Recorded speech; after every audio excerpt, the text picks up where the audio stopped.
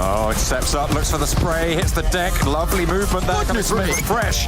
This guy is a unit. What a dynamic player from Fresh.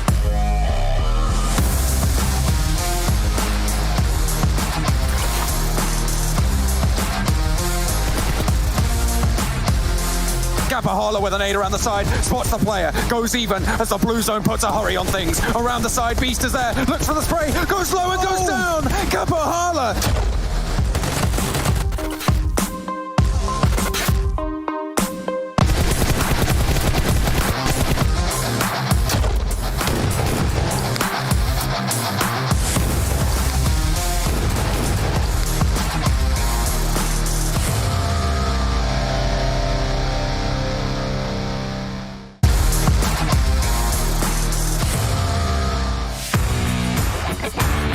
Hello, my name is Vito. I'm a player from Conquer, and we will be playing PMPL Season 2. You guys can watch us on PUBGMOBILE esports on YouTube. Hola, mi nombre es Ulises. Ahora estamos con el nuevo equipo de Vodafone Jam. Antes éramos jugadores de Killer y espero su apoyo de todos con este nuevo equipo y esta nueva aventura para la PMPL Season 2. Hi, my name is Will and I play for Exquisite Décode. I would appreciate if you would support us in PMPL Season 2. So hi, I'm XT from Unicorns of Love. Welcome to PMPL Season 2, and yeah, be sure to support us in the stream. I am Faker from CL Esports. I am frag in the team. I was invited to play the PMPL Europe with this team, and I wish our supporters and followers that is gonna support us in the live stream, on the post, wherever it's gonna be, because the people who will support us, they are the main reason to give us more confidence to perform something that people on.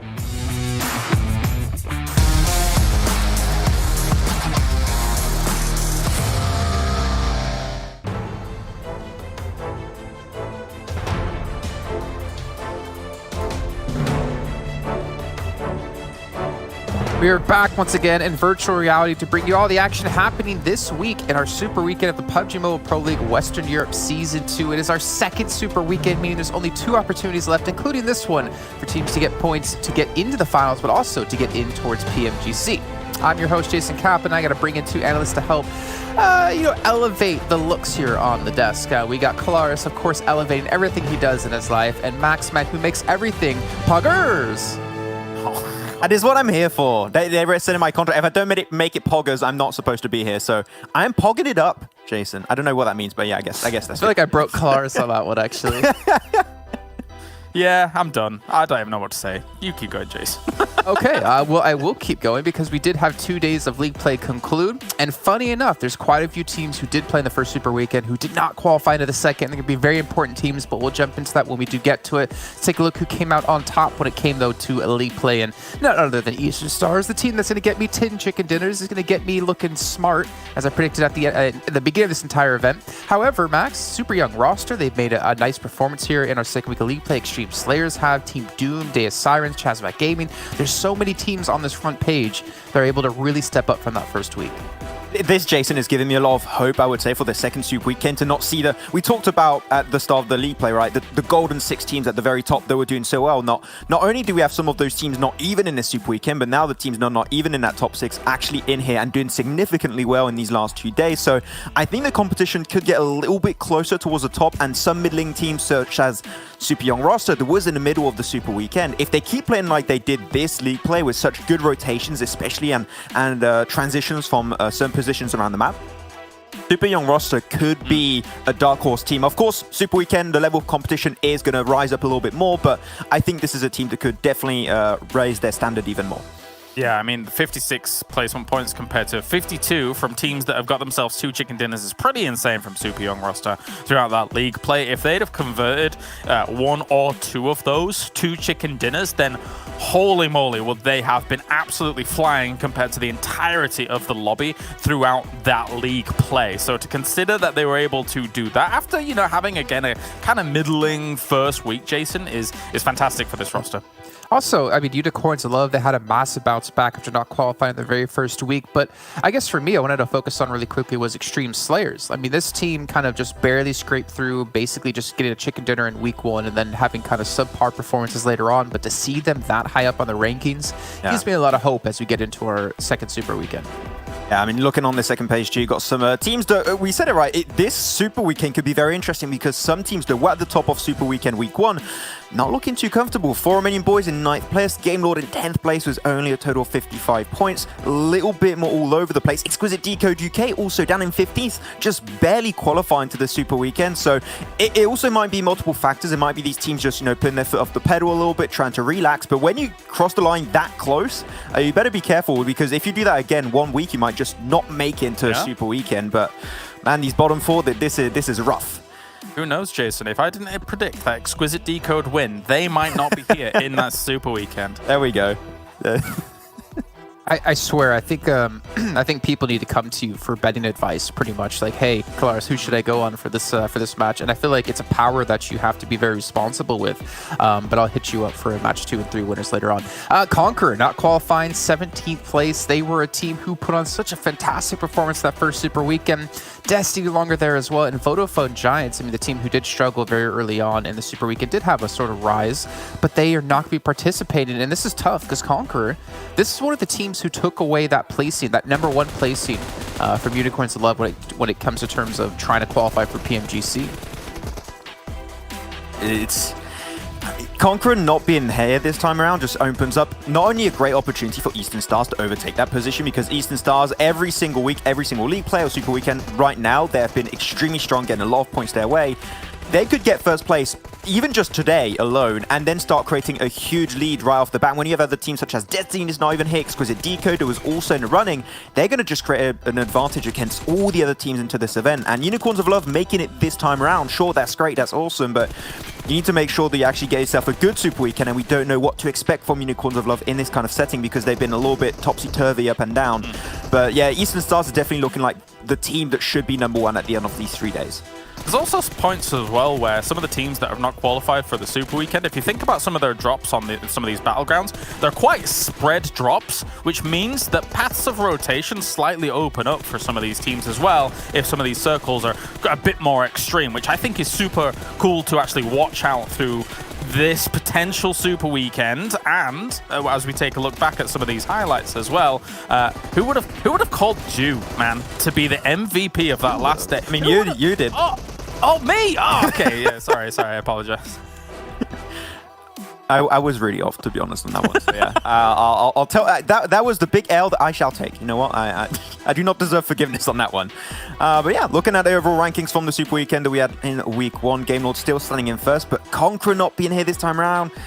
Eastern Stars are looking to not only overtake Conqueror. Of course, that's going to be done in normally one game. There's only 1 point difference, but first place 2 is just not really too far out of the question because Game Lord were just a little bit up and down, I would say, especially in this league play, struggling a little bit around arriving on the second page. So Eastern Stars definitely going to be the team to look at here.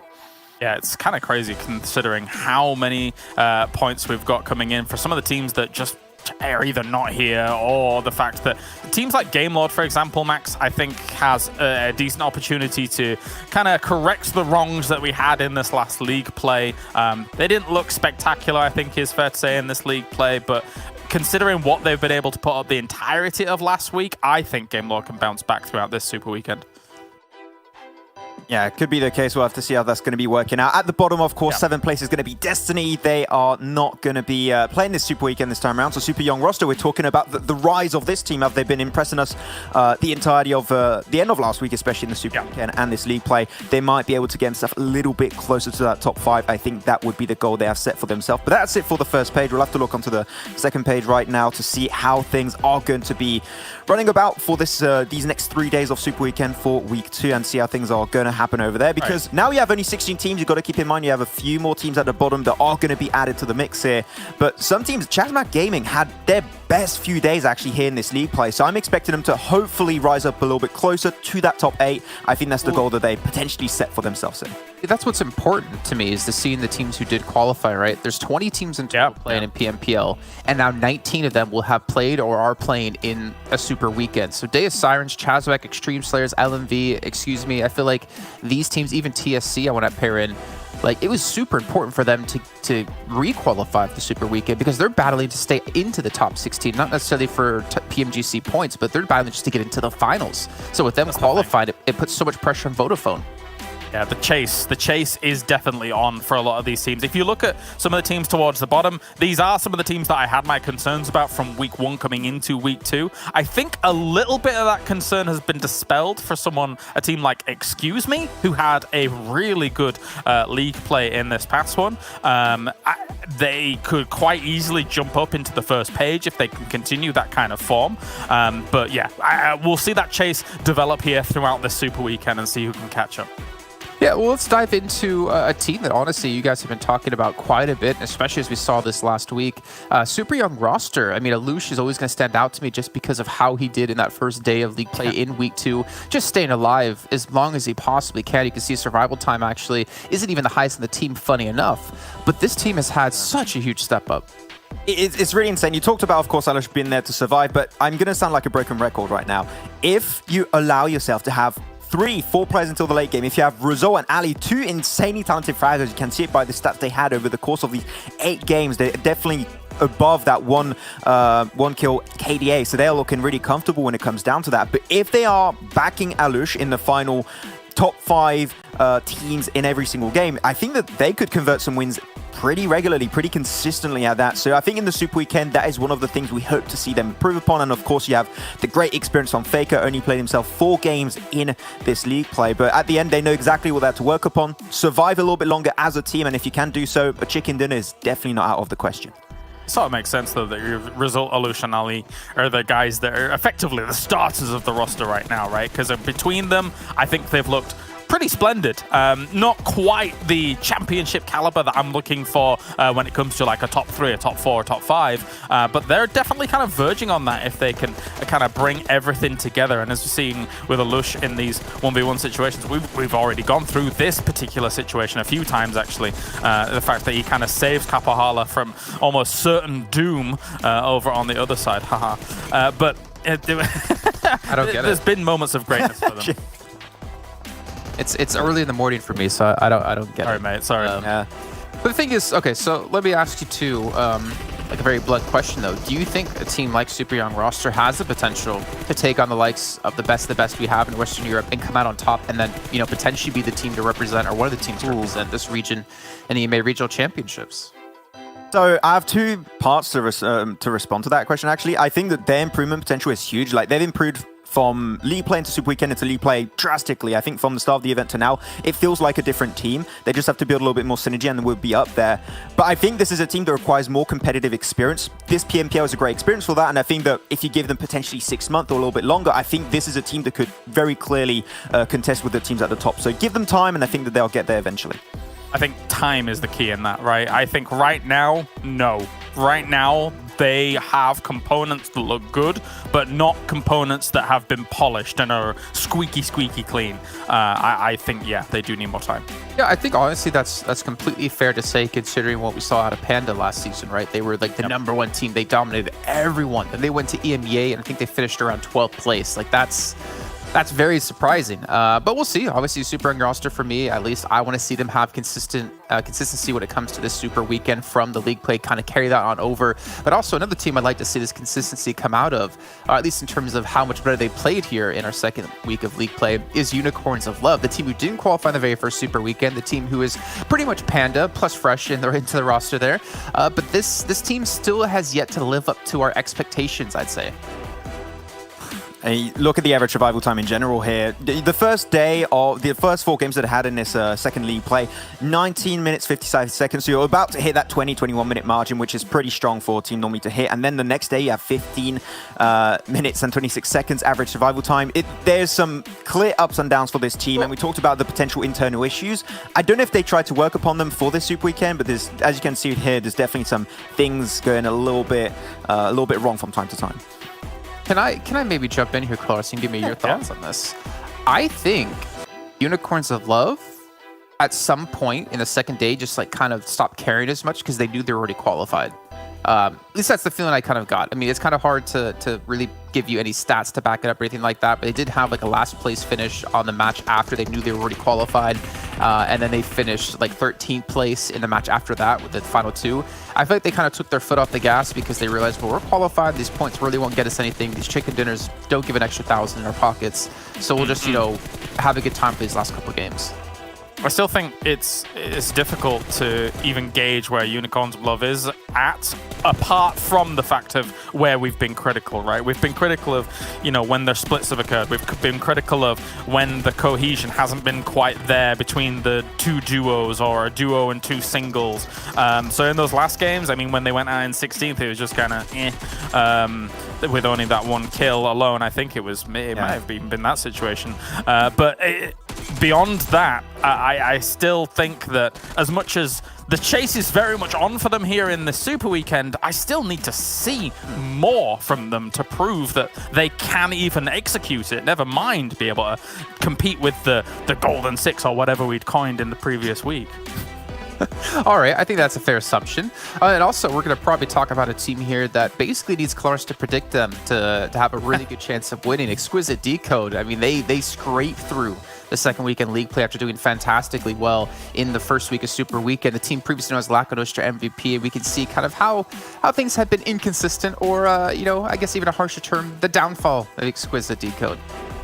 Yeah, it's been a little bit rough for them. You've got to keep in mind also when you're looking at these stats, the league play week 2, day 2 here, most of those points come out from a singular win that they had at the very start of the day. After that, they had basically nothing really happen for them. And when you look at how they performed in the last Super Weekend and how some teams didn't qualify, this is a great opportunity for Exquisite Décode to jump up even higher, aim for top 2, aim potentially for top 1 if they have a really strong 3 days back to back to back. But I think that now Exquisite Décode maybe is one of the teams also that have maybe put their foot off the pedal a little bit. They relaxed a little bit going into this one, a little bit too much. It was way too close to the wire, but at the end, this is a team that we know what they can do in the games, right? They are a team that can go really far. They can go right into the finals, into the EMEA Championship. I have no doubt about that, but when they show some inconsistencies like that, a bad day or two like Vodafone Giants, that could really put you down a bit.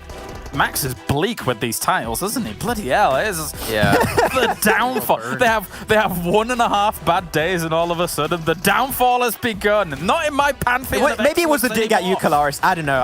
Maybe it's just vengeance. You know, I'm petty like that. Could have put like Exquisite Décode dead? Question mark. That's a YouTube thumbnail, man. I'm gonna clickbait into it. Let's go. But I do think there were multiple scenarios in even that last day where they were chasing circles, and then you get to a point where sometimes you're chasing circles and you're like, oh, we've chased this circle and now we're in the middle of no man's land where we've got a field and that's all we've got to play with, right? There's not that much to cover. I mean, a lot of teams fall victim to this, and it's no surprise when it does occur if you are chasing circles.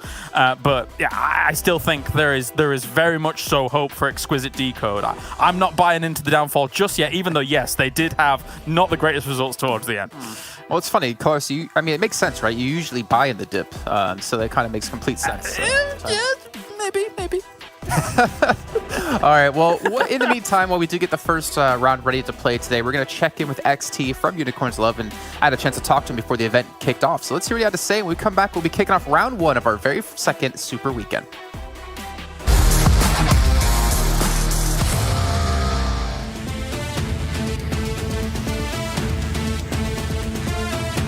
All right, it's time for another interview, this time with XT coming in from Unicorns of Love, no longer under the Panda banner. I have to ask you off the bat, what was the reason for this switch up, for this super team you guys have made? First of all, we thought that since we're in the Europe region, it's kind of good for us to add some actual European players in our team to create the diverse, and also for us to gain more English skills, and also like be a part of the community, you can just say. And yeah, the Fresh and Rokis, they're both talented and really gifted players, so it's really it will be awesome, this team. Yes. So let me ask you then, when you guys were playing as Panda, what language did you guys speak when playing? Yeah, so we used fully Chinese and no English at all, mainly because we most of us didn't speak too good English, and also because it was our native language, and so it was really natural for us to speak that. Made more sense. So then now with this Unicorns of Love team, have you guys found it difficult to transition to speaking English then when playing? It was really a long period where we had to really focus on our communication skills, and it was a lot of problems, but it's all we can say fixed now. It's getting a lot better, and we're still improving in our skills, communication skills. But yeah, overall it's getting a lot better, and we're looking forward to how the results will be. So then what's your expectations now for Season 2 of PMPL? We're confident now. We took the champion both in the regular weeks and also in the finals of PMPL Season 1, so there's no reason we don't expect ourselves at the top again in the Season 2, and yeah. So something that was talked about a lot when we actually heard from the Team Panda in Season 1 was kind of GK First was generally like this player who would go off by himself and just do things and make amazing plays. And you guys told us you're trying to reel him in to play with the team a lot more. Has he adjusted to that style within the team, or have you guys just let him off the leash again to just go frag out? I mean, it's done a lot of adjustments in the team. Now we can almost say 4 fraggers or 5 fraggers in the team, where everyone is playing super aggressive.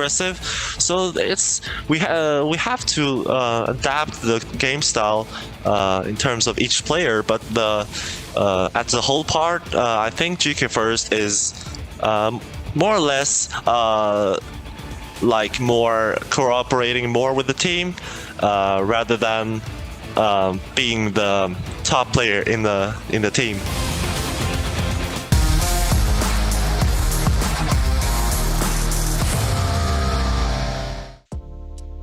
Always great to hear from XT and learn a little bit more about Unicorns of Love, but we see take a look at our schedule, remind you guys at home what's all going to be happening over the course of today and of course the next 2 days. We're starting things off on Erangel, heading over to Miramar, Erangel, Sanhok, and Erangel once again. So we're seeing a lot of Erangel being played. I hope it's one of the maps that you're going to be good on when it comes to participating here to get as many points as possible. And you guys at home, maybe you can't participate in-game with us here at PMPL, but what you can do is help support PUBG Mobile by voting for it at the PUBG Mobile as the esports game of the year and the mobile esports game of the year as well. You can head over to esportsawards.com/vote. And we're going to bring in our commentators because the round is about to kick off, and what a better way. There isn't a better way than to kick off the entire Super Weekend with John, Allen, and Blank once again. Gentlemen, welcome back and take us away. Yeah, thank you very much. I've appeared from my home in the letterbox in the floor, and I'm here to talk about some Erangel. As you say, it's going to be one of our mainstay maps today. We're getting into match number 1. The playing path at the moment looking to be fairly northwesterly, so Military Island may be a little bit off the cards, but you know what? That's not going to matter because Destiny aren't playing. They're not in the game. They got completely knocked out. It was very unfortunate, to say the least. You know, I kind of expected a little bit more from these guys. Unfortunately, they did not make the cut, John, which is going to be worrisome for them. And this is, again, one of those times where Unicorns of Love did it during last league play. They had to sit out, watch the other games, figure out what they need to do differently to make sure that they got into this one. And now we're looking at you, Destiny. You've got to make some changes, got to make this happen. And if you don't, you know, it's all going to become harder as we head on towards the latter stages of this tournament. But we are getting players dropping out the plane now. Eastern Star's heading up towards the west side. A lot of drops coming out here already. So not much of this western side of the map should be too free. So Romanian Boys are going to be a little bit miffed about that one, considering this is their zone. This is their spot, John. This is their space, this is their area. They can't do that. Yeah, you can't do that. You can't do that. It's their area. But yeah, wow, there is really a lot of teams down in the southwest position. How many is that? I'm counting 4 right now, and then 4 Romanian Boys makes 5 at the moment. So Deus Sirens, I feel like Deus Sirens have probably the worst spot right now in terms of positioning. They've got a couple of buildings there, but then you've got LMV and Primorsk, you've got Team Doom out to their east, and the Eastern Stars to their north. With the circle not on top of them as well, they're gonna have to move. Like, you get vehicles and you get somewhere else right now. I mean, you might even go to military. If I was Deus Sirens, that might be the call that I make, is grab vehicles, go all the way down to military, come back over towards Malta, or even just go all the way to... Honestly, just get out of there. Yeah, just leave. Just get out of the location as fast as possible. Xtreme Slayers heading up towards Rozhok though, so farm is relatively clear at the moment. So if I was Deus Sirens, you know, farm, Sosnovka, both are respectable choices, but you know, with farm there's always that opportunity that you can get a lot of compound control, and then forward from there you can head down towards Sosnovka military base. Looking at these teams though, you know, there are a few odd teams within this Super Weekend for me. I mean, TSC for instance. I think Deus have kind of stepped up. LMV is definitely one of the big outliers to me, though. They are just a team that heads on in, you know. They're kind of the 9 till 5 team, John. You know what I mean? Like, they clock in. It's an honest day's living, you know. Done. Yeah, and then they get to Super Weekend, and then bang, you're in. You can see them there at the overall ranking, 61 points. Like, they're not scoring huge numbers, but they're here. And like during the best part was during league play, we had no worries about them whatsoever. I don't think we talked about them once. They are literally just clocking in, clocking out. But they're getting the points. I mean, and that's kind of what matters. If you're just trying to get a mid-tier placement in the overall rankings, that's going to do you fine. You know, you just get there, you get 7 points average every game. You're going to be all right, right? But it's not about coming middle of the pack here at PMPL. I mean, this is the pro leagues, right? This is where you want to qualify for the next stages and keep going until you're one of the best, right? So, yeah, exactly. It's not going to cut it in terms of reaching the top of those tables. But a team that is trying to find the mustard and then cut it is Exquisite Décode UK. And they're on our screens right now. They're heading out all the way to Lipovka. Had a little bit of a downturn as they highlighted on the desk, so hopefully we'll see that return to form. Yeah, I mean, Clara said it well, is that, you know, Max had really hit them with the apocalyptic movie title of The Downfall, which is a bit sad, but I mean, Exquisite Décode, I hope they can swim back. Personally, massive fan of Alicio on this team. Continues to be a massive force to be reckoned with, right? Sure. This guy is very, very good. But the realistic nature of things is that the rest of the team needs to back him up as well. And it's a bit strange to me because we've seen a lot of very good individual plays. Will's a great scout for the team. We've seen Danny make some incredible solo plays. I think it's just a matter of getting back on their feet, because that game where they won versus Xtreme Slayers on Sanhok, I believe on the second day of League Play Week 2, was an incredible win, and it really spoke to their prowess. Eastern Stars on our screen, Duby, spotted by Athis. Oh dear. I think they both might have an inkling of each other's positions now. I'm not entirely sure. Well, yeah, stimming up, so I feel like he expects a fight in this position with Daddy coming in as well from the sidelines. Maybe a little bit more there, but out the back of the window, getting the buggy, try and send for the hills. A little bit too high on the hop over the wall, but is with the vehicle now. Creator as well, trying to take a fight, trying to give some space. And that burn will give Creator a little bit of time, certainly to pop that first aid. Only 2 stims, but hasn't got them ticking right now. It's going to have to take a little bit more time there. Shouldn't be too much of a problem. Nexus Gaming holding versus the Eastern Stars, but Bazzy sailing in, and Eastern Stars want this fight. Do over the wall, up to the building, back inside, and maintains ground. Again, though, this seems to be a recurring trend for us that Nexus and Eastern Stars seem to have this massive grudge match against one another, and they don't seem to be even dropping in the same areas to have this grudge match. Nexus is desperately following this poor team around. Eastern Stars, though, looking to move in on Juby's position. Immediately drops up to the second floor. Well played, and Athis now is forced to move over himself. Oh, they 100% believe he's in the other building. He's in the other position, but he just jumped out. I mean, he's gone back to the rest of his team, reconvened, got behind the wall, and now they've done the old switcheroo. They've reconvened as a single unit, so Nexus Gaming no longer split. I feel like this is smart. Kapahala on the off angle, giving this information away back to the team, and you can see Eastern Stars acting on it almost immediately there. But the rest of Nexus Gaming as well, still locked in the fight. Able to take a fight, but hits the drop shot and is going to get finally flushed on out. Creator, I think, went down there in the meantime as well. Yeah, I think for Nexus, it's time to leave. Time to get out of there. Rana and co already leaving as fast as possible. I think for Eastern Stars was well played. I liked Kapahala's position, but almost playing CCTV in that current fight there, just watching down, seeing whatever happened.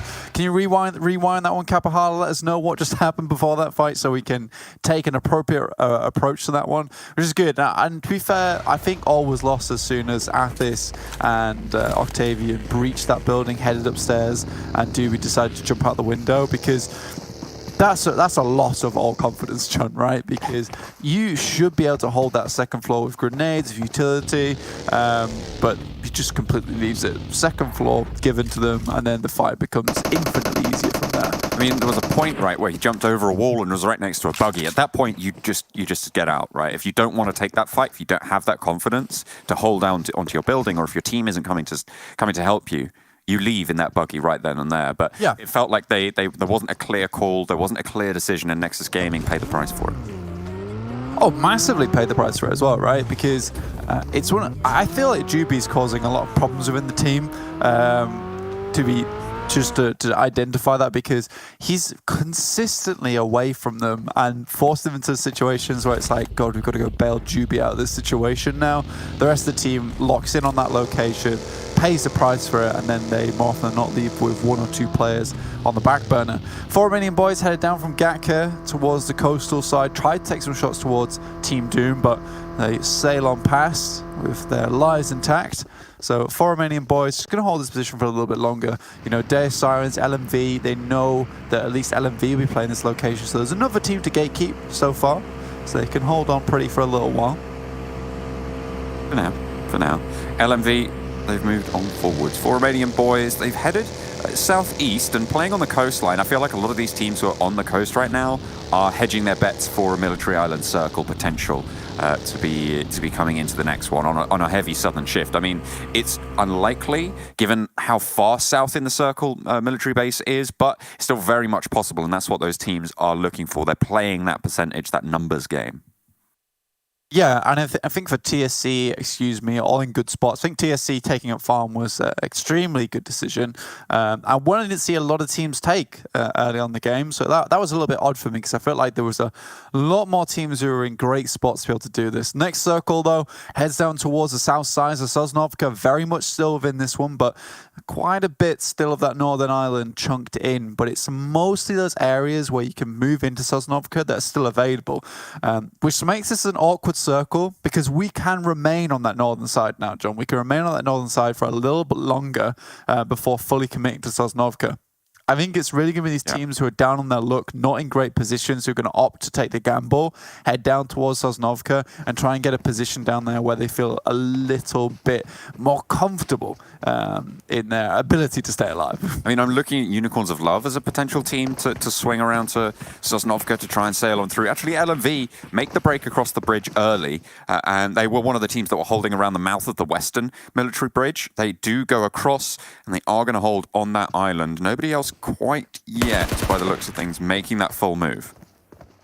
Yeah, so Dolly Parton's already made their way down to Sosnovka, which is good to see. They're going to stay safe for the time being. Unicorns of Love, though, a little bit far out, and I think you are right, though. If I am Unicorns of Love, I would probably just insist on moving on to Sosnovka military base. Most of the efficient areas to hold now should be taken, with Eastern Stars now making their way in.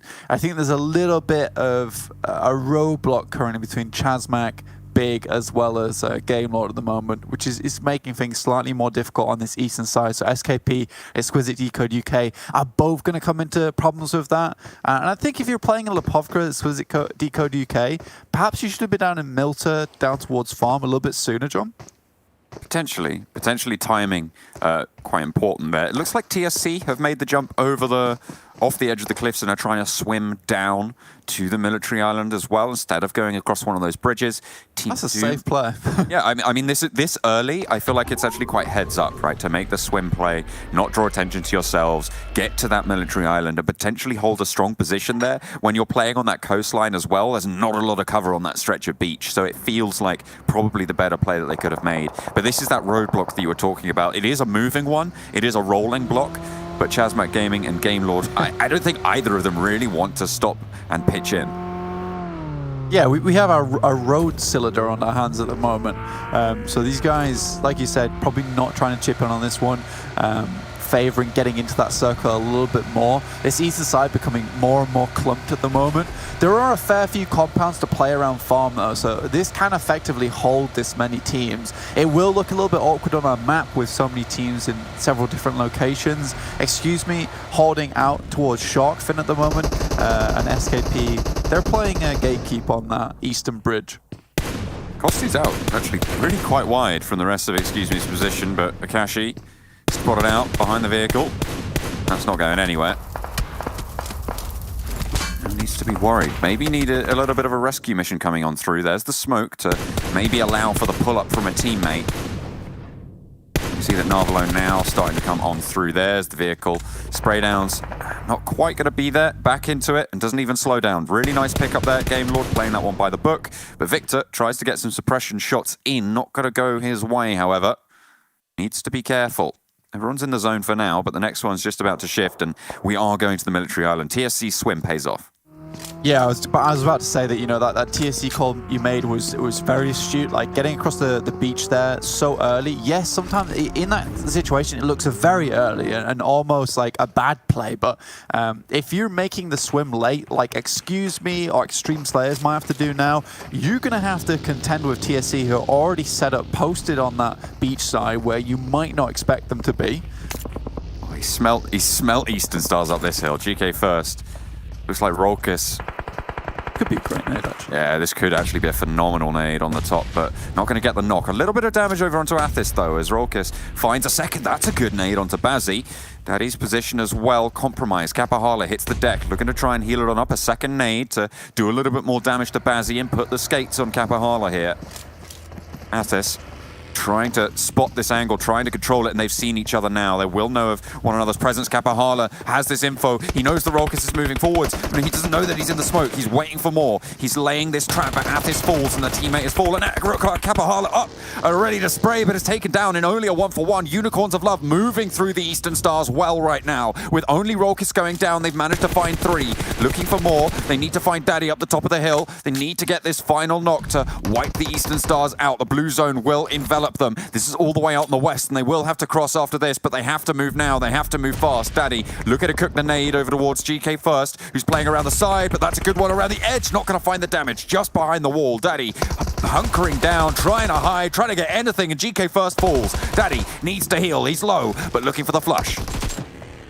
There was no refrag there onto Octavian, so a little bit frustrating for me from Unicorns of Love. Losing GK first there in a fight that was practically won is slightly unfortunate. They will get a lot of loot on their hands for their troubles, but I think GK first was a serious force to be contended with there to make that fight happen in the first place. Rolkis dropped some phenomenal smokes during that fight to isolate some sight lines early on.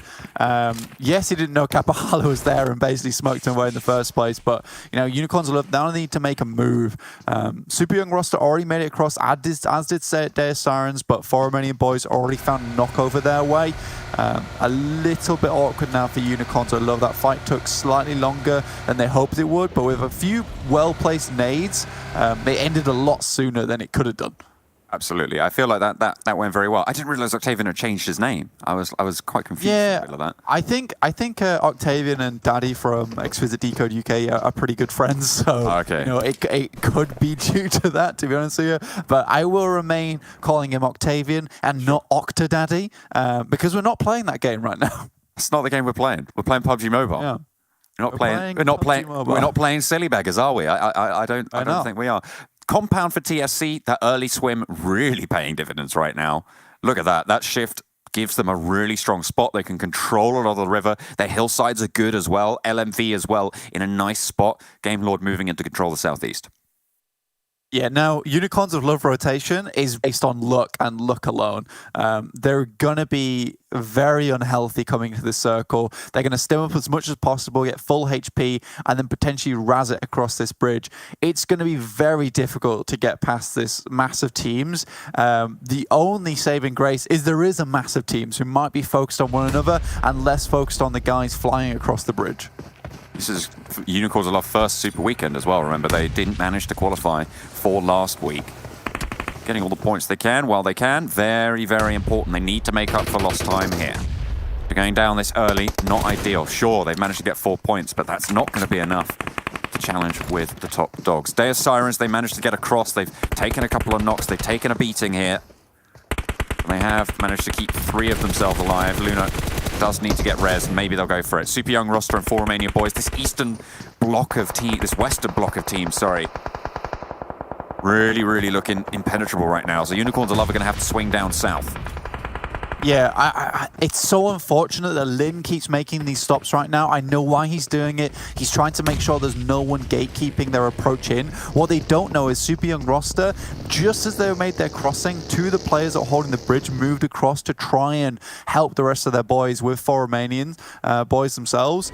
So Unicorns of Love could have moved a lot quicker into the circle, but unfortunately, it's just one of those unknowns that you have to almost check for.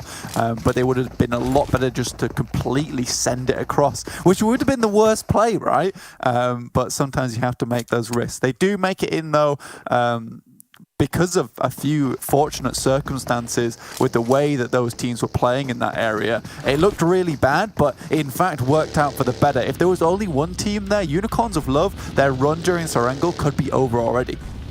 TSC actually shifted out to the east. They had a pretty decent spot, but now I feel like TSC are a dominant force in this next circle. Climbing up these hillsides, I mean, there's not a lot you can do. You just have to try and be the last one to move in these situations. SKP team eliminated.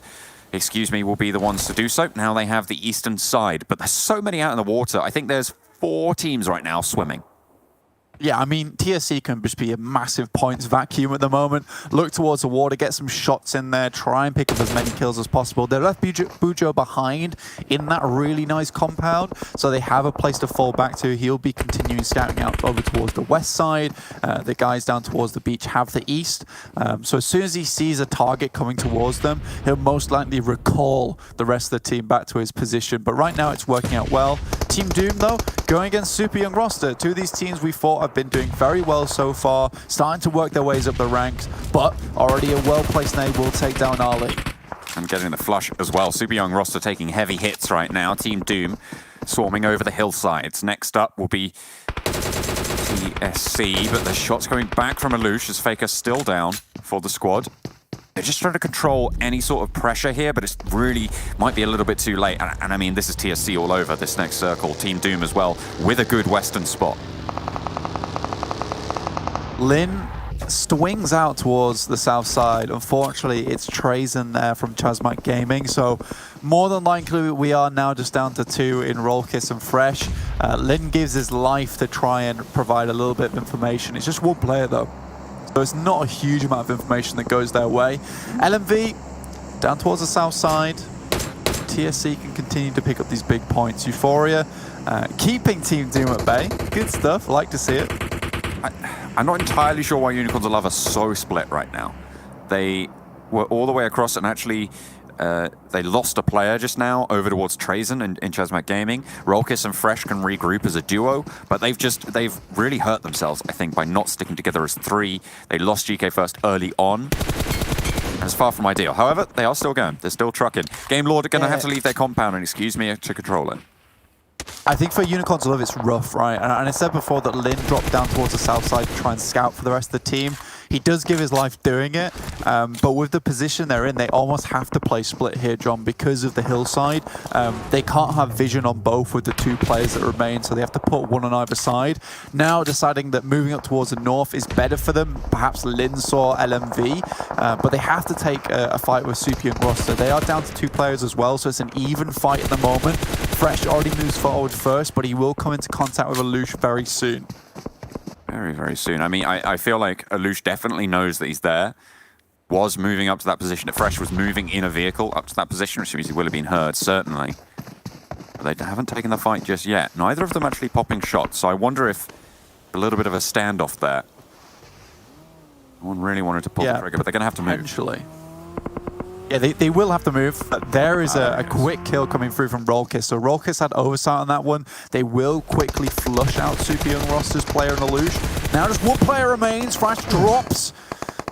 Result, able to get the spray down. Rollkiss didn't have oversight on that. Look at those smokes. That's what allowed Result to be in this one still. Nade over the top. This could be good from Royal Kiss. A big shot as well coming through as Team Doom might be looking at third party, but Royal Kiss gets spotted across the way. LMV put a stop to proceedings as both Unicorns of Love and Super Young Roster go down. Again, Unicorns of Love, it was a tough journey to get into that circle. I think they did well with what they could. Again, it's just so many unknowns for them. Very rough to play that one out on that side. Yes, Fresh could have potentially won that fight and got them up towards the north, but again, they'd have to deal with Team Doom afterwards. This next circle is incredibly rough. Now, TSC, I believe, have made a mistake here. If I'm them, I'm looking to move back towards Bujo's position much, much sooner than this, and now they lose practically all their players on the east, and Bujo staying here has been practically all for naught. He's going to get swarmed very shortly. Yeah, I feel like in the last circle they should have regrouped over there. They don't need to control Excuse Me in this position. They can stop them from their compound. Excuse Me now can move into this compound. Team Doom could potentially take it. Look at all the teams as well, still swimming. There's at least 3 out there in the water. You can see there's Big, Nexus Gaming still have a shout, Xtreme Slayers, and they're all just popping the reeds in their mouth and trying to stay down as much as they can. My favourite part is that if someone moved out of this water, they could potentially get a little bit done. But right now, they're so concerned with teams watching over their position that they're continuing just to bob and weave within that water itself, like a school of fish. We'll see how long they can stay protected as a unit before they have to part their ways. Oh, it's going down over to Mango. I wonder if they realise that there's only one player in this compound. Certainly a pretty scary prospect to crash onto it. You know someone's going to be there, but with TSC being the ones who were occupying it, a little bit of a vacuum. LMV and Game Lord, it feels like Game Lord have just been in fight after fight after fight this game, but they're still here and they're still going. So all credit to them. Yeah, Robs went down to the play zone as well. Slightly unfortunate there after taking a knock. Will die to the blue damage at zone 6. It will hurt. LMV currently still taking shots, and Akashi just keeps dropping up and then hitting the deck as well. Back on his belly, Victor hits one from Excuse Me, but they're taking heavy punishment themselves. 2 players alive for Excuse Me. If the guys from Game Lord can sweep over this area, potentially take up residence in Excuse Me spot, they'll be safer for a little bit longer, but it requires a very good fight to make this happen. I mean, Team Doom are pretty happy about their spot as well right now. No one else on their quadrant. God, Akashi. Look at that nade. All right, fair enough. He's here to play. Victor as well, moving around the side now. Costi giving that information over. Excuse Me, really on their last legs, but there's only a duo to be playing for Game Lord. So it's 2 versus 2 on this hillside. Buho has oversight. LMV are waiting in the wings as well. A really nice molly there. That's going to push them out and wide, but there's not really any chance that they're going to be able to get the frags for it. Needs to be careful. On the hillside, Prada spotted. Now it's just Mango behind the tree. Sprays can come through. Team Doom looking to try and strike into this one. Victor goes for the spray, goes up to challenge, but it's Mango to stay alive. Both of the Game Lord players eliminated, and only one player now on the eastern edge. You're right, they've been in fight after fight, and I mean, their bodies were covered in bandages, and they had no meds left, so it was kind of a last-ditch attempt in that situation. I'm not sure how much utility they have left either, if that Molotov was the last one, but they made the most out of it. Now, the players from the water trying to move out, but someone's got their number. Bujo's still alive in this compound by himself, despite LMV slowly encroaching on their position. Zero looking to swing around, get some more position advantage there, be able to be the person who spots out the water. Getting behind that car, has cover from the compound, and yeah, he's just going to start throwing nades. He's just going to try and pick up these points here. You can see he's already managed to find one. Beast half HP Muzi's there as well. Is spotting out these players and a little bit out wide, just looking for more. Spotted out by Mango, last player for Excuse Me, and 11 kills right now for this team. Yeah, Mango still in this one, trying to bring this one home for the boys, but 11 kills is a wonderful game for Excuse Me. I mean, sweeping from that eastern side is always good for you because you're able to catch a lot of teams off guard. And for a team like TSC who refuse to move back to their post, yeah, Excuse Me can fully take advantage of that now. They don't have to worry about oversight on them all the time. They most likely will go out and won't hit this chicken dinner, but it's been a great run so far. 12 kill points is beautiful. Hang on a minute. Did Muzi just get a knock from the water? I think he did. Well, he is going to go down. It might have been the other way around. Action, yeah, he did actually go down there. Bujo spots Perks, gets the knock.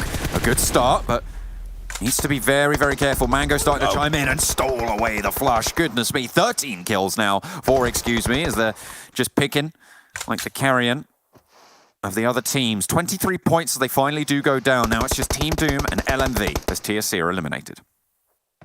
They'll take that. They'll take that. 12 points for a great early rotation. I think that's a good return for them. Could have been a lot more points, though, if they'd played it differently. LMV, though, start to make their approach on Team Doom. Team Doom's played this position before during this tournament, so they know what to do. Starting throwing grenades outwards. But if they make a misplay on this beach where there's not a lot of cover with the split that LMV has taken, which is the optimal play, it could go topsy-turvy very quickly. I feel like Zero might have wanted to stay in the vehicle, but position's starting to be given up there. They take a knock, they take two, and now it's just Frosty, LMV, controlling, snaking, moving forwards. And Frosty along the ridgeline doesn't take any damage. Needs to be very, very careful here. Needs to be worried. Back towards the team. You need to get these reses. Finds a knock onto Talon, and that is huge. That might have just saved Team Doom. Yeah, that knock onto Talon was big. I think Talon could probably drop back down again and bided their time. They didn't need to go for the finish there. Now, Luff starts to move up. Zero has to die, but Frosty's got his number. Team Doom able to take the chicken dinner there. They rise from the beach side and they do end up taking LMV down. TSC looked like they had control of that game, but they stepped too far and they paid the price. It's Team Doom to take the first in the second Super Weekend. And that's what overconfidence can do to you, John. When you think you've got that entire beachside to yourself and no one can stop you if you're TSC, like at some point they had to realize there were enough teams over this side. They'd moved from that northern island. It was time to take a better position in that compound. And, you know, with where the circle ended, if they'd taken that compound, I'm pretty sure that would have been a TSC win.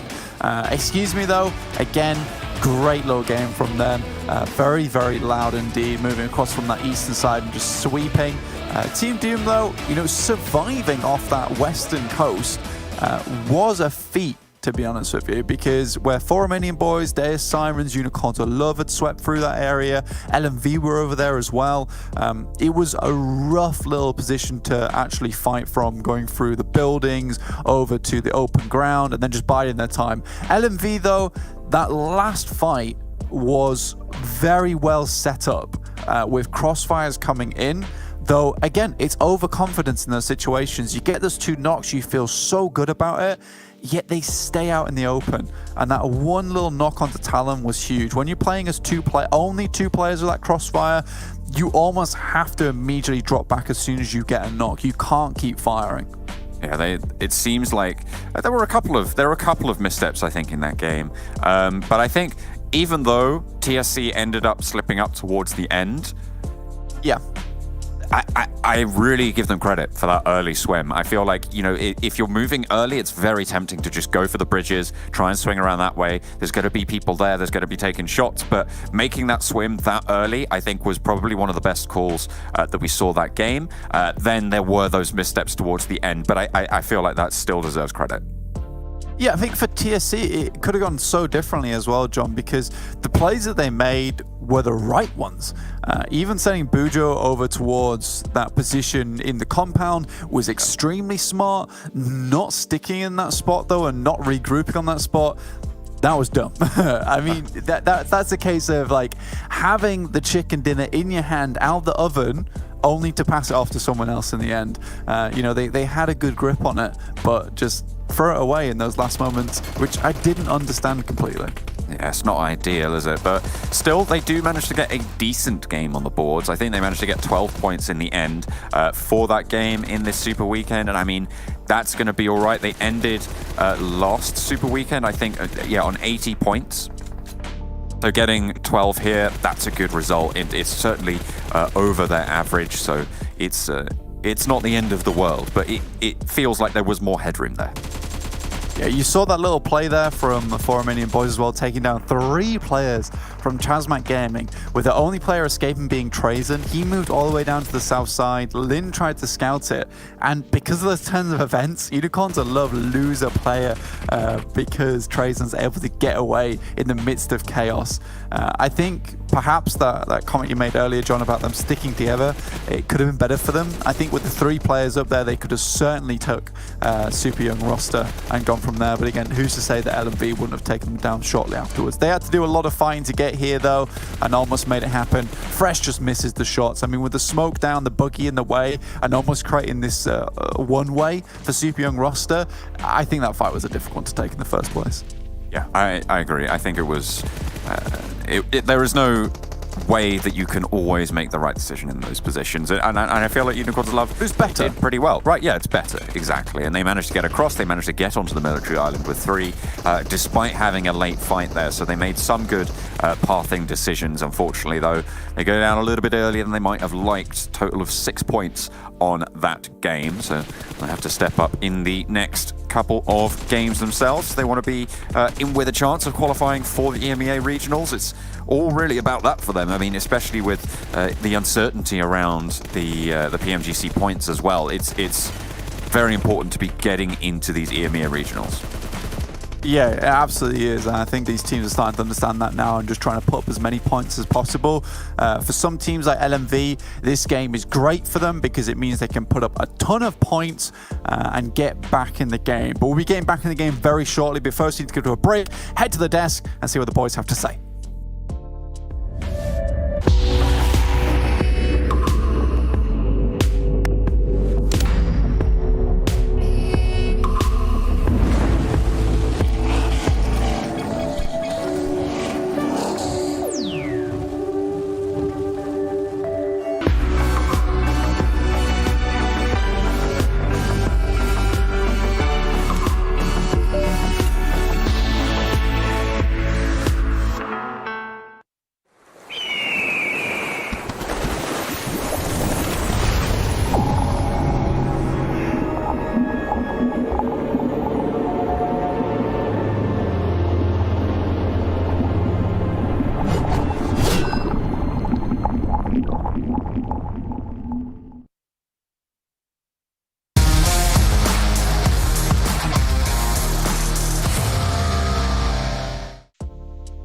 In the wise words of Maxman, Puggers, we see Team Doom take down a chicken dinner and get themselves a much needed and much well-deserved victory here on our first round of our second Super Weekend. Also want to give a big shout out here to OnePlus with their 120 hertz refresh rate screens. You can get all the sweet angles, all the sweet tracking as well when you're trying to take down your enemies over in PUBG Mobile. That's what I gotta use when I'm playing some PUBGM. But let's take a look at the rankings now. Let's get an idea of how many points the teams did accumulate through this first round, because we had not only Team Doom doing well, we had a couple of other teams put up some big numbers, especially when it came to kills. We talked about it in the pre-show going into this. So many teams that were middling teams even at the bottom of our Super Weekend rankings had a clear opportunity here because you have Destiny that didn't qualify, Vodafone Giants didn't qualify, also a team like Conqueror didn't make it. This opens up a lot of space at the top, and these teams doing so well, it makes the level of competition at the top even closer. So I would not even say Poggers, I would go even further and beyond. I would say Poggy Woggies for this first game. Okay, that was maybe not the best. Whatever. Team Doom, absolutely great finish there. They showed themselves maybe a little bit too much. They could have given the win over to LMV, but at the end, Team Doom just had really good map control and made sure that that win was going to be secured at the end. Do I have to add anything to this, Jason? Can I just be done for this segment? I don't need to listen to this anymore. Yeah, well, I can hear Floof behind you, so maybe she has something to say. Yeah, I don't know where she is actually. She's a crazy dog. How does one small dog make so much noise? I don't know. But anyway, I'll tell you who else made big noise. Excuse the smallest me. Dogs have the biggest barks. Yeah, and also they're the wimpiest, scaredest, most cowardly creatures. Speaking from, I'm pretty small. Anyway, yeah, excuse me. Had a brilliant position that they were working with. 23 points go their way, and considering how everybody else was playing this military island circle, which was rough in itself because of the plane path, it's pretty good to see. Excuse me. After we touted kind of their praises in this pre-show, being able to put up a big bomb here. Yeah. TSC Legends, though, I don't know how to feel about this one because they could have a winning position. They had a compound. They were like, we want to have as much of a split as possible to have as many positions under control as possible. Well, unfortunately, because of that, they lost, what was it, 2-3 players to the hands of, excuse me, they were aiming for a position like that. I think that TSC Legends had an opportunity to get himself a win and just didn't look any further than that. So hopefully they can be a little bit more opportunistic in the games to come. Well, we can see here our second page. A couple of big names going to be, well, I wanted to say making their debut here, but hopefully not going to be seeing that again. You have Big in 9th place with 5 points. You got what else? Eastern Stars, who ran into Unicorns of Love, or Unicorns of Love, who ran into Eastern Stars, who came out with just 3 points, but 3 kill points. And I guess ChasMac, Exquisite, Deus, 3 teams in particular we're expecting a little bit more from, more so Exquisite than the other 2, just because of how well they performed in the first Super Weekend. But with how well ChasMac and Deus played in League play, I was hoping for more. But then again, it's just 1 round. We still have more to play. I mean, Deus ended up the league play with a victory, right? I think that's a real nice step up for them. But of course, only game 1. We'll see how this goes. Kosti putting up the big numbers up at the top alongside Mango and Zero here. And again, considering the vantage point they had, Max, with that hill that Imperium astutely pointed out whilst we were watching the game backstage with him, like that was a really important spot for them to be able to stage their campaign here. It is by default the most valuable position yet in the circle, because the circle there is so flat, right? You got a portion of water, of course, but it's just the beach and you have 1 compound. That position offers you visibility on the north, the west, and the south all together, and also a good advantage point onto the compound, which TSC, at least only Buja, was playing from. So they had visibility on everyone, so they had the better opportunity to rotate into the circle. So of course, these numbers are not too big of a surprise when you have a position like that, but it especially feels good to see Zero not just being a one-hit wonder player that we saw pop off once. He's actually been pretty consistently in our top players from games to game, so big heads up to Zero is good to see. Yeah, he's definitely been the standout player for Team Doom, and we'll get into their stats in a little bit of time here, but that's a interesting sound. I was expecting that. That's Mario. What was that for? The 2K? Good job, excuse me. Yeah, whatever. It doesn't matter.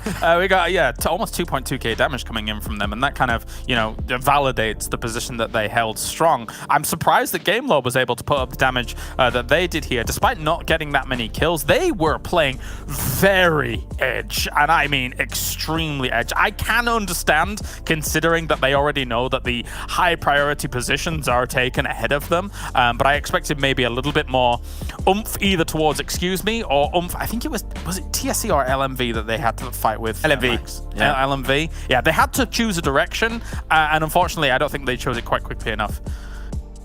We've heard Kalars's Mario.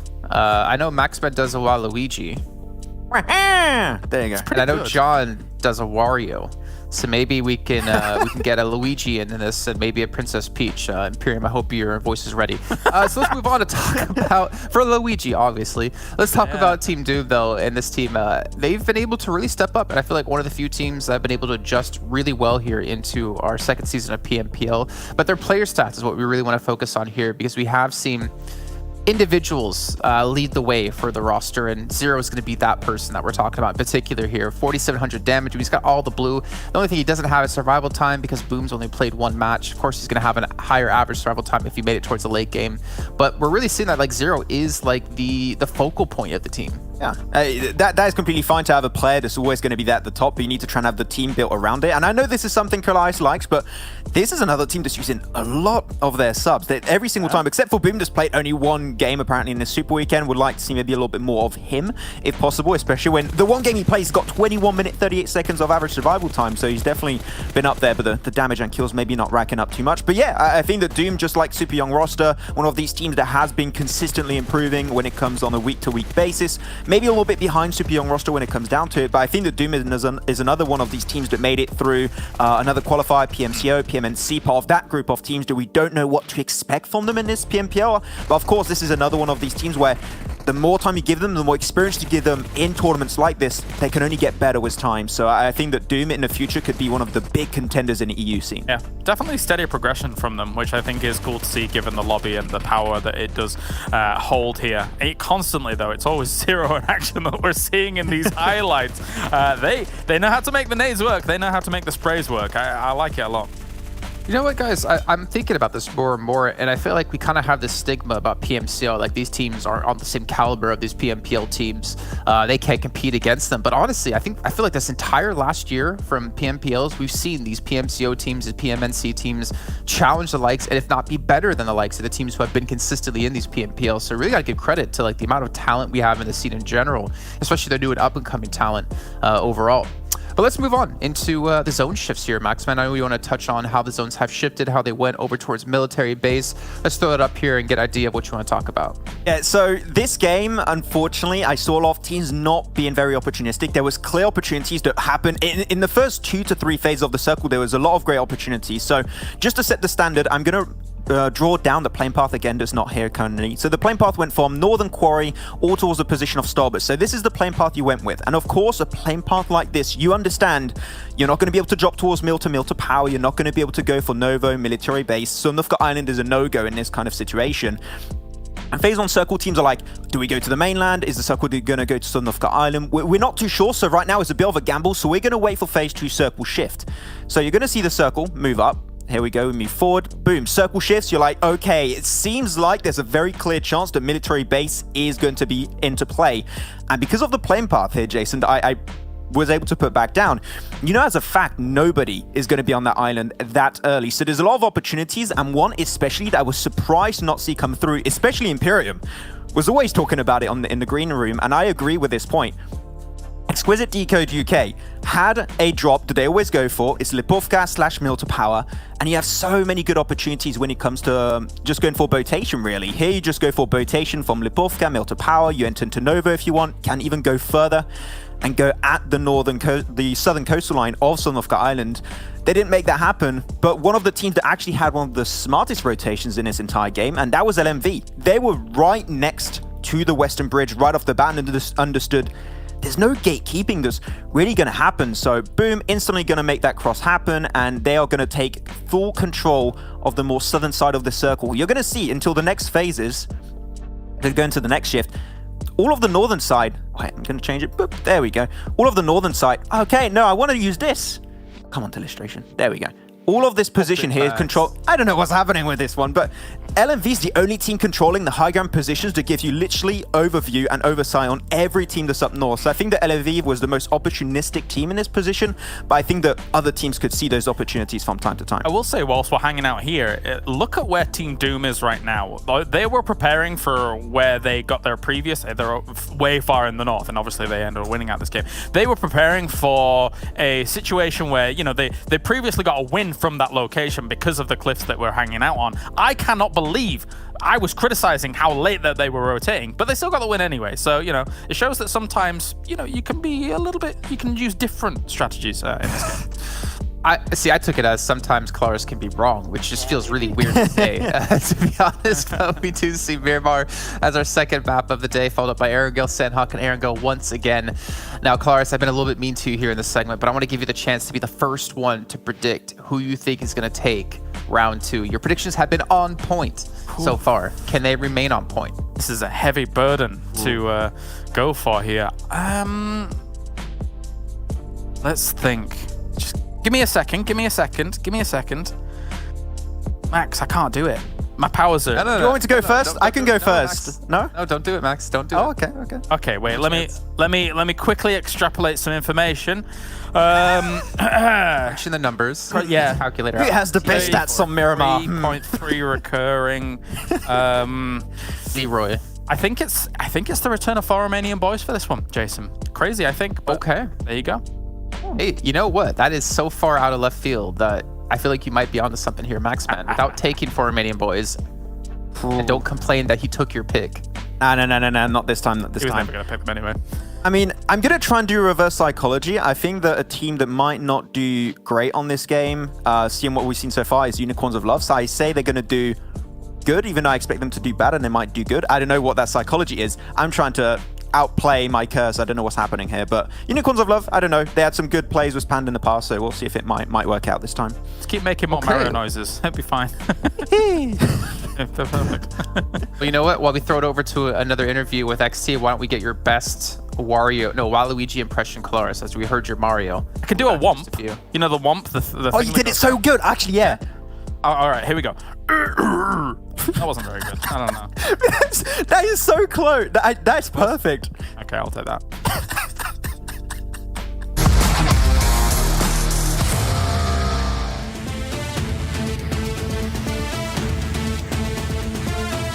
We also talked to a couple of other teams out there, and they mentioned that you guys like to study a lot of other teams from other regions, especially when it comes to China. How much, well, can you confirm that first of all? And if so, how much have you incorporated the style you're seeing over in, PEL into your own, performance?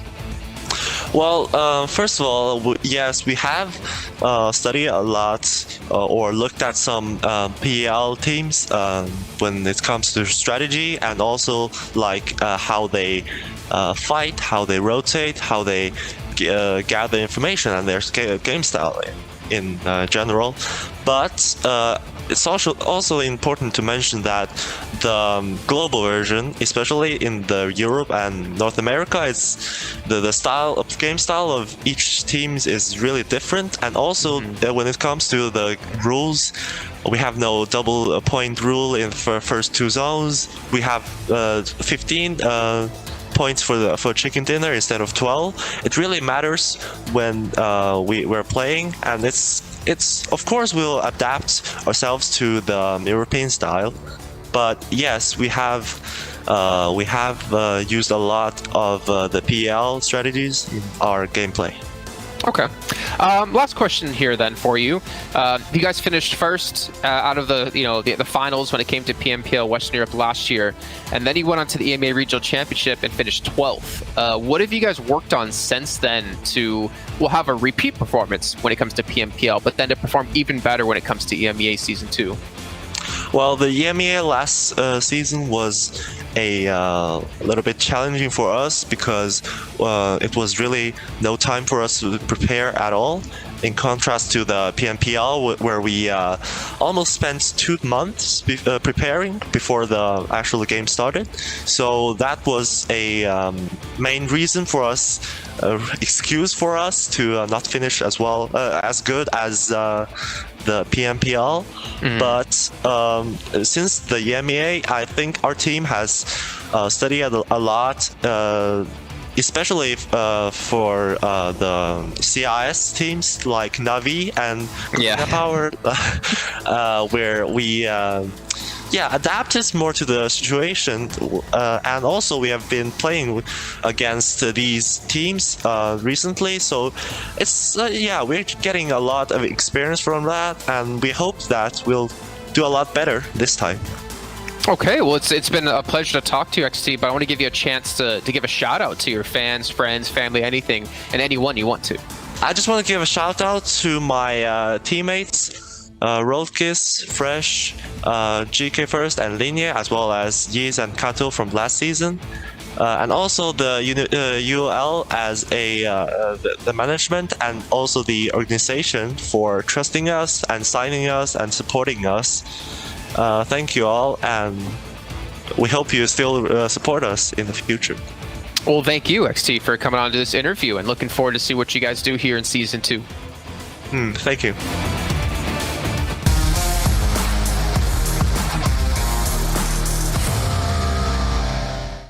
I swear, one of these days, I'm going to get one of those players to give me a shout out as their favorite host when they do those at the end of the interview. But you know what? Yesterday wasn't the day, and that one wasn't going to happen at all, unfortunately. But one day, it'll make it work.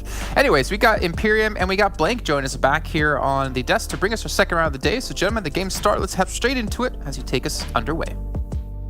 Blank, let's go. Second game of the day. Game 1 was a doozy when it came to the circle shifts, but this is Miramar. We tend to see, obviously, a lot less water in play when it comes to Miramar, but those harsh terrains really can be a difference maker between you winning and losing.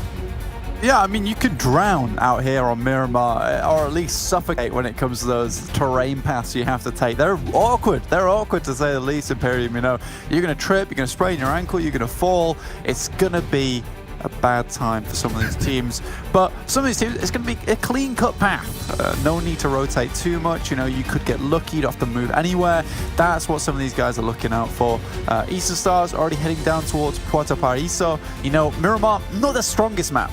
I'll put it that way, not their strongest map whatsoever. I think it's because they take this drop approach down towards Impala, and oftentimes, you know, they struggle to move up towards the north side, they struggle to move down towards the west. You know, they're just far out of the way. They had a similar problem to Exquisite Décode UK, in which case they drop over towards the PUBG, heading towards the north side of the map should be hard. But, you know, as we were all told during that green room discussion over there, Imperium, you said, you know, the PUBG is easy to get down towards military base, which case I agree, it really is. Why are you not in Sanhok? So we'll see what the boys from Exquisite Décode UK can do. This game, Reznov once again out wide for them, and Eastern Stars, woo, sigh of relief, they get the circle. Yes, sirree. That's a very southeast circle, should I say. And it's also ironic because I started off by saying we don't really see much water in Miramar, and there's a good, like, 20% of this phase 1 inside the circle. Yes, I am the new Maxman. I do curse these players just a little bit, and I'll tell you one thing, Blank. One thing I'd love to see, it would be a lovely, juicy island finish for this game too. Just keep on going to the east. Keep it going. End on the 2 tiny islands, just for the extra level of spiciness. I think the only time I've ever seen it end over here is was in WEU when we dropped towards the island just east of Puerto Paraíso, but no further than that. I would love to see an island finish. You would make my day. I've never seen that place before. I've approached it in game as a solo player just to explore, just to see the sights. But yeah, we're having a bit of a beach finish here, which is nice to see. I like to hear a bit of the seagulls cracking, you know, looking for any juicy morsel they can find, just like the players in this game, looking for those kills, looking to swoop in when no one detects them and take the ice cream away from the other teams.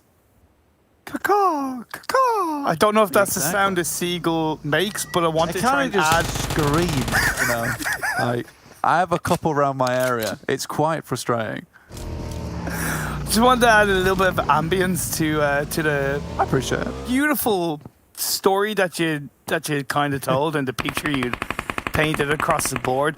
This is also a good circle for the likes of Unicorns of Love if they can take advantage of it. They normally drop and loot around Valdemar.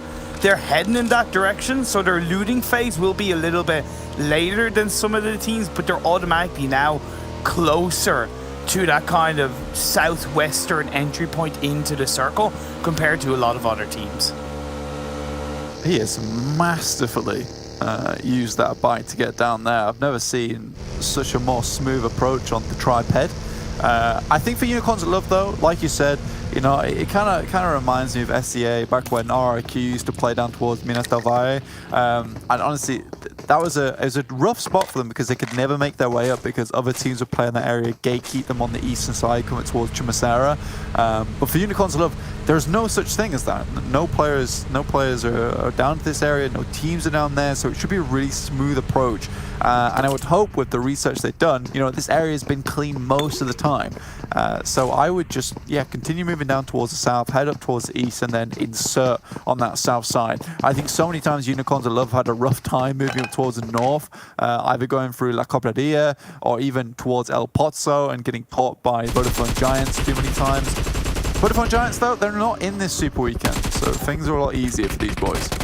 Excuse me, started today with 13 kills in Erangel. Very controlling, dominating game, and game 2 doesn't seem to be any different, picking off one of the Nexus players, and that's an unfortunate product of what Miramar is as a map. You have 2 options when you're rotating, whether it's very early or kind of mid or late into the game. You take the open road, you're there for the taking in terms of that kind of, you know, out in the open, easy to shoot at. But at least it's a quicker path into a better position. Whereas if you take the harsh terrain, technically you're safer, but it takes you a lot longer. It was just unfortunate for Nexus that they had a player go down on their rotation. Yeah, it's kind of a gamble, right? You're kind of flipping the coin in that situation where, you know, you take the open road, like you said, it's fast, it's comfortable, you can move through, and a lot of times someone does take shots at you, you just kind of have to pray to God for about 3 seconds that you do not get hit. Unfortunately for Nexus, you know, God was not listening in that instance. But over that rocky terrain, when you're rotating slowly, a lot of times you can get caught off guard, and it's even easy to blow up the vehicle. But your chances of being seen are a little bit lower. It's all about those decisions that you have to make. I think for Nexus, they wanted to get into the circle as soon as possible, as you put Imperium. So now they're here. they can start to feel a little bit more comfy because they shouldn't have to move around too much going forward. Heading out towards the very outer skirts of Los Leones provides them a lot of opportunity to move around and even leave Los Leones if they need to. I'm a little bit surprised that Kyle Harris didn't pick Game Lord for the chicken dinner winner in this game, because statistically, they are very strong on Miramar. In the first Super Weekend, their average points per game was over 16.5, compared to a couple of other teams such as Conqueror with 8 points per game, Eastern Stars with 6 points per game in Miramar. So Game Lord stand out massively compared to the rest of the teams in my eyes. And even in League Week, they had 19 points per game in Miramar, where you had those 4 Miramar games as well as the 4 Erangel games. So in my eyes, Game Lord, statistically based on what we've seen, should be finishing in a very strong position in this game. Yeah, and I think much of that is to do with the fact that Miramar doesn't invite many fights until late on in the game anyway. So the boys from Game Lord can make it quite far. And I think that's where Game Lord struggle the most, is when they start losing players out early, and that happens quite frequently on Sanhok, it happens quite frequently on Erangel. That's true. I think once Game Lord can get to the end of the game with the 4-man, they're very comfortable. Each plays their role very well. It is quite obvious to everyone watching at home that Victor is kind of that linchpin in the team. He holds it together, he makes sure they're getting those kills, but the rest of the team is all very talented. But I do think as a unit, they are way, way stronger than perhaps a team that can lose vital parts but continue running at full capacity. Unicorns Love also being able to pick off one of the Team Doom players, Rolkus, with his M16, going to look to take a couple of shots, not choosing to. I like that. I appreciate that, because it's that element of, well, we've already made a bit of noise, but now he can shoot towards Action, who's inside the truck. He's going to dip down and towards the coastline, hits a tree. A little bit of an F for that one, but Rolkus, he's chasing it for a little bit longer. What do you make of him chasing that? Do you think it's a good idea or a bad idea? I think it's fine to give this one a bit of a chase down, right? Because for Rolkus, he can just get Team Doom out of the scenario, keep eyes on them whilst the rest of the team catches up. They're going to have to make it their way through this area anyway. So having a good idea where Team Doom is good. I take back what I said earlier, because Team Doom have moved down. Unicorns of Love could have got to this location a lot sooner, but they spent their time looting, and that's fair play. But Team Doom make a very, very good decision. Like, we can gatekeep potentially anything that comes through here, and it's very difficult. There's a nice compound where currently Team Doom are, so we'll see what happens with that one. Phase 2. It's not to the Eastern Islands, so I'm a little bit sad, but it does still include the water. And I don't know about you, Blank, but I love this kind of area of the map for a finish. I think it has a really nice balance of some sweeping, controlling high ground availability, while a couple of compounds towards the center of the circle that you're able to, if you want to play a little bit more passive, do your best to control. There's a lot of variabilities in play with the southern edge of Los Leones still open for a couple of teams to hold on to. Nexus are the first to get there. So this circle shift is a plus in my eyes. It is a plus in my eyes, 100%. I think it's an enjoyable one to play around with. There's a lot of fun areas that you can drop down into. There's a few compounds here as well, so tactical play is going to be rewarded. But look at this Eastern massive teams that are all grouping up one another. ChasMac Gaming currently trying to take the fight with Eastern Stars. They are indeed looking to take a couple of shots, or at least suppress the members of Eastern Stars away. A couple of nice shots we see from the replay of Rolkus picking off Action. So the second player, Team Doom, did go down. So that's good aggression from Unicorns Love. Good control sends Doom a little bit further away. But getting back into this battle between ChasMac and Eastern Stars, I think it's very good when you look at ChasMac's spread of that kind of 1-1-1-1 without being too far away from each other. It just gives them so many more angles to push teams back, specifically Eastern Stars. True. I think for Eastern Stars, it's nice they have their back against things for the time being, but ChasMac Gaming absolutely do have them locked into a corner at the moment, right? So a little bit of a rough time ahead of them. hopefully they can bring it back. Yeah, hoping they can bring it back. Super young roster with the blue zone. The phase 2 closing in, picks up the kill on the dealo of SKP inside the vehicle. It's just one of the, again, the products of Miramar when you're rotating through the terrain and the vehicle can get blown up because it's not going as fast because it's a little bit of a harsh area to hold on to. TSC missed an opportunity previously in Erangel when they were too heavily split and they got picked apart one by one. Something that we've consistently seen from them, and it's the same here. Bujo sends it in on his own. He gets knocked down. Jaja can't really do anything to respond because Tamtam and Euphoria are only starting to rotate out of that compound. TSC, they have a lot of potential, but realistically, they need to get their act together when it comes to rotating and moving in the same place at the same time. It is true, yeah. I mean, that is a rough thing to make happen, but again, with the amount of teams in this area, like, it's unsurprising that this is the case, right, Imperium? Like, you're really, really struggling to make it work at this point in time. For Romanian Boys, though, they found a decent position. You know, Clara's prediction, but it's TSC trying to hold off against LMV. Nice molly being thrown up by Tamtam. Talon is going to have to move around. He gets a couple of pre-fire shots off. He gets knocked down. Where's the rest of LMV to respond? I know Talon normally scouts a little bit on his own, but when you rotate together, you can push together, you can respond together. Jaja still looking to hold things down. Tamtam's on his own for the time being. Hit out with the unpicked up. Chucks out of smoke. Talon's yet to be confirmed up, and that's simply because TSC are still not really pushing together. Tamtam left on his own once again, but he picks it off. That's going to be hit and knocked down. But finally, perks up and goes, okay, I'm here with the help of Lou. There are still a couple of players from TSC, though, off in the distance. Imperium, Euphoria trying to make his way in. Jar Jar just healing up. LMV, though, slowly will get themselves back on their feet.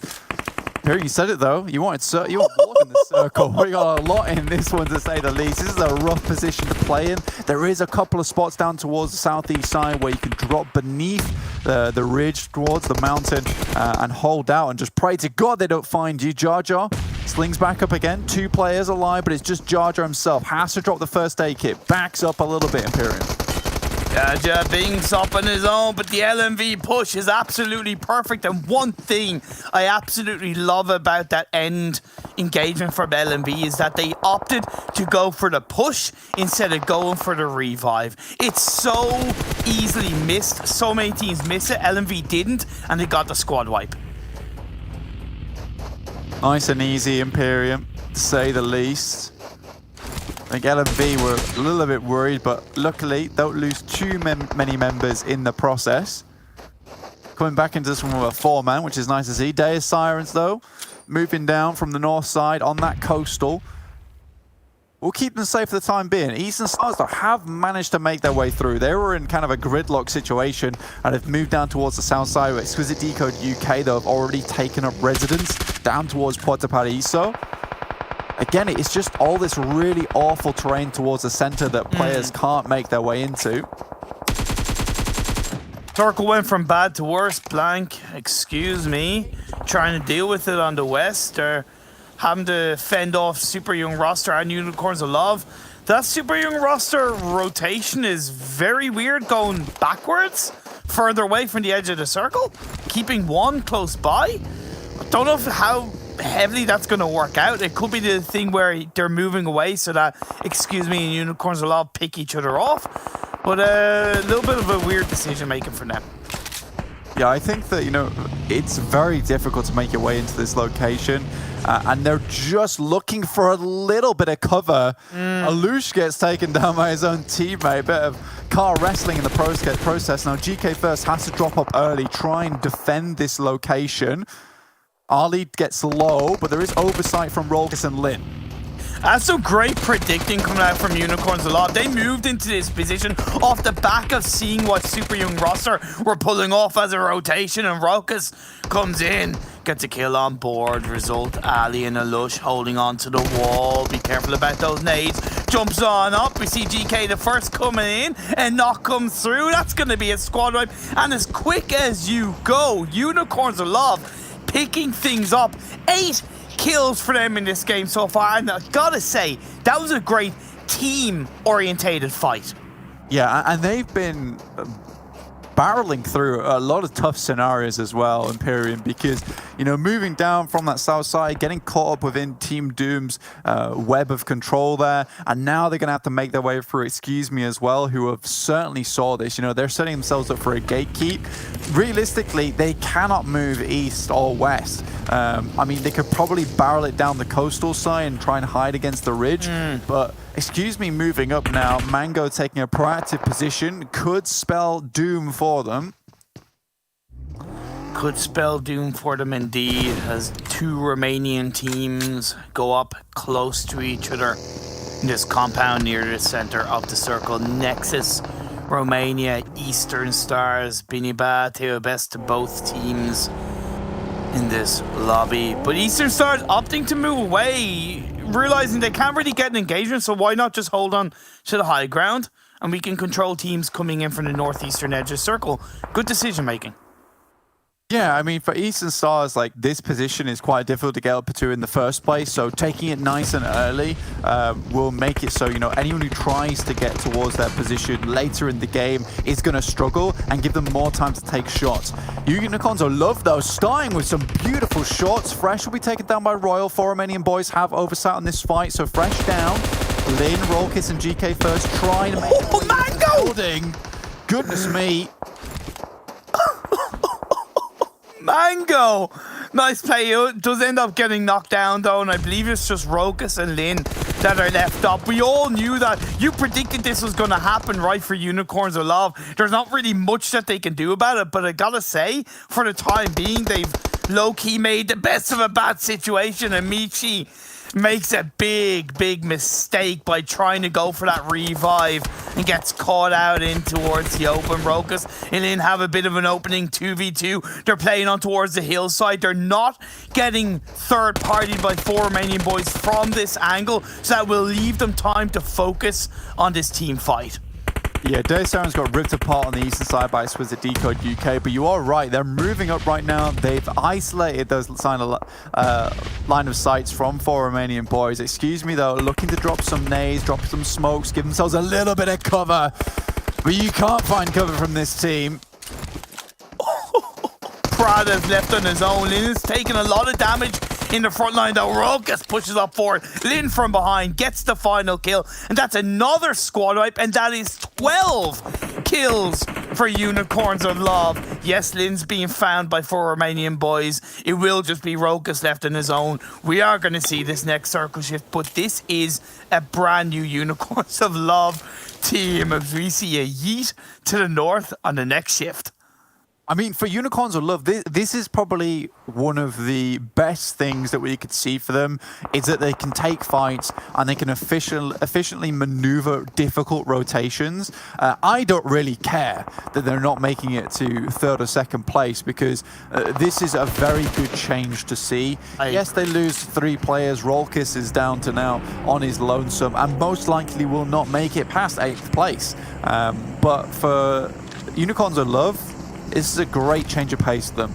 And, you know, a lot of teams off the back of this kind of momentum, especially on round 2 of the day, it's going to bleed into the rest of the maps that we watch these guys play. So good stuff, and that was greatly needed for them as well. So 12 kill points, probably the most we'll see them get this game, but we'll see what happens afterwards.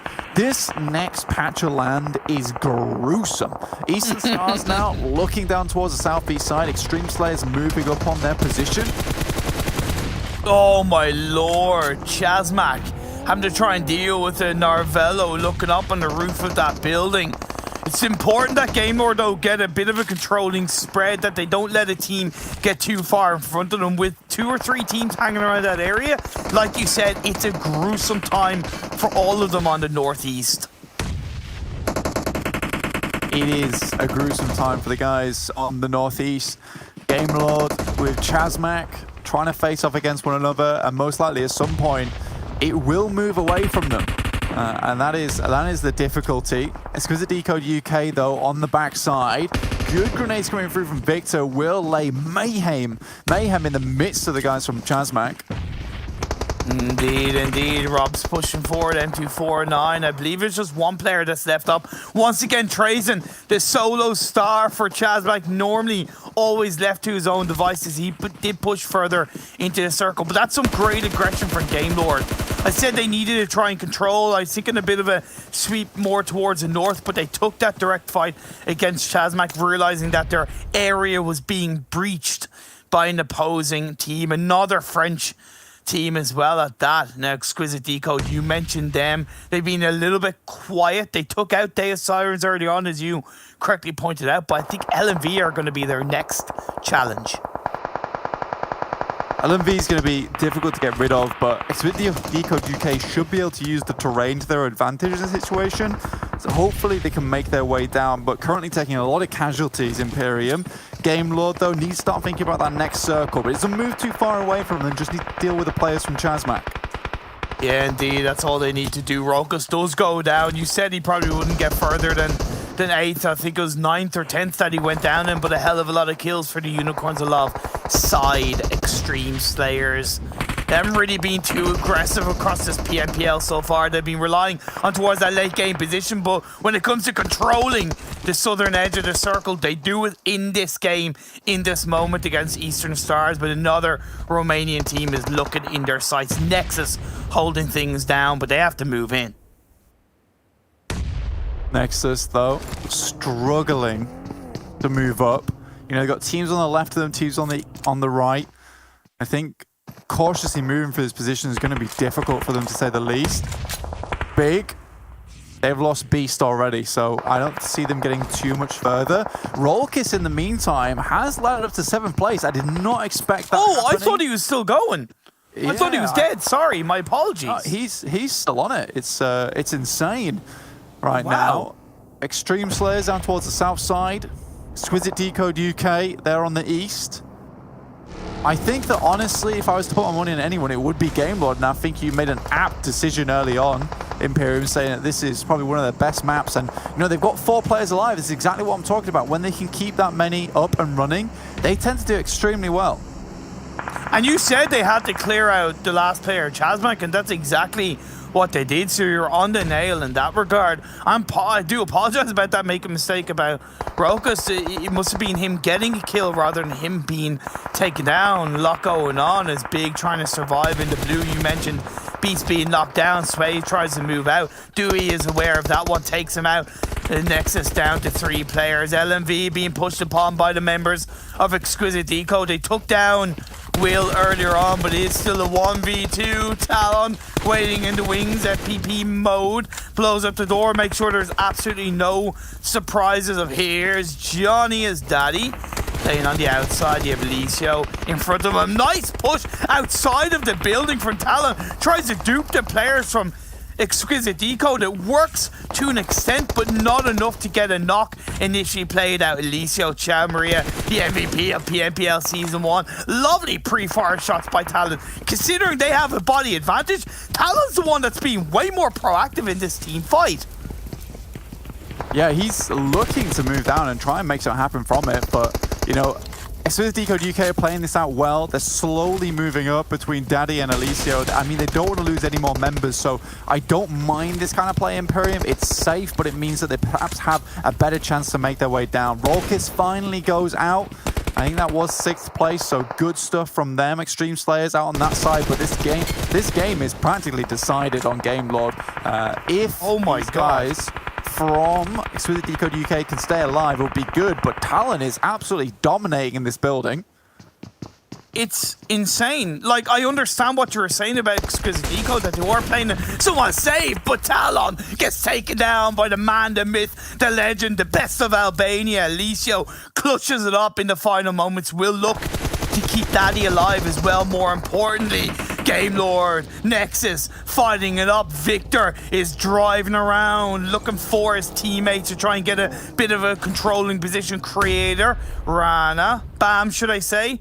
The last 2 players up for the side of Nexus. Xtreme Slayers, they can come in, they can assert themselves, they can third party, and that's exactly what Pappy is looking to do, but he opts to back off a little bit. His teammates slightly further back. I don't think the support is quite there. No, the support is not quite there yet. I think for the guys from Exquisite Décode UK, they have a little bit of ridge to play around with. Nexus towards the south side can still make their way in, potentially.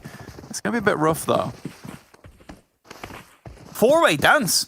I could really see any one of these four teams. Technically, from a body standpoint, Game Lord have the advantage, but they don't have as much of the circle as Xtreme Slayers for the time being. That could come to be to their advantage because less teams are looking in the direction of Game Lord compared to Xtreme Slayers. But I think the slowdown from Xtreme Slayers could be at their loss. They had a bit of an opportunity to find Nexus. The support wasn't there. They might pay the price.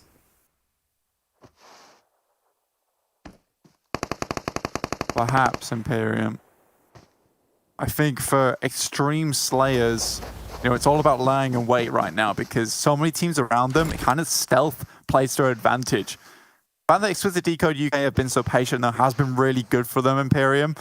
I don't know what they're going to do after this one. With this next circle though, it's actually good for them and they can start to play off the ridge side. You can see how close Nexus is to Game Lord at the moment. I don't think Game Lord have any idea, Imp. Don't think they do. Blankety blank. Steady. Steps it on up. Alicio is supporting him. They have one either side towards the edge of the hill. It seems like Nexus are trying to stand up and looking for an initial knock. Not quite. Doesn't see him. Sprays into the distance. If Game Lord didn't know Nexus were there, they do now. Together they stand united. They fall. The Romanian side does find the initial opening knock onto Akashi. Taken out just like that. At the drop of a hat, 11 players left up. Still 4 teams left standing. Holes from Xtreme Slayers. Doing his best to hold on against Exquisite Décode. Exquisite Décode, they need to focus on one direction, one path, and push as a duo. I think we need to wait for this fighting to ensue right now. Nexus take 2 down already, and it's not enough fighting for Exquisite Décode to UK to even get up on towards the ridge side. Robs does go down though. Victor tries to get out of the way, but Exquisite Décode UK, they're more preoccupied with the guys from Xtreme Slayers. They are indeed. Alicio does say out, the patience is a virtue. You've highlighted that with Exquisite Décode up until like 2 to 3 circles ago when they were up against LMV, and they are still in this game. Nexus go down. Game Lord survive. Xtreme Slayer 6 kills in this game so far. They've stayed covered by the dips. Daddy holding on to the sidelines of Xtreme Slayers. Alicio was looking in the direction of Game Lord. That dip is so perfect for information from Exquisite Décode, but it is at the risk of a couple of nays. The information, the push from Narvello, a little bit of a help, I believe, from Exquisite Décode. Gets a knock onto Pappy. Bardo and Halls still holding on. A lovely Molotov by Narvello, using the hay bales to cover himself against the members of Exquisite Décode while focusing on Xtreme Slayers. And knock on to Daddy. Alicio's the last one up. Narvello plays in towards the blue. He's on his own. He goes for the kill, but it doesn't work out. That is the side of Game Lord taken out, and we're left with Exquisite Décode and Xtreme Slayers.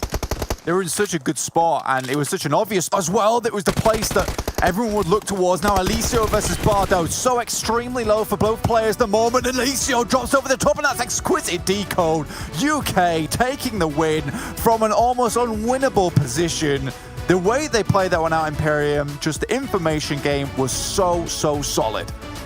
I really couldn't have been proven more wrong than what you highlighted from them. Patience was a massive virtue to how Exquisite Décode executed that win. Yes, I would say that they definitely did slow down a tiny bit too much against Talon, but you were dead right about that one. So good, and what better man to come out on top of that game than the man himself, Alicio. He's one of the best in Europe right now, and that's it. So let's go for a break. And afterwards, we'll have the desk breaking all down.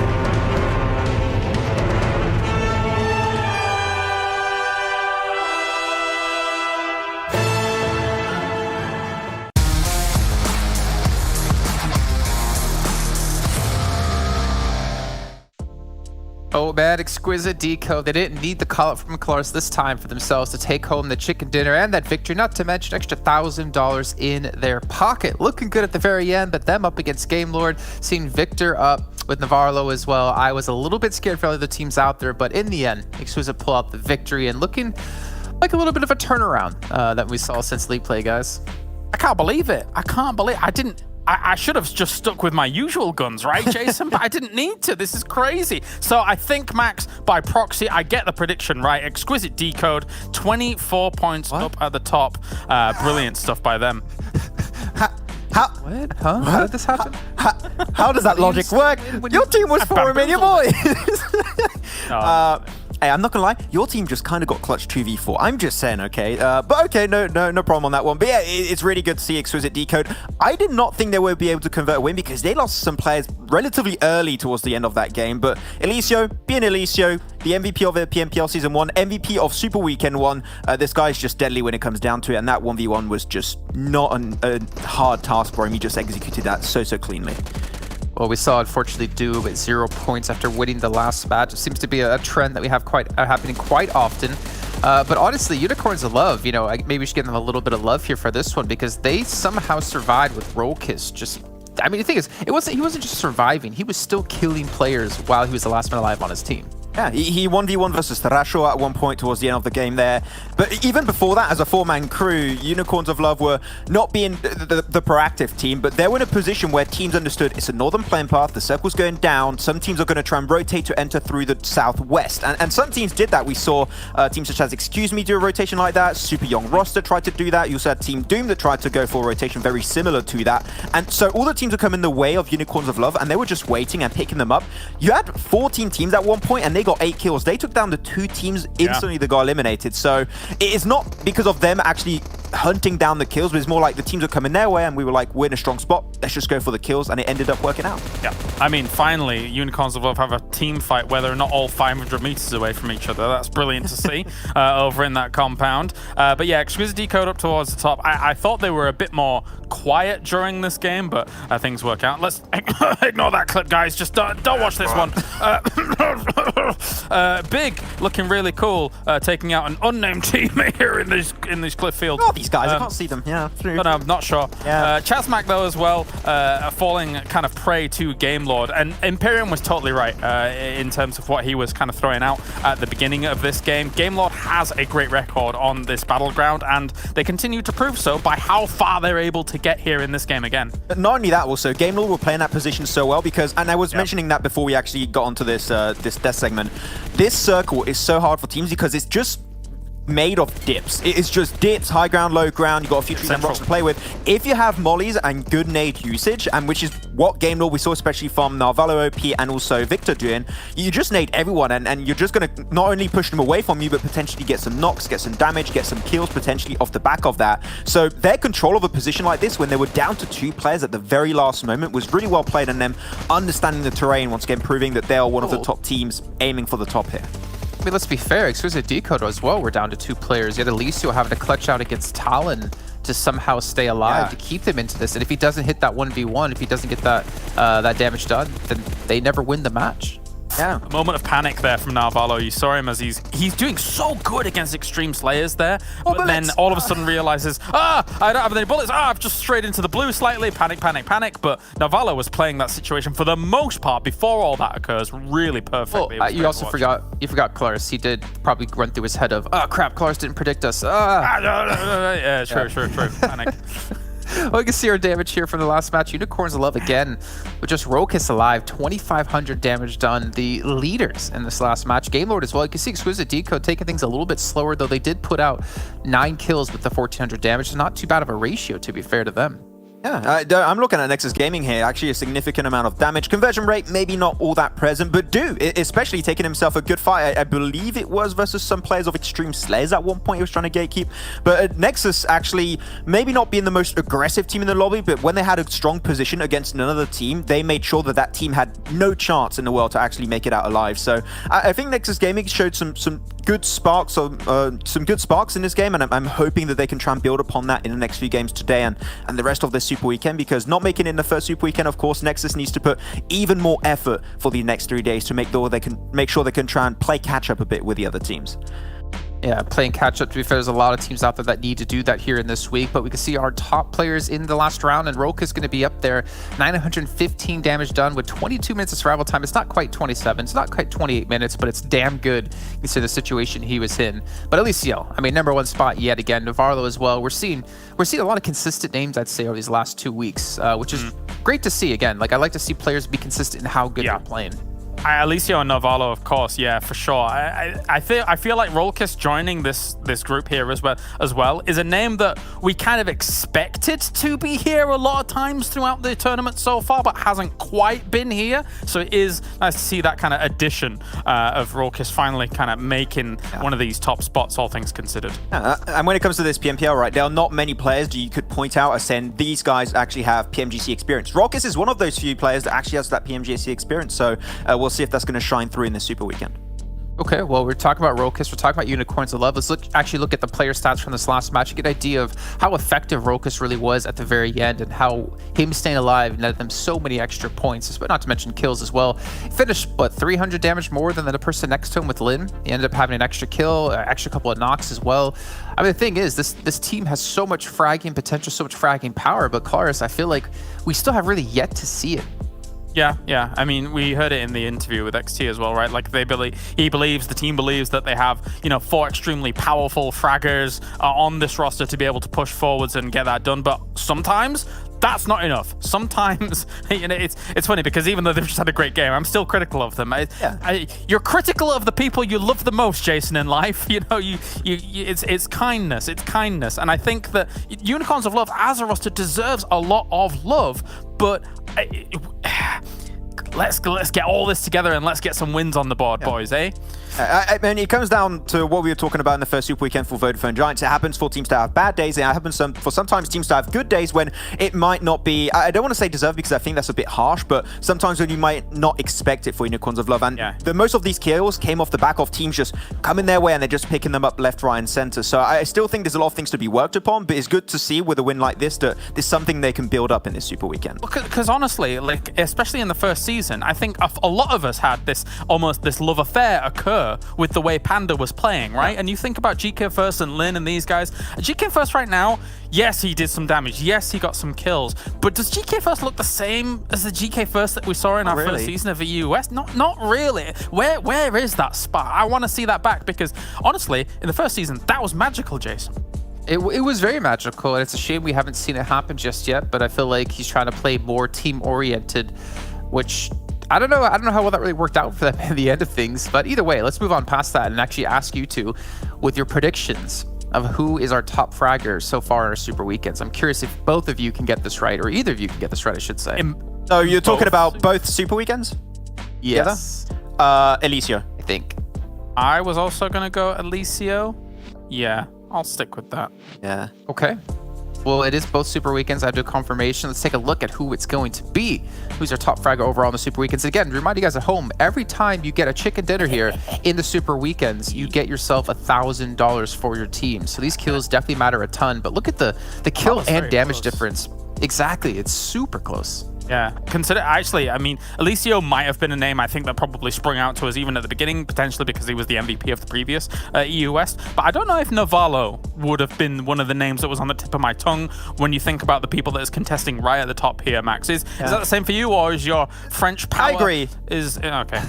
I would have to agree. Like, probably not a name that you were thinking of going into this PMPL as like, MVP caliber team. But teams have had how many months has it been since the last PMPL? Like, it's a long period of time in which teams have been able to improve a significant amount, maybe pinpoint the issues. They also have potentially other tournaments to try and get more experience, and the scrims also that's been happening is great. But we saw it in that top players there. Result actually been in the top 5, and we talked about him being the rising star, but if Result can make it to the late game, SYR is going to get so many more points. If you have Ali on top of that, it's going to be even better. So I would want to see, not Alish being the survivor, but I want to see Alish with Result, and SYR could just go even further and beyond.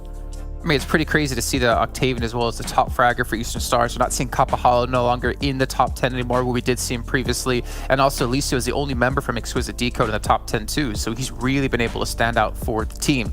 But for you guys at home, to remind you once again what's coming up next as we take a look at our schedule. We're heading back over to Erangel as our third round of the day. But we still have a Sanhok, another Erangel to come up thereafter before we end off our first day here in our Super Weekend.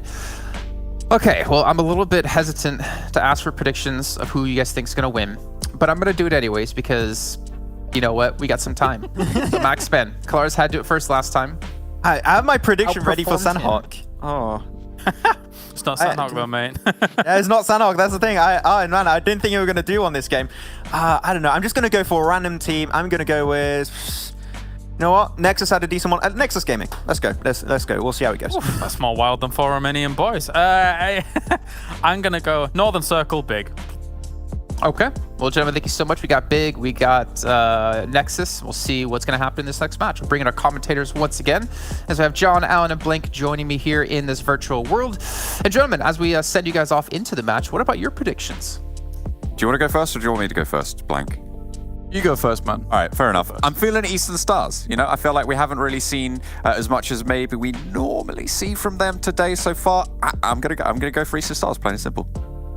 All right, buddy. You go for Eastern Stars. You take that one. I think that could be the play here with Eastern Stars. Although, 4 Romanian Boys. Ooh. You got to keep predicting these guys. I hadn't thought about that. Keep predicting the 4 Romanian Boys. Look, I'm going for it. Playing, you're doing the stop clock strategy. I am, yeah. Like they've got to win eventually, right? Yeah, exactly. Yeah. It Yeah. always comes up. Look, it always lands on red once at least, right? So. Yeah, exactly. Easily done. But we are heading down from Kameshki down towards Hospital, so very even playing path here. Past Yasnaya down towards Gaka. So realistic for Romanian Boys, they will be rolling out a plane quite late in this situation. So we'll see what they can actually get done here. I think just decking out our top 5 fraggers though, Alicio, 38 kills, and Narvalo not far behind with 37. So, you know, Alicio has been doing some ridiculous work for them, and Victor's fell off a little bit with Narvalo really taking a massive lead ahead for this team. I mean, you say fell off. I mean, sure, he's decreased rate, but he's still 3rd top fragger in the tournament. So this is the down. Okay, yeah. Fallen off, washed up, 3rd top fragger. But this is interesting. Kapahalo wasn't on that top fragger list, but look where he is, sat there 2nd for the Eastern Stars on the most knockouts. Yeah, 33 is pretty huge. I think for Kapahalo, though, it doesn't really matter to him about getting all the frags in the world. He's more concerned with himself of making sure his team wins. And if that means that he needs to hang back, as we see him often do, and just get the knocks and then provide opportunities for the rest of his teammates, that's exactly what he does. He gets in the midst and allows Octavian as well as Athis to pick up kills from a distance once he sets them up perfectly. So honestly, I'm happy with it. But Alicio even topping the tables and knockouts as well for them. Exquisite Décode UK, they have a monster on their team, and his name is Alicio. TSC, though, again, good position. Circle heads up towards the northeast side, big. This is an opportunity for them. Again, it's the weird thing where in league play, these guys seem to have such a command and control over the lobby.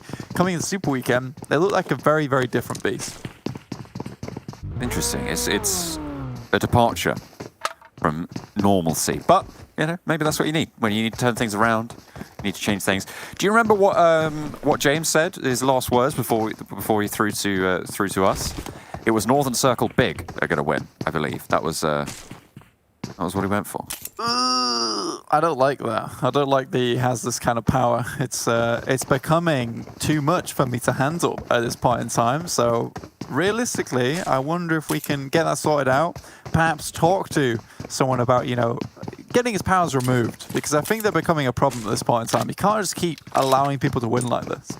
Yeah, I'm pretty sure the Watcher's sort of on the verge of intervening here, because it's getting pretty ridiculous for the multiverse. I mean, the timeline is really at risk at this stage. It is, yeah.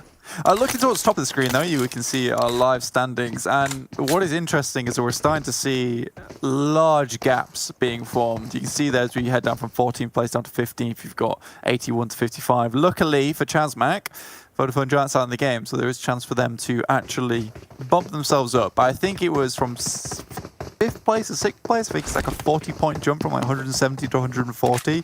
So those leaders of the pack are starting to separate now, and you know, we're seeing them be like the top teams. One of those teams is big. Like, they're putting up numbers in the Super Weekend. Yes, it's not how I'd want it to be done, because I want to see that fire, that oomph that they show in league play, but equally they're getting points, and I can't really, you know, fault that. Yeah, it's pretty hard to, right? You can't, if it's working, it's working, you know? What are you going to do about it? Working. Working is working. But I feel like, yeah, I mean, it's always pretty difficult to, well, certainly at this level of gameplay, to find these correct strategies. But I feel like I do have a problem with Unicorns of Love moving as late as they do from their North George position. A lot of these circles. I don't know if you have the same qualms.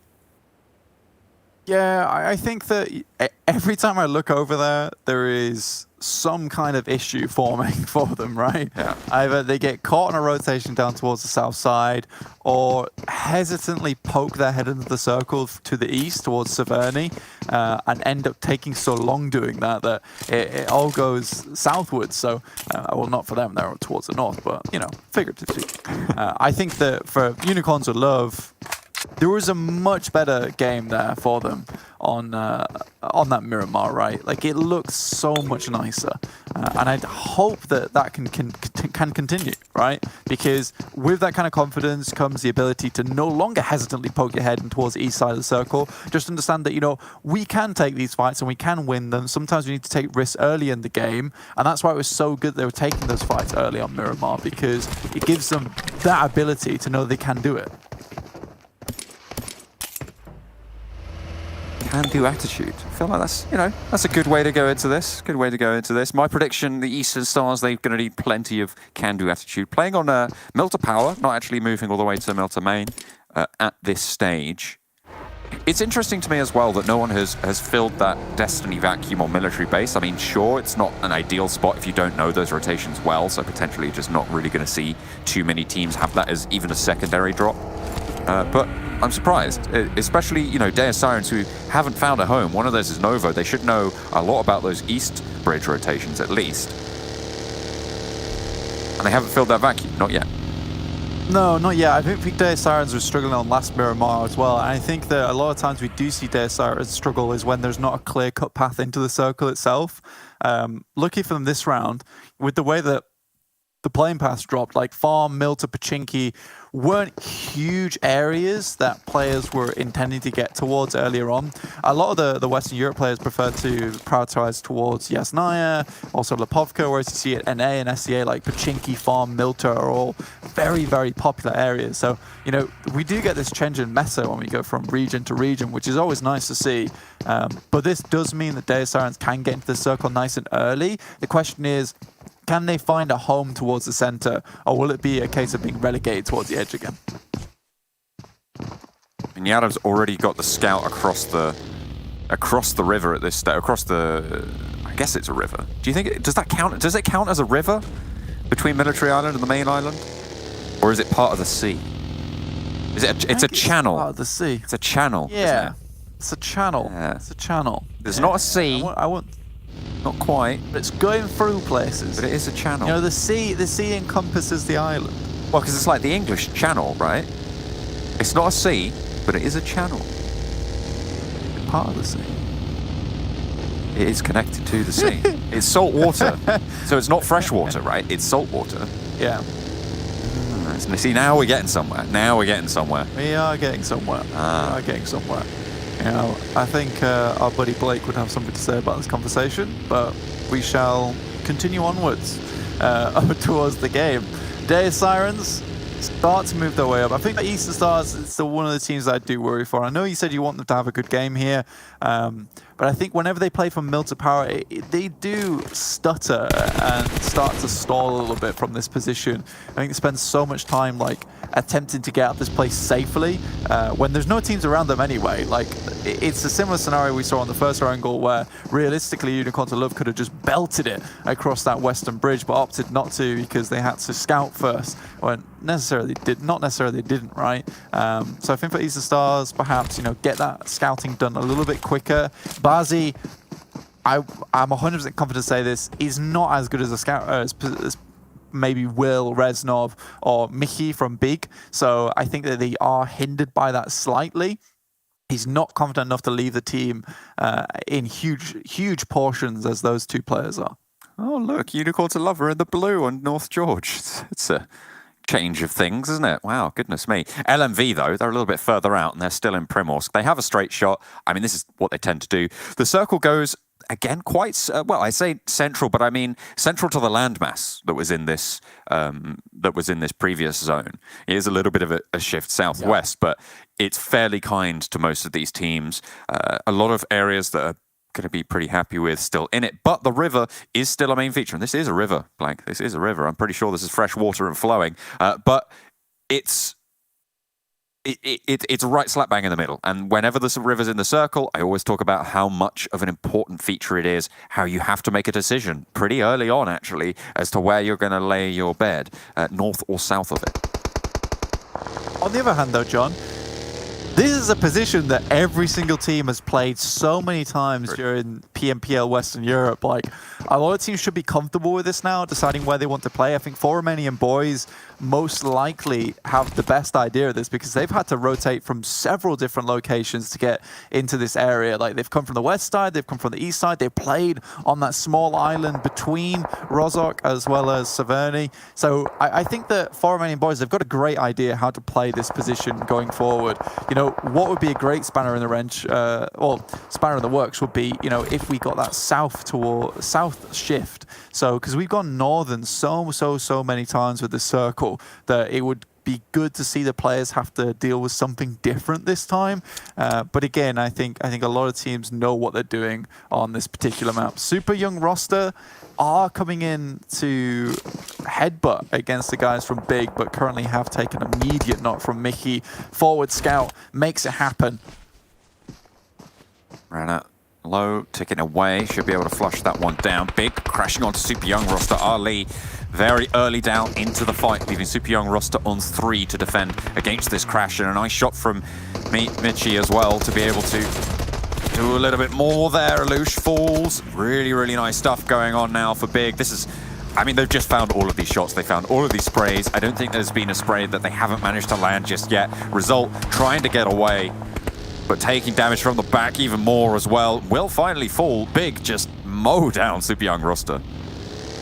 Yeah, don't even let one player get away from that one. And Swave was on the actual hunt in that moment of time, whereas the rest of the players are playing on top of the ridge side. Difficult compound to crash as well. And to be fair, that comes down from Mickey with some great shots, using the UMP no less. So none of these accurate assault rifles to make that work either. So really well done to that player. Kind of makes short work of Super Young roster in that case. Big starting off well. James feeling pretty chuffed right now. But then again, Max was feeling pretty chuffed at towards the early portions of last game, and that didn't turn out, well, the best. I mean, they still did really bloody well on the Unicorns of Love, but, you know, early kills doesn't mean win. It just means do well.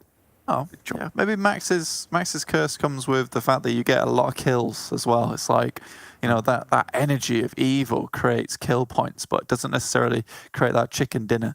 By the time you get to it, it's all nasty and rotten. Yeah. 4 Romanian Boys, though, waiting for this next circle shift, which will be very important to see where these circles do end up. And where these players have to head on off to. Exquisite Décode UK, moving up from Lipovka, are heading towards this eastern side of the map. Ooh, yeah, gross. Very nasty. But again, a place that we've played so many times before. This is not a shift that these players are unfamiliar with. So LMV, again, straight shot into the circle. Like you said, these guys are like an arrow at the moment, shot by an expert archer, straight into the circle. Very comfortable position to play from the south side. No one's really around the area, and with Potato Hill being in their midst as well, they should have got some good scouting done off towards the eastern side. I'm trying to remember who it was who was able to win last time we had a circle like this. I think it finished in Sunken City last time. Yeah, I believe it was Xtreme Slayers who were able to take down super young roster in those final moments. Oh no, it was SKP team, wasn't it? Yeah, SKP. Yeah. I think Extreme Slayers had the good position though, and SKP just won out because their actual fight just went in their favor, and they did really, really well. I think it was Deus Sirens in Sunken City. You had Eastern Stars, I think, competing for them, were competing with them for it. I think Unicorns of Love had gone down to, I think, Romanian Boys just a little bit earlier. I feel like I might be mishmashing a few games because, as you say, we've had quite a few games finish around this area. Yeah. It's difficult to keep track of absolutely everything. Exquisite Décode UK, though, they'd set themselves up for success here. I mean, they put themselves in a position where they could have swung south or north. In this situation, you know, they're going to head towards the north side and try and move in towards SKP's position. I do think that rotating through the blue is not necessary, though, for Alicia and Will at the moment. I think they could have just moved over to the top side. I don't think anyone's looking your direction at this point in time, and having that information of people moving in the circle is good. Perhaps they want to move in stealthily, though, John, so that could also be an option. But with so many teams already towards the north and already in, Exquisite Décode UK's approach is going to be hindered. Rolkis is in a really risky spot right now. Both SKP and TSC are trying to push in to maybe take a control of the area that Rolkis occupies right now. The Unicorns of Love are not grouped back up. They're playing 2-1-1 right now in a hillside that is prime real estate. There are going to be a lot of teams waiting in the wings, and they need to be careful. Rolkis, luckily, doesn't get crashed on by TSC. They draw up a little bit shorter of his position, but they are still at risk. GK first, I'm not entirely sure what he's trying to do, but maybe control the bridge across that middle island. Yeah, making sure no one comes in. I think for Unicorns of Love, though, Fresh's knock onto SKP was absolutely paramount in this situation. Getting one of those players down before they can fully crash on to that location is really, really good. I know it kind of opens up SKP for fire from other teams whilst they're, you know, momentarily stopped to get that resurrect through. Exquisite Décode UK were able to swing past ChasMac Gaming somehow, so a very, very quick approach to the circle, realizing the urgency that was required. Eastern Stars, though, going head-to-head versus Game Lord. Couple of great knocks come through onto Kashi as well as Narvalo, and that's down to Victor to bring this one back into action. Not looking super likely, though. Kapahala are able to get the flush out there as well, leaving Game Lord with just the two. Victor gets the spray down. Actually got a nice strafe shot there against Athis, who's out in the blue. Is going to get ticked away. The circle shifts out to their direction, so we're not going to have the Sunken City finish. It's all the way over to the eastern side of Rosok, probably towards the north as well.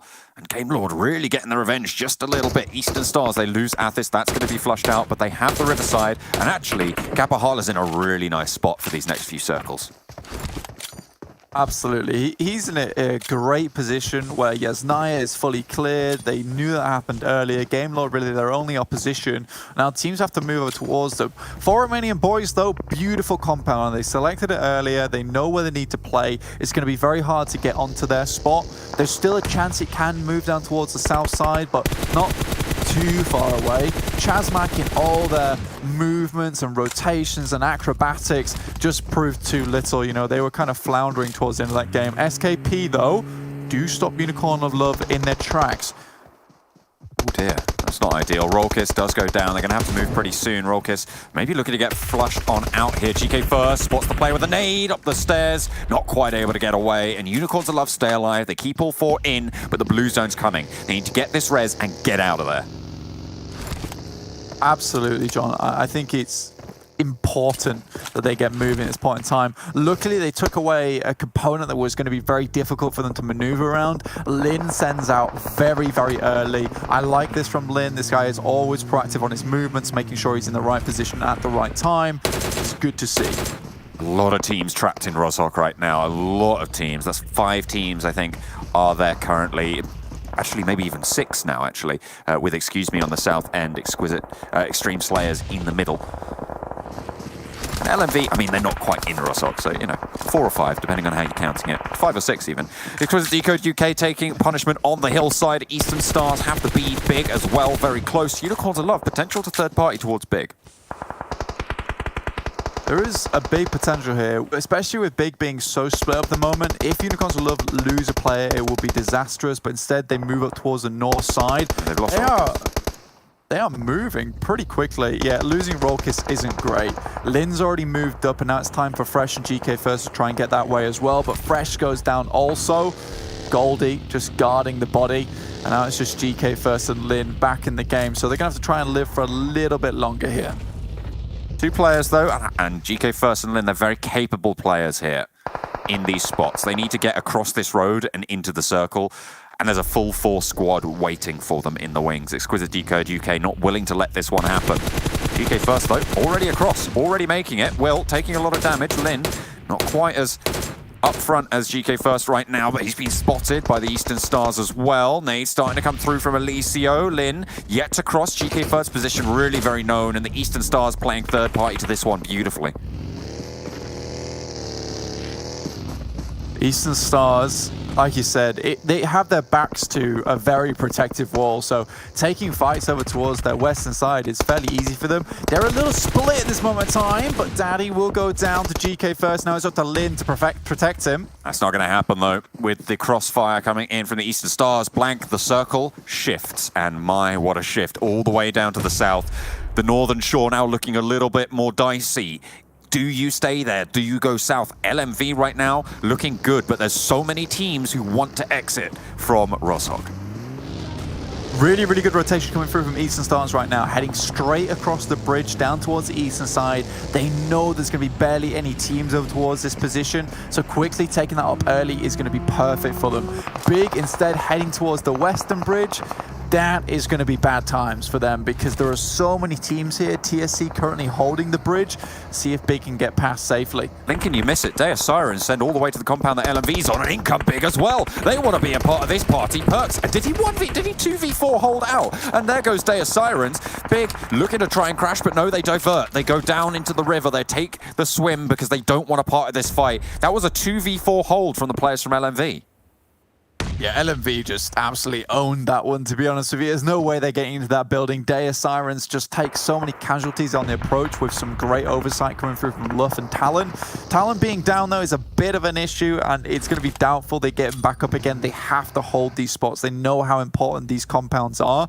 So Eastern Stars, again, we're checking them out. Bazi just looking over towards the other side of the bridge. Exquisite Décode UK, who's just a little bit late to the party now, trying to move up.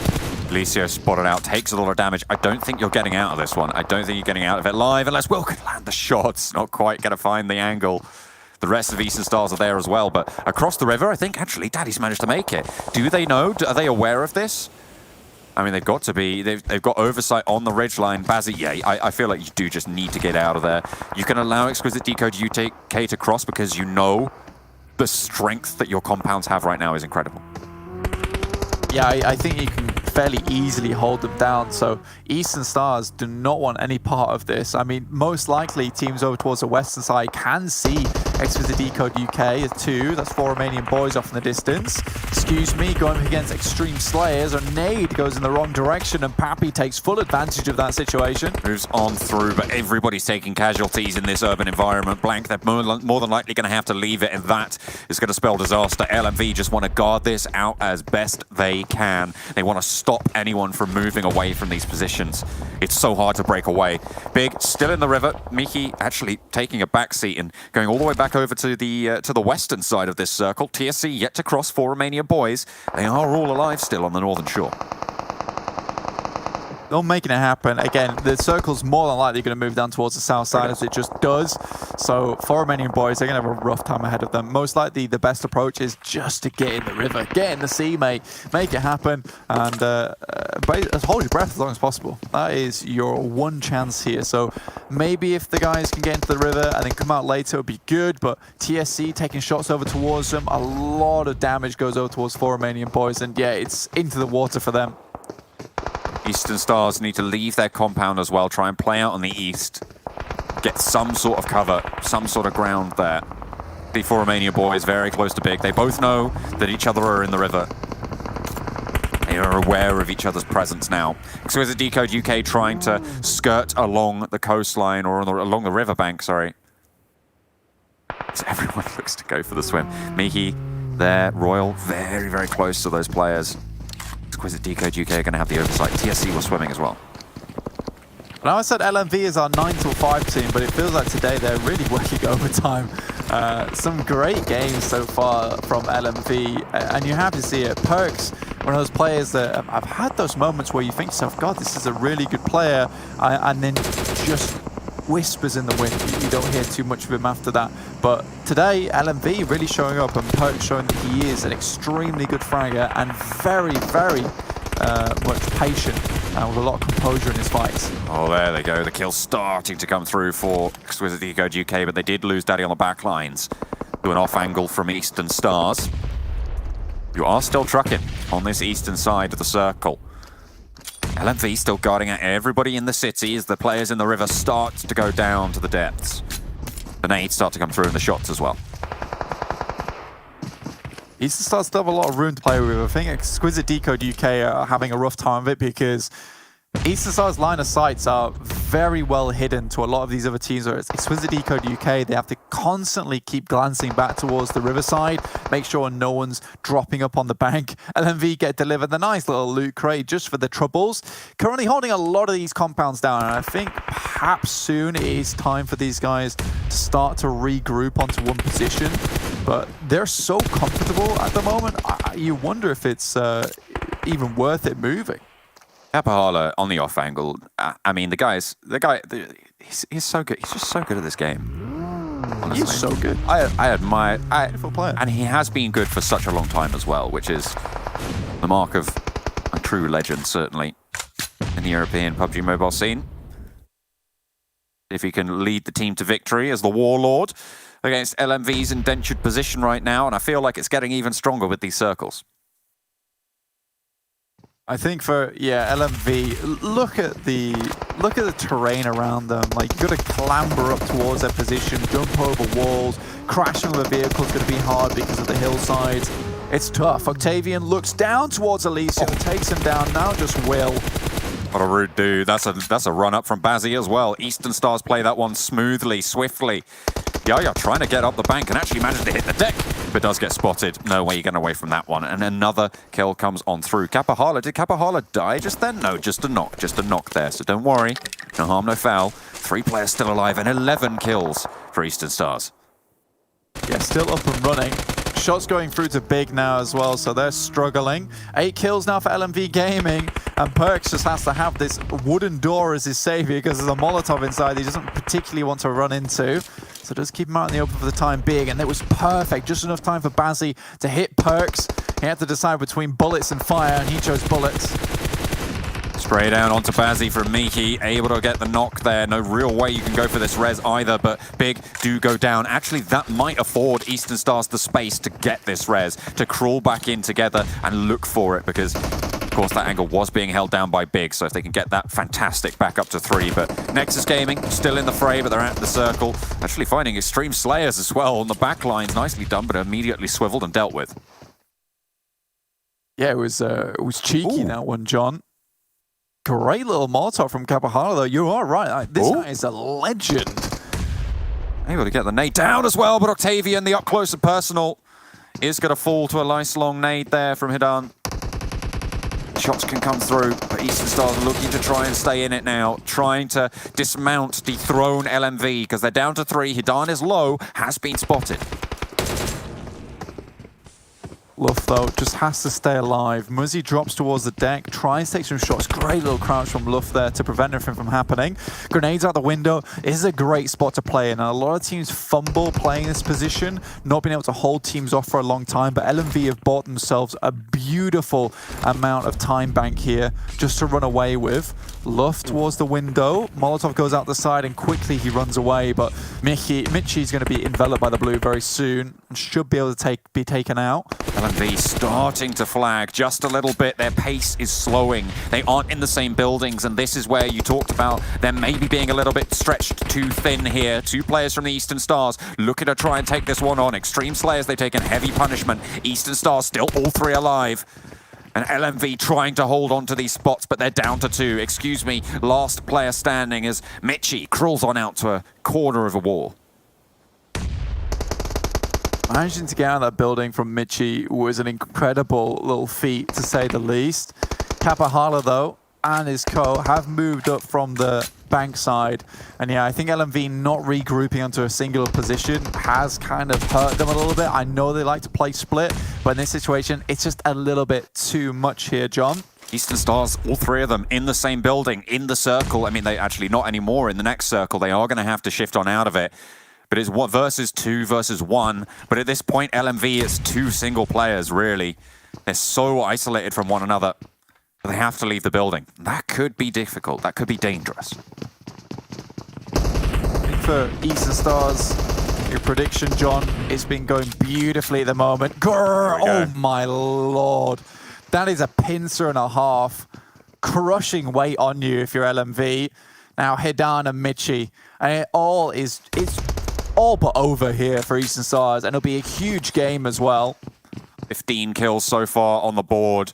Playing for the nade. They know where Hidan is. Look at this cook. It just sails on in. The nade just off the window, but Hidan had repositioned anyway. Michi, if he can spot out Hidan's position, pop a nade in that bathroom, it could be curtains. That's what I'm looking for. I wonder if he has the utility for it, but Michi, I think his position's known as well. Out in the blue, drops the smoke, needs to vault, and Hidan's going to pick this one up. Yeah, okay, it's just the play zone gets the kill as well.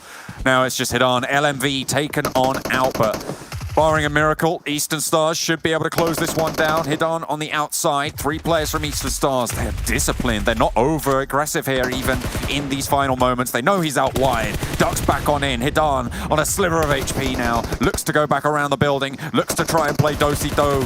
Playing silly buggers, but it's just not going to happen. Hidan, though, lands the shot to Bazzi. A little bit more dangerous now. Octavian in through the window, in through the door. Moves around, but they can't quite find the final shots. Looking to close it down, and the ankle gives it away. Eastern Stars take a huge game. 16 kills and a chicken dinner on Erangel. Quite literally, the Achilles heel there was Eastern Stars for LMV.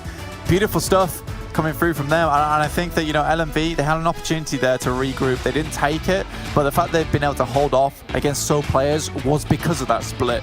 They garnered so much control throughout the entire game, and it was only a matter of time before Eastern Stars were able to make their way up to the bank, and it was with a lot of discipline that you said there, John, that they were able to even approach that first building and kind of force Perkz out of it. I think that Perkz was kind of offered a difficult situation of choices where it was either run into the Molotov and potentially get knocked, or stay on the balcony and get shot by players. I think that maybe running into the Molotov and taking chances of it was the better idea. But again, between fire and an unknown enemy over the ridge side, it's a very difficult decision to make in the moment. Absolutely. I mean, maybe if you get knocked inside, your teammate can come and pick you up. You know, it's a little bit more visible there as opposed to being out on the balcony. But you're right, it's split seconds that make all the difference. But Eastern Stars, I mean, I knew it was going to happen, obviously. I'd seen the future. I've been borrowing James's script today, which is why he hasn't been getting those predictions. I mean, he's been a little bit off, hasn't he? But they played that very, very well. They were controlling over those hillsides. They stopped a lot of those teams crossing as well. They played really, really well on those compound maneuvers as well. I mean, that pincer to the top floor, it was great. It was great. It was beautiful. It was very sound, and the way they played it out, I don't think there was a team that deserved to win more than Eastern Stars. The amount of brutalizing and tenderizing they went through to get to their position, they were basically flat by the time they got to that building. So good stuff for Eastern Stars, and from that position towards Milta Power as well, it's nice to see that this team has now figured out how they can make those rotations safe, how they can make them doable. And Kappa Harla, you mentioned this guy's a legend, and he absolutely is. He'll be spoken for decades to come because he makes these improbable scenarios become just a little bit more doable, and that's exactly what you want to see from a player who really is at the head of that team. I feel like he plays terrain better than almost any other player in this lobby. I mean, you saw the number of times he was fading around the side of a hill, just using that rotational path to keep line of sight in his favor at all times and making sure that he had those angles. I mean, that's what you expect from someone of that caliber. Phenomenal play coming through from the Eastern Stars, and they did that all with 3 for the most part. Yeah, and on top of that as well, you know, they kind of create this almost disgusting combination of concoctions in Octavian and Kapahala, where they're both so good at isolating little angles around the map that, you know, if you get shot by Kapahala and try to shoot back, more than likely you're getting shot in the side by Octavian at the same time. It is really difficult to deal with, John. Certainly is. Well, Eastern Stars take a big chunk of chicken dinner and points as well in this second Super Weekend. Fantastic stuff from them. We're going to head to a break and we'll be back with the Analyst Desk.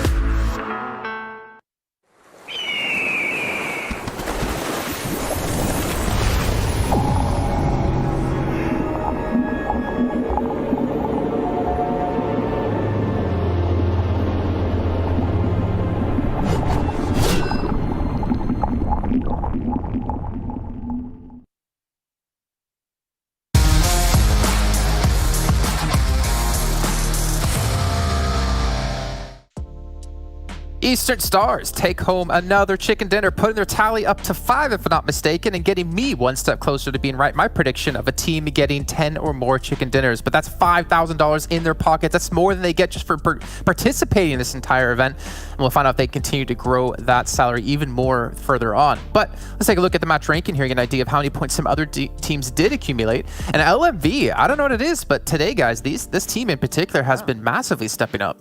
2 top 2s when it comes to playing Erangel in this first day of Super Weekend, so that they can feel very comfortable heading into this. And this is a team we somewhat built up, right, Jason, on the first league play of this PMPL. Saying that LMV might be one of the dark horses next to potentially Excuse Me and other teams in a position like that. So I think they have a really good understanding about which positions are best in every single circle.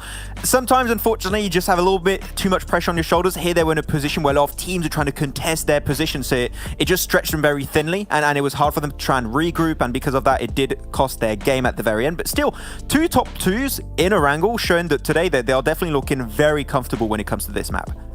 Yeah, very impressive stuff. Good for them in terms of the position they're able to take up. I must say, as in general though, the fact that Eastern Stars gets the win off the back of the amount of kills that they did, and the way they were sweeping these circles towards the bottom, I can't believe they got the victory here, considering how difficult these circles were, and how the positions on the east side of Rozhok had been all pretty much occupied. A ridiculous win here for Eastern Stars. It was out of the Warlord?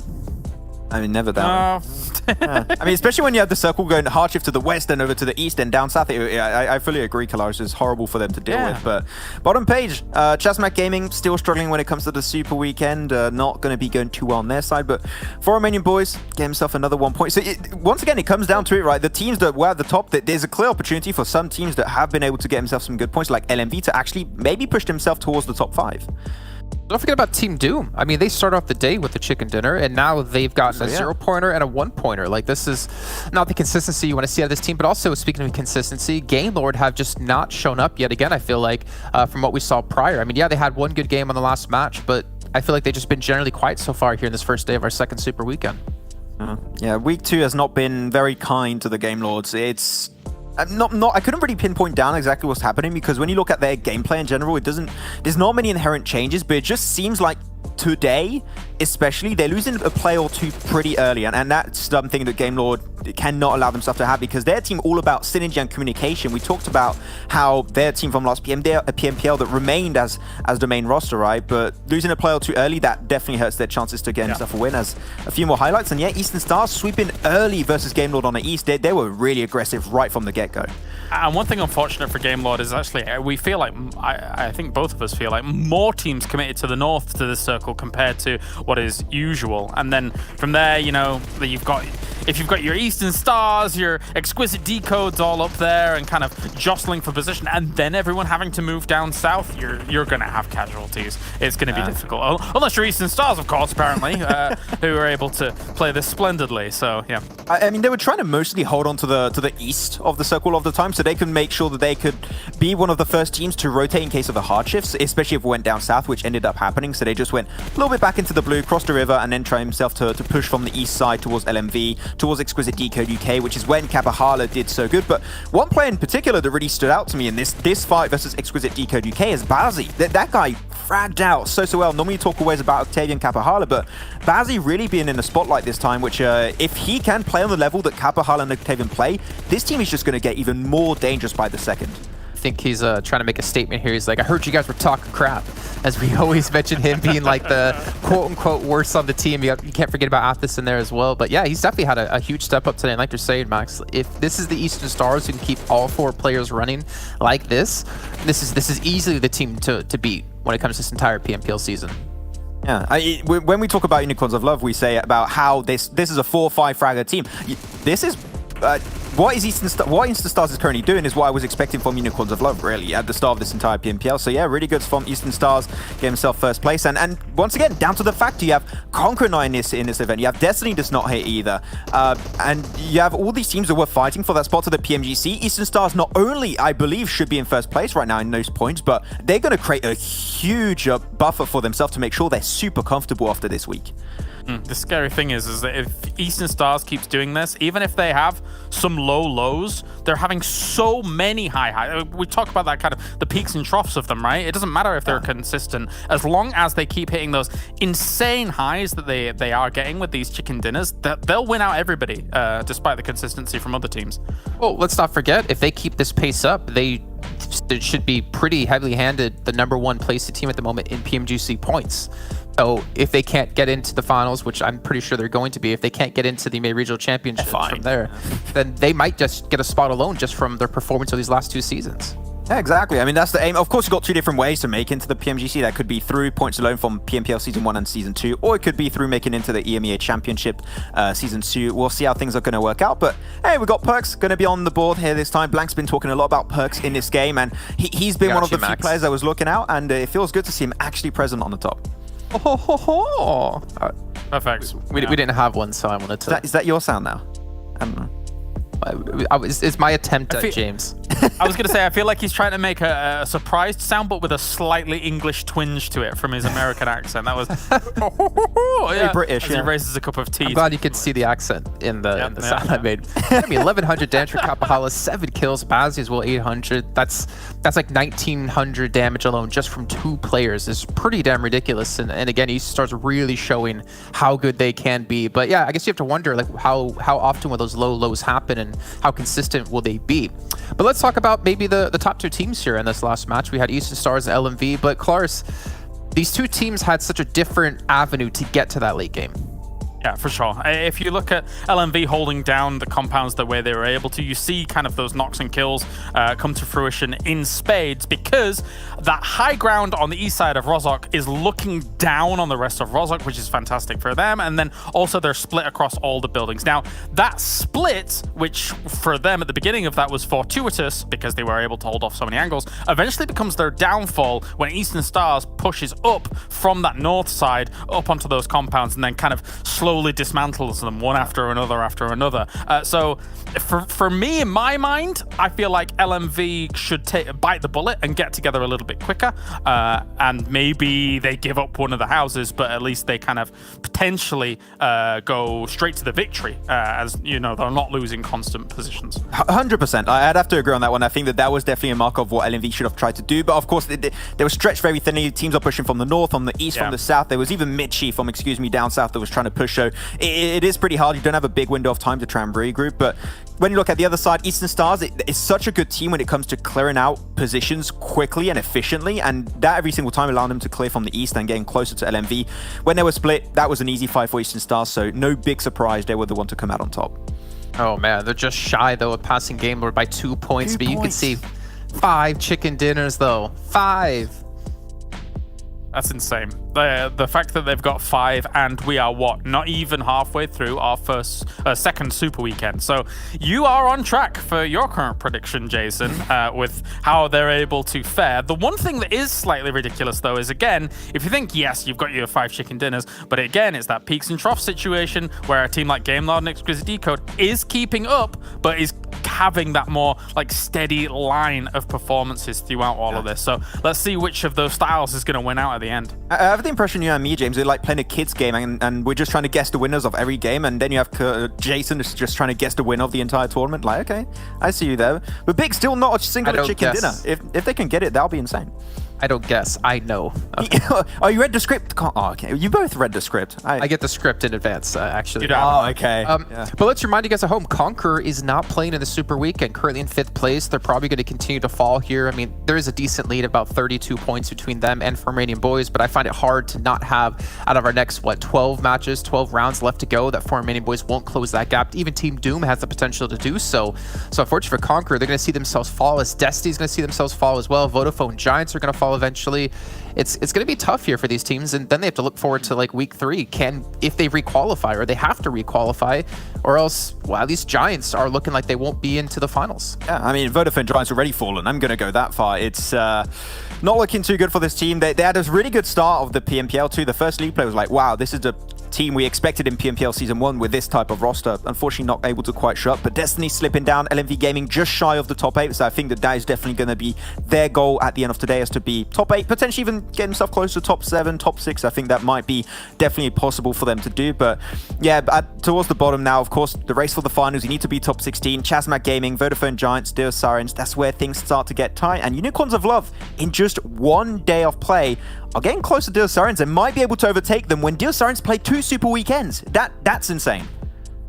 Yeah, 15 match difference, and Unicorns have only 20 points behind. We have Nexus there as well at 22. SKP having a little bit of a tough time, though, I have to say, so far in the Super Weekend. There's still a lot of matches to come, and our next round is actually ready to go. So you two get out of here, as we got to bring in John and Imperium to cover our Sanhok match of the day. Don't worry, Maxman did say while we're watching the last game, he meant for Eastern Stars to win this match. I don't know what Claris picked, but we'll see how it turns out here as John and Imperium take us into it. Yeah, we're going to be heading over into Sanhok. Imperium, let's kick things off very, very fast. What do you got in predictions in terms of what we're looking at for this game? Are you going to be early into it? Who are you thinking? Oh, that's a good question. Oh, you kind of caught me off guard with that, John. Ooh. But I will give you that. I'm going to look for Big. I want to see Big take this chicken dinner.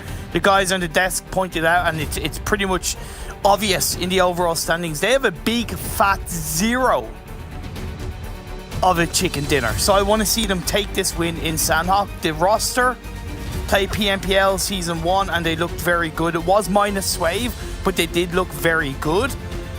So there's no reason why they can't get a win in this Sanhok game. It's a matter of time, really, for their first win. You have to feel that for a team like Big, but look at this circle. This is potential. But hang on a minute. I was going to say it's potential for an Eastern Stars circle there on the Northwestern Island, but let's look at where half of the Eastern Stars have dropped. That's a boot camp split going on. Yeah, I don't know if there is a little bit of a drop glitch coming out from one or two of the players, or whether that's an intentional 2-2 split. They haven't been afraid in a couple of games of having those massive 1-1, 1-1 individual splits. Out of what we've seen from them so far in Sanhok, I like this one a little bit more because 2-2 allows them to protect this mountainside area a little bit more heavily. Bazzi and Kapahala, they've done a great job so far, John, of getting an initial kill onto SKP and even separating them. So a bit of a mistake from SKP side as well, because if you're going to drop on the mountain of Sanhok, where you should know that Eastern Stars are going to have some form of stranglehold at the start of the game, you better be prepared. Dilo was prepared. Bazzi gets caught out. I thought Bazzi knew that there was a player there. I thought that they were aware of that. Yeah. There you go.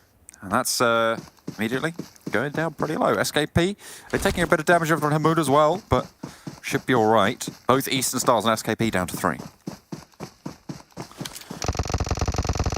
LMV onto Atzer, that's good. Lou getting a knock with the Vector.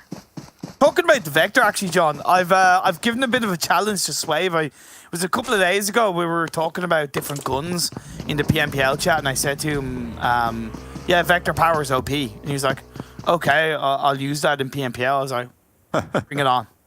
Show me the Vector Power in the next day of PMPL. So I'm expecting some Vector Power plays from Swave on Big, so I'm going to be keeping an eye on that. I mean, if you're not using the VSS, then what are you doing, really? It's really very important. Really? VSS guy? Really? Nah. Well, yeah, for fun, for a little bit of good times and banter. You know, you just got to pull out that classic gun.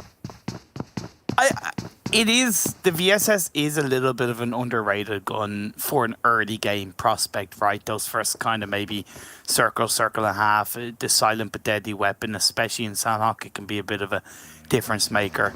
But LMV, John, this team has really stepped up today.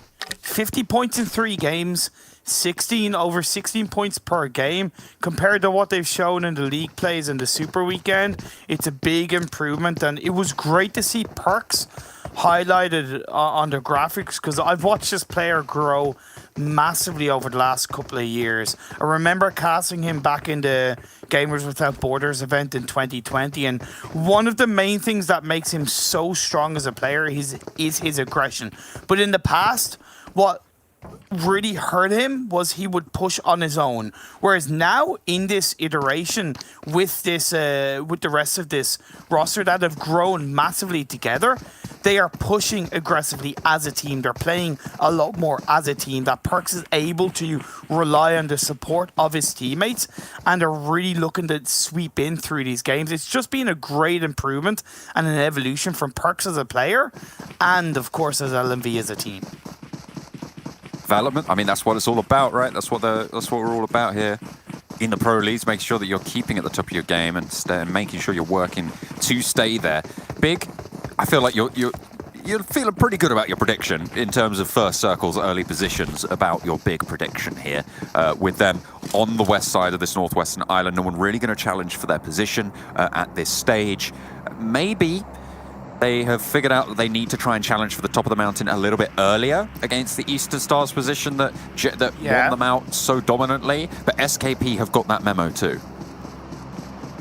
You know, as teams play more Sanhok games, there's this evolution of, well, the only way we're going to be the best is by kind of beating the best and knocking them off their perch. And Eastern Stars, let's be honest, throughout this PMPL, yes, we didn't see any Sanhok games during the first league week, so we had to wait until Super Weekend. They've had pretty much free reign on this mountaintop, right? Let's be honest, nobody's massively challenged them in the early parts of these Sanhok games. SKP, I gotta give them credit for at least attempting to do it, but if you're gonna do it, I would recommend earlier on in the game at the very start of drop spot, drop as a full team, while TSC, I found one of the Exquisite Décode players. The North Painan pandemonium going on right now. Nox going just the one way, actually. As you rightly say, onto Exquisite Décode UK. You don't get your player back from that. So that's Exquisite Décode going down to 3. Playing from Painan, I feel like now's the time where you move north from Painan into the hillsides around that trifecta, try and get some control there, maybe even put a player over the top of that river. Unless you're locked into this fight with TSC, but I don't feel that they are at this stage. Yeah, that begs the question, how did Exquisite Décode get to that point, right? When you're playing from Painan, and you made a really good point to playing in the north, but you got to do it much earlier in the game, because you know that this is the North Painan Hills and the South Painan Hills are great crossing points for teams, because it's high ground, it gives you a lot of information as a team, and if you get there early, you're able to sweep through in towards phase 2, phase 3. The fact that Exquisite Décode allowed TSC to get to the North Painan and Doom on South Painan shows that they were very slow on their rotation away from Painan, and even when they did do it, obviously it was just Reznov on his own and he got caught out. But one thing I'm kind of curious about in your thoughts of, John, vehicles in Sanhok, do you think they're kind of a good thing, bad thing? Are they being overutilized by teams in this kind of level, or are they having a right balance? I think that I think you can. It's very easy to overuse vehicles on Sanhok. I think obviously it's a lot more viable in general to make rotations on foot. There's a lot of close cover, a lot of ability to move slowly through the ground and do it fairly safely. But then going for a slightly longer rotations, I mean, of course, you have the boat rotations that LMV are currently doing, for instance. But that's sort of a separate thing. I feel like there is a lot of place for vehicles, and I feel like a lot of teams have sort of figured that out. In general, when I'm playing Sanhok, I don't like getting in a vehicle because I know that there could be any player just in any hill behind any rock, just ready to pop out and pump me full of lead, and that's I'm not a fan of that. I prefer to take a little bit slower personally, but I feel like once you're at a professional level of play, which I certainly am not. Really? Yeah, who knew? But no, it starts to become a lot more viable and actually a little bit more necessary. You can get ahead of people, you can move through dangerous territory a lot faster, and I think that you can have a better impact, especially when it comes to mounting up a hillside like this. I mean, I know it's really, really hard, but the faster you can do it, the better, especially when there's so much open ground. That's true. That's true. Timing is imperative. The situation really needs to work out, but I love your thoughts on that. And you even highlighted in between that the players from LMV picking up the botation on towards that northwestern side. SKP, two of their players in the compound down below the mountain. I really did like that Eastern Stars had joined together as a trio, recognizing that they'd lost a player, a team was close by, but that one player that went into those buildings ended up getting caught out, and that's a little bit of an F. But we see phase 2 shifting over to the west once again, similar to what we've seen in a number of Sanhok games. John, it's going to be important for Big to gatekeep that southern bridge, stop SYR from getting there, stop Unicorns of Love, basically allow them to third, fourth party each other while they just stand tall on the northwest island. I'm slightly disappointed in Exquisite Décode UK because they are still in Painan. They had all the opportunity in the world to move up the coast of that southwest island, play on that hillside, have control of the crossing. TSC's now gone across that ahead of them. They were the team that was on the northeast of Painan, on that main eastern island. And now TSC have managed to make it all the way to the foothills of the mountain on the northwest. But Exquisite Décode UK, they've got in vehicles and they're now heading further southeast. Are they going to try and find a boat and go all the way out wide? I mean, honestly, I feel like they've really missed a beat here for Exquisite Décode UK. Yeah, I'm full on scratching my head wondering what they're doing. Like, they're literally heading onto the... They're heading towards Kampong, John. Like, I'm kind of bamboozled. Hey, you know what? I have no idea what they're doing. If it works, great. But right now, I am in the camp of thinking that that's kind of weird. Kind of weird, certainly. For Romanian Boys, they've got up the top of this mountain with Eastern Stars thinned in numbers, down to 2. It's up to Athis. Player who wasn't in that last game win, plays up close, waits for redox, but doesn't get the knock. That's crucial, and the 4 Romanian Boys can now really start to put the pain down. Athis, and a real big risk at this stage. Nades can start to get cooked. 4 Romanian Boys struggling to get past, though, the headland. Octavian has some off angles. Athis doesn't take too much damage there. Ex Machina not able to get one, but able to get taken down there by Athis. Nades still continue to go on through, and that one should do the trick. Actually, a team damage there to be able to find the flush, and it's not ideal, but Athis does go down. Sometimes you got to be a bit of a sacrificial lamb. One mistake I think Athis made is not cooking up a pre-nade, unless he didn't have any, because their looting phase has been a little bit thin, but I would argue if you're going to be in that kind of position, pre-nade would have been perfect, because that could have been a double knock in a row. That could have been a much bigger level of suppression than just a gunshot. But because 4 Romanian Boys now lost a player, they're not pushing on it further. Athis was able to crawl away, and Octavian, he's going for the revive. SKP can get involved and can third party this if they want to. Super young roster, look at where they're hanging around on towards the southwestern side of the big mountain. Let's see if they hear the shots and look to try and get involved. I feel like it might just be a little bit too steep for SKP to have angles on Eastern Stars. I'm not entirely sure about the exact sight lines there, but given that there's a lack of shots, I feel like they just don't have the ability to challenge it out just yet. Maybe they don't want to make too much noise, but Doran wandering the hillsides right now. And actually, given that Athos was rezzed, is now healed, for Romanian Boys, they just lost a player for no real retribution. Yep, you're dead right. It was one step forward, 2 steps back for 4 Romanian Boys on top of the mountain. Team Doom, Unicorns of Love clashing up. This is what the likes of Big want to see. Xtreme Slayers could look to get involved. A pre-nade by Raucus as the blue zone is choking them down a little bit one by one. It's a great spread by Team Doom, John. They have all the area in play, and that's good stuff. Easter Stars get taken down. I think there might have been a nade taking down both of them from the 4 Romanian Boys. Eastern Stars taken down, so no more will they control the mountaintop that they were able to dominate from before. This time around, it's going to be 4 Romanian Boys up top there with SKP and the super young roster in those foothills. TSC looking to move up and take a compound. Team Doom and Unicorns of Love, they're locking horns, but Raucus takes too much damage, needs to get a bandage. That ticker, Jesus, that tick of the booster really saved Raucus just then. But I'm left wondering, like, I understand kind of maybe playing for a bit further of a gatekeep, but you don't turn your back on a team like that, right? Unless you have somebody absolutely 100% ready to cover you. Bit of a mistake from Team Doom in that moment. The revive will get pulled out. Freshly in a Raucus continue up as a 3-0 and even GK making them a 4-man team. Xtreme Slayers, again, a team we've seen to be very passive in these games. Don't like to take a lot of early game fights, but they are still waiting in the wings by that bridge line. The circle shifted up towards the northwest on the sideline. ChasMac opted to go for a rotation, but very late into the game, and they paid the price at the hands of LMV. Speaking of late into the game, I have an update on Exquisite Décode UK. They are past Barn right now and heading over to Paradise Resort.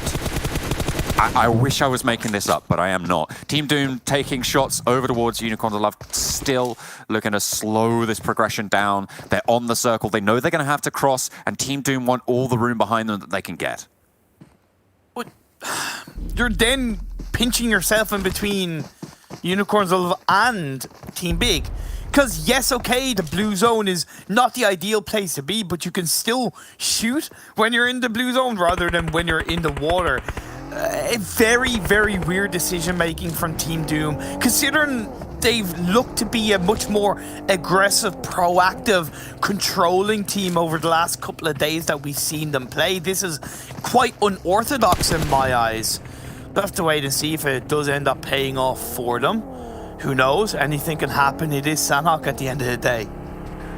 Getting the vehicle, I feel like this is a really good example of where it's great that vehicles are being used on Sanhok, right? You're just able to keep up with the blue, even though you're in these scraps, and they are able to pick up a kill for it, because you know Fresh has a little bit more safety, can get picked up by one of his teammates. There's quite a few meds left, but they will struggle getting across here. It's not going to be easy. Northern side now, as we transition on our vision here. Nexus Gaming, they're trying to eke their way in. Game Lord have other ideas. 2 players up for Nexus Gaming. 3 up and kicking for Game Lord, but out in the blue, need to struggle their way forwards. That's a flush coming on in. Not ideal. They can really get Nexus Gaming trying for the res out here. I feel like it's a little bit too late in the day for that. It's really going to start to tick. Victor, even further out, has the vision on the rock. Novelo does go down there as Creator lands the spray, gets the flush as well. Game Lord suffering. I think Game Lord mainly suffering because I know LMV are gatekeeping him in the edge of the circle, so the second they peek over that hill, you have LMV looking in their direction. They really had only one area to go, and that's towards the members of Nexus. Credit where it's due to the player of Nexus keeping Game Lord on their heels. Victor still looking for a couple of shots. Exquisite Décode finally entering in out of the blue and into the edge of the circle. Hey, 9,000 IQ rotation? We question it, but it's technically working for the time being. Every named location on Sanhok tour, I feel like they've just come off that. They did start in Painan. They went all the way around, down like past Kampong in the southeast, up through Barn, past Paradise Resort. They swung all the way over the northern bridge, and now they are in this fight on the northern side. The circle, a really heavy shift to the north, and LMV feeling pretty good about their rotation right about now. Well, though, ooh, that's not going to do you so strong when you crash straight into it. That's how strong the compound is for LMV. Yeah, you're down to 3. You can't really afford to do that on your own. Elicio gets caught out as well, with Creator finding that one. Akashi and Victor, as a duo, credit where it's due, they've done a good job of protecting their area inside, but now they have to get the push on the Nexus. Everybody's starting to try and force their way in here. Gaming still putting the nades towards Gainlord. I don't think these two teams are going to leave each other alone for the rest of this map. Very difficult to disengage here. Only Daddy remains from the World Tour Exquisite Décode UK. As Unicorns of Love take a little bit of punishment there, losing their first player. GK First does go down. Still 3 players alive for them. I can imagine that Unicorn Love might have switched up to a little bit of a heal strat. Fresh gets taken out by Xtreme Slayers. Halls finds that one a good spread from Xtreme Slayers, although one of their players is knocked down. Pappy is inside the circle. Super young roster, by the way. I like that idea of pushing into Camp Alpha. It's maybe a little bit of a long form mistake, but short term, I get it in Sanhok. And if you're just looking to ladder up as well, you're going to be able, from that position, I feel like you make it to at least sort of top 7, which is not a terrible result. Oh, look at that shot, nicely done there. Across the way, big landing, some decent pops. Xtreme Slayers now having to regroup. 3 players for them alive, one of them is downed. Exquisite Décode UK finally eliminated. TSC with their last remaining player hold on the junction compound, but there's another northeastern shift right towards LMV's spot, right towards Gamelord and Nexus Gaming. I would argue, even though the circle is once again shifted in the direction of LMV, that they may be committed too much to that coastal line compound. However, nobody's really challenged them. Deus Sirens, they get challenged by 4 Romanian boys who have dealt with these circle shifts rather well on top of the mountain, sweeping in on the side. There's 6 kills so far. Once they deal with the last player of SKP, that'll be one and done. Just like that, they have control. Very nicely done. They've swept it, sure, but now they need to descend. If they haven't got a path, it's going to be a little bit harder, but there's a moped there. Should be right for it. Beast taken down by a nade. Suave tries to control the outside, but that's not where the main threat comes. Pappy in through the building. Suave tries to slow things down. The Molotovs are on the outside as well. A nade in through the windows to try and stop them from coming out wide, but it's not going to be enough, and Xtreme Slayers take down big. That's good by Xtreme Slayers. Very good indeed for a team that are known to be a little bit more passive. They've been punished by Big in previous games, but now they protect their land. They're still inside the circle though. John and LMV are waiting. They moved up from the coastal line compound into the controlling area of this map, and Hidan is standing tall. He gets knocked down though, runs straight over. Crunched between a rock and a car. Very painful stuff coming through. Now Luff able to get the spray down. Hidan Shaw goes down, but moves on in.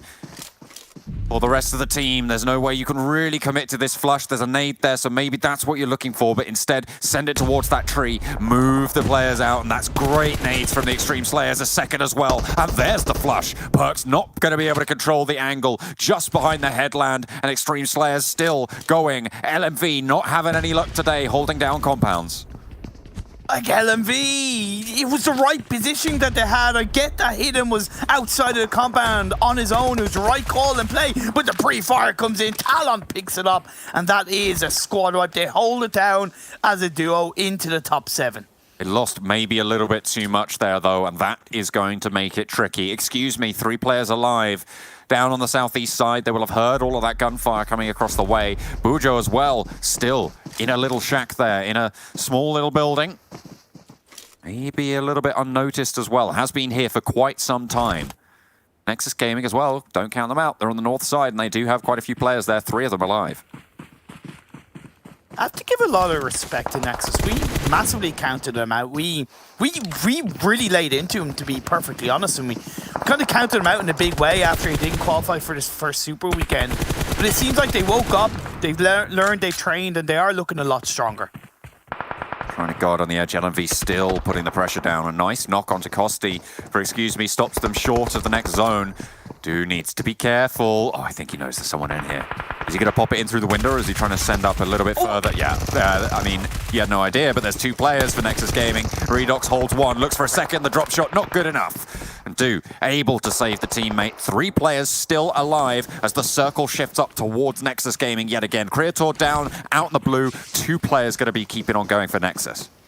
What did I say? Vector power, man. Vector Power came into play for that final kill on the 4 Romanian boys. SYR, they're taken out. Excuse me, they're still going strong as a duo. It's 2v2v2 as we're down to our final 3 teams. Duos on the hillsides of Sanhok here, a northwestern shift, pretty much as far northwest as you can get in this map. Right on the coastline, some nice high ground for LMV, but they held the target. Or both of these other teams, and the circle doesn't lie on top of them. A lot of open ground in this next circle, Imperium. I'm trying to think who has the advantage. LMV have the hillside, but it's flat out into the open. And that's going to be Dewey taking down Perks. Great start for the players down the hill. But there's shots echoing back over towards Mango. One player from their squad getting taken low, and now Mitchie very, very low as well. Looks for the shots up to Talon, and he takes him down, and just like that, with a snap of the fingers, it's Nexus Gaming who stay alive. They didn't go down from the northern edge. They fight their way through, and Nexus Gaming get the chicken dinner. Oh my god, the 3-way dance right at the end. I knew it was going to be difficult for LMV, right? Although they had the hill, that technically means that they're the most exposed team. And although Dewey did have information on one of the Excuse Me players, he got 1 knock, so that meant that they were able to focus their attention a little bit more heavily on towards the remaining players of LMV. And it was just one of those things where Talon looked for the last player of Excuse Me, but it was actually the last player of Excuse Me that took down Talon, got the final kill, got himself into second, and then the blue zone ended up taking him out, and Nexus pick up that chicken dinner. I highlighted that they've improved a lot, and this is the fruit of their labor, right? This is the fruit of them warming up, finding their feet, and really kind of showing up strong as a team.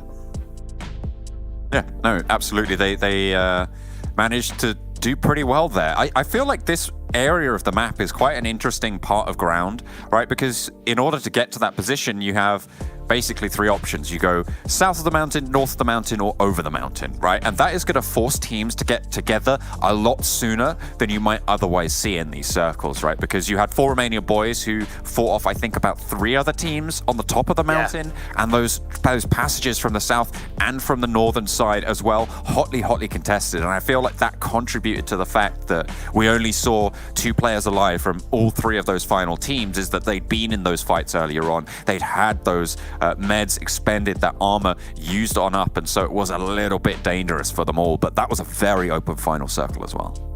I love that you highlighted the circle ending, because it was very tricky, it was different, it was unorthodox, and it's a little bit normal in terms of we've seen a lot of weird circle endings and circle shifts throughout this PMPL in the first couple of weeks, but it was definitely a new one inside the Sanhok ground. It was a great early botation from LMV, and it shows that when you do execute the timing of a botation specifically, boom, you have core control, you have core position, and they didn't kind of take it for granted, right? They got 9-10 kills up until phase, I believe, 6, when they lost 2 players at the hands of Xtreme Slayers.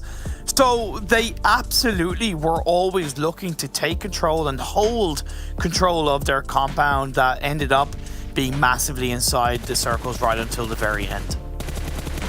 I mean, speaking of inside the circle at the very end, I have to talk a little bit about Exquisite Décode UK, right? I mean, their rotation was wild, and honestly, I didn't like it too much. I mean, sure, maybe their entry into the circle was in a good spot, but I feel like their execution from there certainly could be criticized. It felt to me like they did this wide, sweeping, grand gestures like a magician, and then it's like that. It's like that meme template of the guy with the cape, and he's like, "My job here is done," and he just dies in the end circles. There, it really did not pay out well for them, and I don't know what the idea was. I'm not entirely sure what the goal there was, but it felt like when they got into the circle, 2 players just went off in different directions and just died, and then the rest of Exquisite Décode UK got cut down in the process.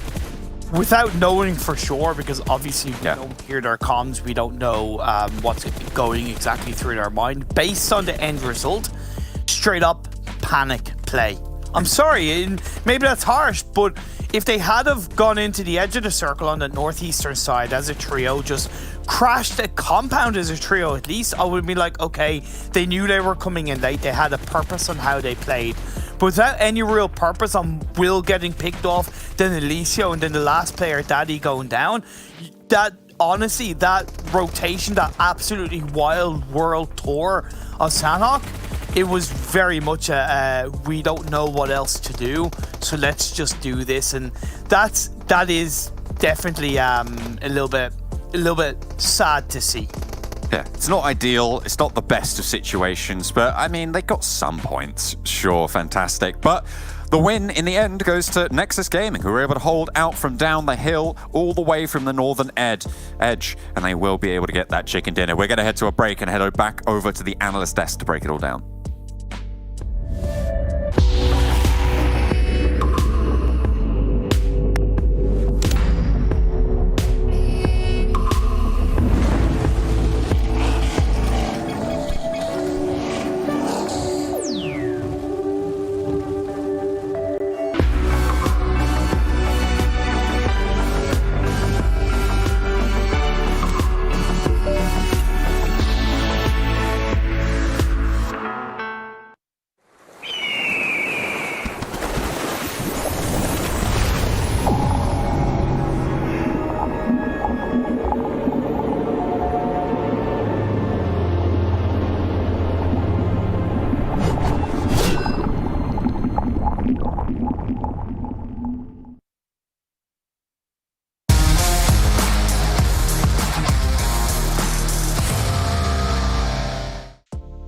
I feel like Maxman has the power of foresight because Nexus take home a chicken dinner, though he said it in the prior match to happen. But either way, also give a shout out to our sponsor of OnePlus. You know, there's 15-minute recharge time for you, and that, funny enough, it's 15 minutes between matches, so all the players with their OnePlus 9s can get that full recharge on to make sure they can continue to frag out. But gentlemen, Nexus, they get a victory. They don't have Dexter and Sushi on the team yet again here for the Super Week. I'm not sure if that's a permanent thing or a temporary thing, but Nexus, they finally close it out. I'm not gonna lie, I was looking at the game and I realized towards the end that, oh wait, there's still a team up north, and it was Nexus. I don't know how they got there. They just rotated down and picked up a few kills towards the end, but they had a strong position, had a few buildings to work with, and there were teams that were forced theoretically downhill and teams that were forced across over the road. So Nexus just waited in that position, had the kills come their way, and of course off the back of that resulted in a win. So yeah, 24 for a team that this is their very first Super Weekend, right? This is going to allow them to play catch up to the team that were at the bottom. They were doing that with the Unicorns of Love, and I think they just game alone was 24. They might have overtaken Deus Sirens. I'm not 100% sure, but I think they're close. Yeah. Yeah. The cool thing about the where you're seeing Nexus all north here on this island is that normally it's Game Lord up there. Normally it's one of the big heavy hitters of the lobby to be able to hold down that position, then kind of move down and probably get themselves like at least top 3 or something like that. But Nexus Gaming was able to defeat them up there and then be able to stage their campaign from that point on. So I think a great result from them. Not exactly the wildest number of kills coming in from them, 9, but it is Sanhok, and I'm imagining we'll get some Sanhok numbers later, Jason. Yeah, these are Sanhok numbers, but LMV, 20 points. This team has been consistently in I feel like our top 2 every single match, if I'm not mistaken. Yeah. Like they're put on such a performance. I mean, they're not getting victories, they're not getting chicken dinners, which obviously hurts because you don't get the extra 1,000 per win, but they're still doing a fantastic job of just racking up every point possible today. I have the impression every Super Weekend we have a newcomer team that does extremely well. It was 4 Romanian Boys last week, and this week it seems like it is LMV Gaming's week, so they're doing really well. Though Eastern Stars, only 2 points coming their way, and I think we have a lot of things to talk about, Kalaris, on Eastern Stars and them going down. We'll touch upon that in a bit, but looking at the top players, of course, Dorian, again, even though we haven't seen too much from 4 Romanian Boys throughout today, but Dorian's just consistently been up there instead of Redox, which it's good to see some newcomer players actually being consistently at the top, not just every once in a while. That's because this was Redox's first game. Also true, yes. Also true. But yes, you're right about Dorian. We've seen in multiple games being able to pump out the numbers, so nice to see as a whole. I'm always concerned, though, because his picture makes him look like he's a little bit sad, but he should be happy with these numbers, Jim. Looks like he has a frog in his mouth. Like it's like a like Spider-Man actor Holland is the same thing. I don't know. Oh well, I don't know. What? That's Tom. Thing, sure. No. Like there was a picture going around, like Tom Holland had a frog in his mouth, and he has the same face there. So I'm comparing him to Tom Holland, which he is good looking, Tom Holland. So it's a compliment indirectly. I reiterate. What? He's talking about. I don't know. Fair I enough. feel like The Sanhok gone numbers. crazy. Yeah. If you just realize that now, Jason, I think you have the issue here. So just Sanhok numbers. Wow. Yes. Extreme Slayers high numbers. Why am I alone here? Jason, come back. We save him yet. Just a little bit longer. Couple more seconds. Okay. Go, Max. Yeah, it's LMV high damage too. It's really good. Wow. Love it. There's this brutal situation, I think, Jason. Like, you know, we're so old. We know what's going on. Poor Max, he's a young one. He doesn't know what's happening. You know, clearly Max can't solo a show, unfortunately. I mean, I could maybe try. one day. Maybe one day. Take a look at Nexus's stats. We're going to compare league play day 1 and 2, so for the first week, up against how they've been doing so far in the Super Weekend, and we're starting to see like a steady improvement out of them. I'm not sure necessarily the reasons why, or if this is a momentum they can keep up over the next few days, but it is an improvement, and that's what we expect to see, to be honest, out of every team participating this week. Yeah. And we talked, of course, about Sushi, Rana, Dexter, and having some of the players actually being fielded out, especially Dexter. We thought that was going to impact the team. Maybe because of that change, they just needed a little bit of time, a few days, / maybe a week to actually try and lean into that a little bit more, maybe try and build some new synergies and decide who's going to be communicating, who's going to be the IGL. We don't know what's been happening internally, but it does feel there's been a drastic change, and they've been getting a little bit more consistently towards the finishing moments. Maybe not always the team to frag out and get himself consistently in top 5, top 3s, but it seems like they are steadily and very, very close to actually improving every single time. So I couldn't pinpoint exactly what's happened internally, but it seems, as long as it works for them, and it seems like it is, just keep on going. I will say, Max, I'm still sus of Nexus. I mean, yeah, they've got themselves a win. I think that's brilliant for them to get themselves a win on Sanhok here. However, when they were still having maybe troubles in the previous EU West, and they did actually, I think, have themselves wins, but there still wasn't quite that consistency there. I'm still a little bit sus. I need to see a bit more out of Nexus before we, push them up there. Yeah, I think that's fair. I think we were even saying that last season as well, is that we would see like glimpses of their team, especially when they got better towards the very end of the season, but we're not seeing any sort of consistency out of them. I mean, even the roster hasn't been consistent. We're not seeing Dexter, we're not seeing Sushi, and I think a little bit later we're going to look actually at the player sets to see how many games everyone has played for their roster. Actually, you know what, we're going to look at it right now. Let's throw it up on the screen and get an idea, because that's been our question, right? Dexter was the standout player for the team. He was the biggest player for the team, but right now it seems like him and Sushi are taking a backseat here. I mean, of course, you got to keep in mind, right, there's a very big disparity in how many games have been played every single time. But when Creator and Duo are not in, it seemed like Dexter and Sushi are the one fielding in because they both got 8 games, and Creator and Duo have himself 12. But yeah, Bam and Rana have been the 2 players consistently in. But when you have 8 games less than Bam and Rana, and you have this many more kills, you have 23, and Duo was actually part of the top 10 fraggers. And I think that after these last few games, he might be even higher. Duo being that high up is very impressive. He's got 12 games played and 23 kills, and then you have Rana who's played 20 with 9 kills. I mean, I guess subconsciously this is why I picked him yesterday when it came to the previous day when it came to the MVP, because geez Louise, the amount of work he's been able to put in across 12 games for this team, that's extremely impressive, and definitely, I mean, that's effectively rivaling Dexter numbers if you think about their previous season. So you gotta wonder if Duo and Dexter play together, would that be like the dream team for Nexus? Yeah, probably. Probably, yeah. That would be probably a significant bump up. I think that's something we'll talk to him about before tomorrow, get an idea of why Dexter and Sushi aren't playing at the moment. But let's take a quick look at our overall standings to see if anything has changed up here. Game Lord still going to be ahead by 3 points here up against Eastern Stars, but we have Exquisite Décode still in 3rd place. Conqueror still holding on to 5th place at the moment. But LMV, man, this team, you know, at this rate, I wouldn't be surprised to see them actually easily pass Conqueror's not here by the end of the 3 days. Exactly. Yeah, exactly. I mean, Conqueror's not here. They could make it happen tomorrow minimum, maybe even potentially 3 days, just if you want to be really cool about that. For Romanian Boys not having the most insane results as of recent times. So I think a top 5 is definitely an eventuality for LMV Gaming at the end of this Super Weekend, yeah. Let's think about this quickly. LMV coming in had 61 points. That's all I need to say. They doubled in a day. 131. That is crazy stuff coming out from them for the day. I mean, there has been slight moments where, you know, there have been fortuitous circles going there, but you've still got to work with it. You've still got to be able to hold people out of these positions, and LMV has been doing brilliantly today. Interesting. Well, let's take a look at our second page here. I mean, Excuse Me have been able to make their way up as well. They've had a pretty damn decent day, but still there's a lot of teams we're not seeing here on this front page. Super Young roster, I believe, have fallen off the top 8. Team Doom as well. But Destiny, another team that's not participating, Xtreme Slayers, have had a pretty good performance. Vodafone seeming to slip further and further behind. But this is getting like really, I'd say, frustrating for teams like Destiny and Vodafone Giants, who did so well in the first week, that they're just not here yet again. And hopefully it's kind of the fire they need burned under them to help them wake up and start to perform here in week 3.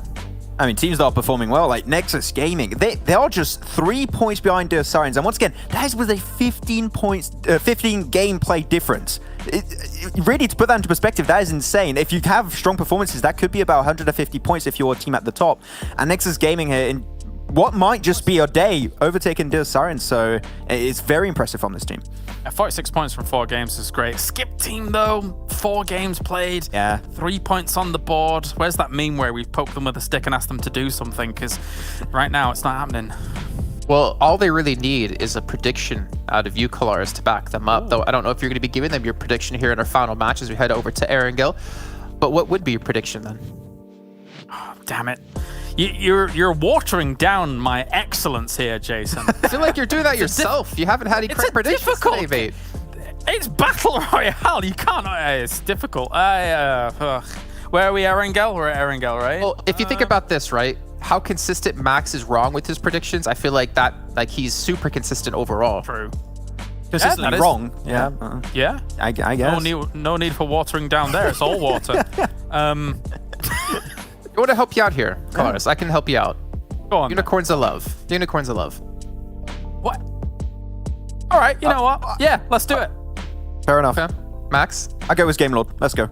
Okay, well, let's hop into our final round of the day. Let's bring back in our commenters as we have Imperium and Blake join us once again. We'll check in with you, Kalaris and Max, in just a few seconds. But gentlemen, take us into the final round here of our first day of our second Super Weekend. Oh my God, Blake, you were so short. I'm a short man, okay? I am not tall whatsoever. Watch. Wait. How was that? Is that better? Is it better? Oh, okay. Yeah. I think if I squat, it'll look better. Yeah, is that? Yeah. 100%, dude. That's how it works. That's just how it works, man. That's how it goes. I'm getting in my leg day, mate. Military base, though. Heading up towards Mansion. Easy days. Yeah, it's a good playing path to kick things off. Sorry, brother. Look. You know what, mate? I want your predictions. Who do you think's gonna win? Okay. I'm gonna give it over to Super Young roster. Look, I want to see these guys do well. I've been happy with them, how they've been playing, all that good stuff. Hopefully they can continue that. I feel like they deserve a win. They've really been pushing for it. But LMV, currently the stars of the day at the moment, are already bumping themselves up all the way to 131 points. Starting off this Super Weekend with 61, I believe. I think actually even less than that, I might. But they've had an insane day so far. Insane day. You were bang on. They started this Super Weekend with 61 points. They've scored 70 points in 4 games, none of them being chicken dinners. And even out of the 70 points, they've gotten a hell of a lot of kills with that. They've gone 6, 4, 10, 10, 20. They've gone like 30 kills out of the 70 points. So that's a very healthy balance between placement and kill points. So yeah, like Kalaris dead on the desk, as much as there's been a little bit of circle look involved, you still need to do something within that circle, and LMV have done a hell of a lot. Yeah, I think that maybe too much in some cases though, right? Imperial, they've made some big splits, and that's acceptable. I'm okay with that. I think at some point they have to think to themselves about maybe regrouping. This is a rough line path for the considering the circle, so a lot of these teams got to be very wary that majority teams won't be all the way on the western side, so a little bit difficult to cross over towards there. For Romanian Boys heading towards Gatka should have nice cheeky approach into the game, and Unicorns of Love currently vying for position with Super Young roster up towards Kameshki's side. Yeah, your pick for the chicken dinner Super Young roster are gonna have to take possibly a little bit of an early battle against Unicorns of Love. what Unicorns Love could do is possibly go for a couple of early vehicles if they know where they are and shoot themselves over to North George. But for now, Team Big going to be facing the challenge of excuse me. An initial knock will allow Prada to move away, but he is surrounded by the rest of Big as the revive is pulled off. Prada does have the support of his teammates. You can see they're all now rolling in onto this compound, so excuse me, not ready to give this one up. We're going to have an early game fight between these two teams. Big, they haven't really had the best of days yet to get a chicken dinner in the Super Weekend, so I kind of want to see them win out on top of this one, but I also appreciate how good of a day, excuse me, I've had. I mean, excuse me, is looking strong. I mean, this fight was most likely going to happen with teams having to push up towards the western side. This is a pretty important crossing as well, an important compound. Excuse me's found their way into a couple of buildings on their west. Nade's been throwing through. Mango's trying to get into that building and just get a foothold a little bit for excuse me at the moment. But whoever wins this should have a good time. But again, this fight's on a timer because most of the teams dropped over to the eastern side. Again, this is a popular crossing for a lot of these teams in terms of the road. So finishing this fight quickly would be good. And it looks like we just saw a quick peek of a shotgun. So those teams aren't particularly geared up just yet. Oh, God, no. Oh, God, no. Like, Cossie doesn't even have a backpack or a level 1 helmet.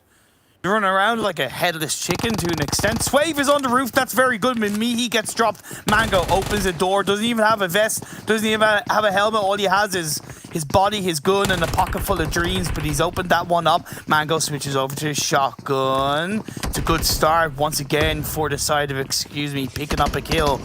And you're dead right about what you said. Both of these teams really need to clean up this fight sooner rather than later, because the longer they leave it, the harder it's going to be as teams will start to wrap around them. It's a good response. Wave gets dropped down. Beast, he's left on his own, and Mango recognizes this. He's on a little bit of health. He's going to play on towards the upstairs area, and Beast is maybe going to be able to catch him out, but that's going to be a good turnaround and a clean squad wipe onto Big.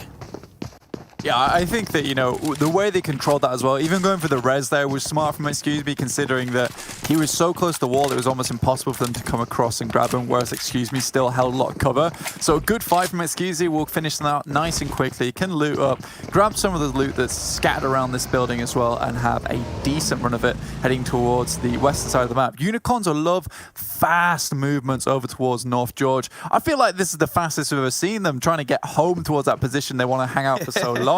It's so strange. It's like, you know, for the rest of the game, when it comes to rotating away from North George, oh god, it's a grudgingly slow experience. But getting to North George, on the other hand, that's fast. That's gear 5 right there. My one potential problem with it is that they hang around in North George for too long. And then as phase 2 shifts up, they lose that element of control. They lose that element of information. What is a positive for the time being is that Fresh is much further away, still coming along the shooting range hill, so he might be able to stay around that area. Maybe he feels like he's looted up enough. The rest of the team will pick up any extra ammo, any extra smokes, any extra utility needed. Hand it over to Fresh. They have a bit of a controlling position. That might work out, but it all depends on where Fresh ends up going. If it's into North George or if it's out on towards that shooting range high ground. Yeah, I mean, if you can have a landing point to hit towards and then be able to jump out from there by, you know, grabbing the rest of his team and pulling them over his way, that'd be good. I think that with this kind of circle, though, you can be fairly certain that these crates positioned North George are going to be strong positions throughout the majority of the game anyway, until we hit those very much later circles. For Romanian Boys, they're in Gaka. You know, we know they control this position, and they have good control of this area anyway. So 4 Romanian Boys should be absolutely fine. But LMV, this is probably the easiest time that they've had here on Erangel. We know they spend so much time outside the circle for so long, but usually can find a very good opening to get into the circle itself. This time they don't have to move too far and can even head towards the western coast and have a very, very easy drive through up towards Hospital. Driving down the road like a... I'm trying to think of a song, but that didn't work out too well. I was just thinking of a nice Sunday morning drive song of just kind of, you know, going through the coastline. LMV are just kind of, you know, enjoying the wind blowing through their hairs. I know they'd have helmets on, but they'd probably take them off while they're driving. And, you know, just enjoying the scenery. Yeah, exactly. And there's no better way to enjoy the scenery than with a couple of backflips from the car itself. You know, you get to see what things look like from a different perspective, which is absolutely fine. I'm okay with that. Team Doom, though, they're on their approach. You know, they're going to hit towards Exclusive position towards apartments, but looks like they're heading towards the hillsides first. A good rotation, say at least, will provide them a lot of that high ground to be able to watch down on their targets and see what's up. But for the guys for Exquisite Décode, they've got a long way to go, and realistically they do rotate over and underneath Stalber, and that usually works out in their favor, so they should be fine. But in this game, it's so sad that Big went down early, and ChasMac have identified that, seeing that no one's around Severny, trying to give it caution, but I think they're realizing that there's no one here. I think for Exquisite Décode's rotation that is on towards the north of Yasnaya, south of Stalbar, I think one of the weaknesses with the way they rotate on that is more the timing of it. I think that kind of variable, more off-the-cuff rotation is very much rewarded when you pull it off earlier, whereas Eastern Stars, they're clearly initially heading for a little bit more of a direct rotation, and that's the time where you maybe wait until Phase 2 pops up, whereas Exquisite Décode, to me, they're kind of losing out compared to Game Lord, possibly maybe compared to TSC. Just something for them to think about as we are getting into Phase 2. LMV have made their way up on the western coastal line. Yes, this is what I thought would happen from LMV. So they take the classic approach towards the crates in the hospital, and it's a very easy rotation for them as well, down from Primorsk, and a fast rotation as well because they're on the roadside. I think Exquisite Décode UK, you know, yes, they're behind Game Lord and TSC, but they kind of go for this rotation to give themselves opportunities. I think with it being so far towards the northwest, those opportunities weren't so important, so crucial as if we had a Rozhok circle where you've got to really decide between those bridges. And Will already takes a knock from SKP. There is a return fire, but will be out that vehicle, and Reznov's desperately trying to skirt towards the rest of his team.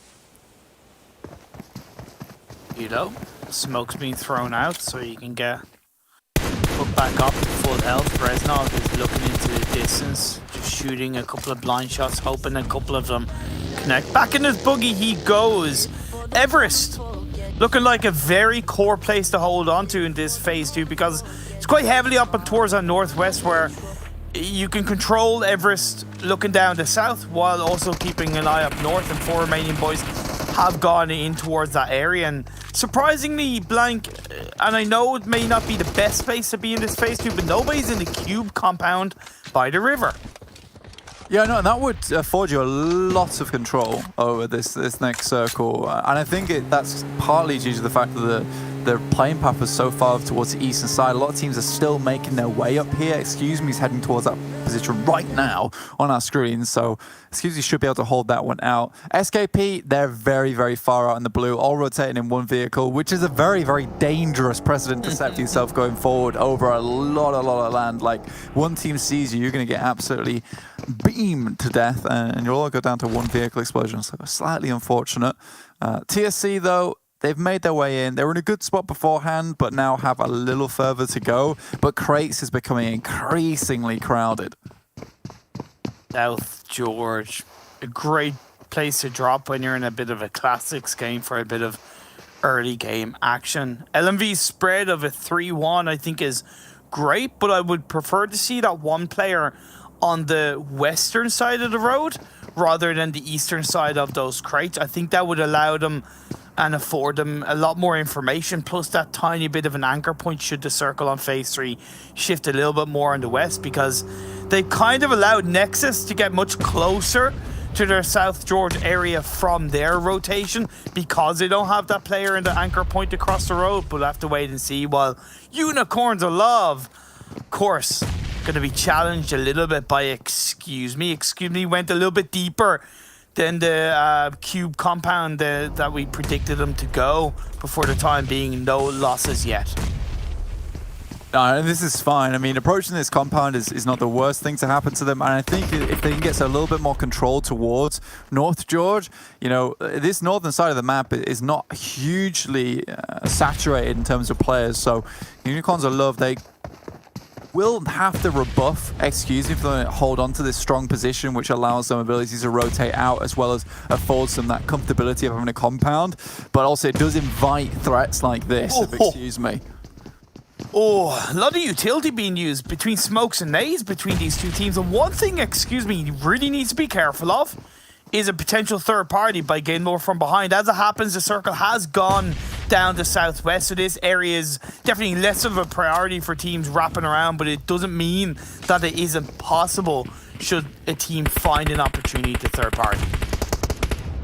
Yeah, I think for both these teams, again, been put on another timer here where they want to finish up this fight so they can start to move across the bridge before too many players get over this location, and that crossing becomes so much more difficult to make happen. Unicorns of Love starting to just walk back just a touch here, Imperium, trying to get away from this fight, but ChasMac, TSC, they're both looking to make that cross. You can see super young roster towards Crate side, and it's more or less towards South Georgia at the moment, though. I think it is currently Game Lord who's passing underneath Crates, but I think South George, yes, there's so many buildings here that players can take up residence in. Oh, yes. Oh, yes. Lots of buildings in play. Lynn, oh, yeah, hate to see it. Bit of a failed molly, but he'll be able to throw the second one in to confirm the kill on the Cossi. Now Unicorns of Love are going to look to sweep in to the large building. It is easier said than done to really push in across the way. Michi behind, hanging onto the wall. Fresh is aware of that, and GK the first is going to hang around on the other side. It's a two-man push, a little bit of damage. Delty does get a knock on the Rokas, but in return, that's going to be a counter knock. And GK gets a backstab and takes down another player of, just Mango left on his own. Yeah, sadly though, this isn't a clean fight and they do lose Rolkis, which is going to hurt them in the long run. I think that when you start to play these compound-focused circles like this one, you know, having 4 players alive is extremely important, as LMV will have certainly known from last game on Erangel, where honestly having that 3-man split came back to bite them, and it would have been lovely if they could have had a 2-2 split instead.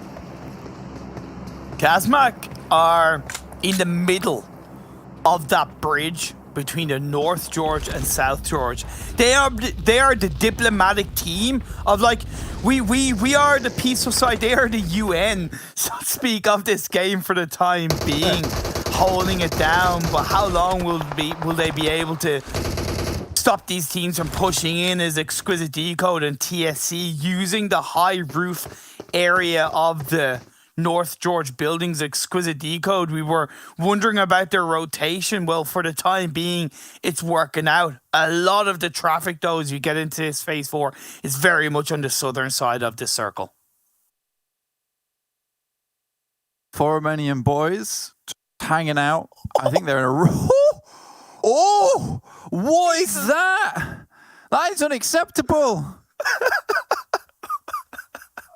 Oh, it feels like the circle has just taken a big fish out of that water and literally gone round and slapped every one of these players across the face with a salty little thwomp. Jesus, that is awful. I feel their pain. I feel their pain so much, Blank. Like, there's not even really much to technically, analytically break down, because the circle is about like 80% water. It's just every man, woman, child, brethren, fish, whatever, for themselves between these teams. Nexus, Xtreme Slayers, you have 4 Romanian Boys. Third party, fourth party, fifth party, more. This game is just going to heat up until the very end. Oh yeah, dude. I mean, I think that it kind of speaks for itself as soon as we cut over to South George and all you can hear is this. Every team's like, we need this spot more than you, like 100%. Looking at the screen right now, Nexus though, with a few knocks their side, we're able to get them back up again. Xtreme Slayers not able to quite hound them on that position, but it is just a small little house. Nothing too special yet, Imperium. ChasMac have opted to move to the south side. They got there quite nicely, sticking to the coastline. I believe they swam there from the riverside, Poco for Romanian Boys. Looks to try and reposition, but Stars is going to get blown up. That was a bit of a risky play. I don't even know why he really looked to make that, not really knowing exactly where everybody was around him. You have Deus Sirens coming in from behind, could be looking for a little bit of a fourth party in amongst all of this action. Exo Machine and Door in the last two players up for 4 Romanian Boys. Could be rough for these two guys, honestly. They're right at the back of the queue to get onto the bridge and save yourself should we get a little bit more water. Unicorns of Love, a dead stop though on the northern side, and why not? Like, you're so confused of what to do next. They're currently just taking pot shots at TSC, who had considered making the crossing, but now aren't so sure. I just feel for every team, for every IGL on what decision to make. I would argue just make a decision and somewhat commit to it and hope for the absolute best. I believe that's what Deus Sirens have been doing, at least since this last circle shift. They have opted to stick to the coastline. ChasMac can get angles onto them. He can see in the minimap that that's exactly what they're doing. So really, this position is very much pinched for the Sirens. Is definitely a struggle to get into here. I mean, as soon as they start making movements, they're going to get shot by a lot of people. And realistically, they need to get a knock before they move up. Making this crash over such open ground as well, without any smokes, to say the least, it'll be very difficult. Sending in a smoke try would be nice, but Doobie hits the nade right off the noggin. Very beautiful. Desk have highlighted how good Doobie has been, and the statistics speaks for itself, so there's no surprise that he got that nade, not got that nade confirmation, and suppresses the Sirens even more. The next circle shifts up, and we are ending on North George, technically, but that's a good, like, 80% water. Yeah, I'm a bit upset with this circle, realistically. I think the circle was like, yeah, there's definitely land, right? And they're like, no, there's a bridge that connects the land. Like, no, that's land. That's definitely land. And the player's like, this is the worst, but we are going to have an interesting approach where we literally have Thermopylae here and the Spartans in Unicorns of Love and Exquisite Décode UK, who are going to have to stop this approach of a huge army of players. But first of all, this army of players is going to have to backstab one another to even try and get across the river itself. I love it. Eastern Stars are like, you know what, screw this. We're full sending into the river. Hey, Geronimo! 3 to make it in. Super young roster. Try to pick up a kill here or there, but Doom are going to be the next team to follow Eastern Stars. Super young roster already has a player inside the river. You have Game Lord with a player up. Xtreme Slayers take down 4 Romanian Boys. LMV going to third party that one. They are somewhat the gatekeepers. And here's the thing. LMV know that they realistically probably can't win the game, so they've really got to do what they can to hoover up as many kills from the teams that are down the South George area. And they're already making that happen with a massive squad wipe over towards Xtreme Slayers. They will have to move shortly. A lot of these teams that had vehicles have, as you can see, sent themselves into the water, masquerading as fish at the moment. So, you know, our sea life in PUBG Mobile is quite rampant. Don't you worry, we do have lots and lots of wildlife ahead of us. As you can see, as everyone begins their little marathon, a little Iron Man, get in the vehicle, get on your bike, get in the water, try to get to the other side. Unicorns of Love and Exquisite Décode UK, by virtue of their long rotation on the northern side, whereas everyone else is comfortable just to head up towards hospital, have been saved just a little bit of breath. And as far as you know, nobody's on the bridge except LMV. So that's why it was so easy for them to enter that circle. Everybody's underneath the bridge. This is absolutely crazy. I would reckon a good 85% to 90% of the remaining players in the lobby are all in the water. Yeah, I'm for Exquisite Décode UK and Unicorns of Love. There is a modicum of trust at the moment. Not a lot, but they are taking shots at one another now and again. But they're like, what? We'll just kill the people in the water. Let's take our points and then we can resume this duel later. Good question, Blank. If you could be any fish, what fish would you be? I would be question. I know. A dolphin. I reckon a dolphin, dude. Yeah. That's a damn good answer. Either a dolphin or a hammerhead shark. Because I like to look dopey and I feel quite sleepy sometimes. I would be catfish, because that's technically 2 animals in one, right? Yeah, that's true. That's true. That's a good one. I mean, you could come up onto land at some point, evolve, and take over. That would also be good. Either Circle that does not want to move away from the water, does it? No, it doesn't. It doesn't, mate. Either that or a penguin. I would definitely be a penguin. Look at the. This is incredible. I've never seen anything quite like it. I have never seen anything quite like it. This literally is like when the turtles all come home to their one island and try and make it up the beach as fast as possible. But instead we have a lot of players. We'll see how fast they can get up the beach side. I mean, there's really not a lot of places that you can make it onto open ground. Lynn does get taken out, so that's definitely troubling for Unicorns of Love ability to close out the remaining moments of this game, because Exquisite Décode, who are the only other team in North George, do have 3 players up. LMV are still on that bridge. You can see Result, who was in one of the first players in the water for his side, has been able to cross over to the northern bridge. Hold on, be avoided by Exquisite Décode and Unicorns Love, and now he's doing a hell of a lot of work, and because he has teammates blank in the water, they're giving information over to him. Yeah, I mean, he's managed to make it in, and so it's becoming a lot easier for him. It's so crazy to have 25 players alive at 23 minutes in the game. All these players just dipping in and out, but there's absolutely no way that they can remain in this position. It's Exquisite Décode UK, Unicorns of Love, completely perplexed by the scenario, and Alicio realizes as the circle tightens, he needs to start putting his attention over towards Unicorns of Love and add a little bit of pressure to their side.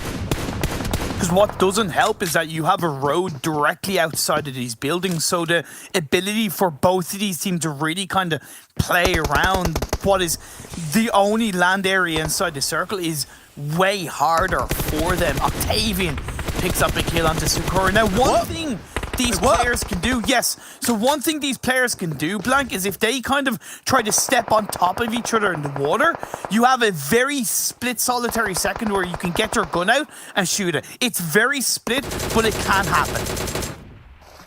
Wait, so Octavian's standing on top of Bazzi right now to take shots? Yeah. That's nutty. Yep. It's crazy, but it can work. Plus, the circle shifted down south, Blank. We're having a bridge finish. What the Is this hell going to be an LMV win? It's an LMV circle. Who would have thought? Now, they don't have a compound to control, but they certainly have the only real landmass availability for them. Not land, it's a bridge. Okay. I mean, Unicorns of Love, as well as Exquisite Décode UK, were so happy and so fond of their positions. And you know, that trust I was talking about earlier, they were out of gentleman's agreement, they were going to shoot each other, and now they realise that we are ruined. This is going to be so difficult. We have to walk on the open ground. And you said it earlier, Imperium, just commit to one thing. And LMV were like, if we're going to go down, we're going to go down on the bridge with 4 members. You know, we're not moving. Let's just hope there's a chance in hell that this moves down on the bridge. And it has. And LMV, I don't see them losing this game. I do not see them losing this game. They get a very important couple of shots onto SYR, who are having their own little fight against Unicorns of Love. A third party in play, hit down with the red dot. M4 shooting over, and that is going to be Unicorns of Love taken out. One of the only few remaining players in the water. There's technically 9 to 10 teams, but there's only 16 players, so it's absolute madness. And 4 of those 16 players is one team.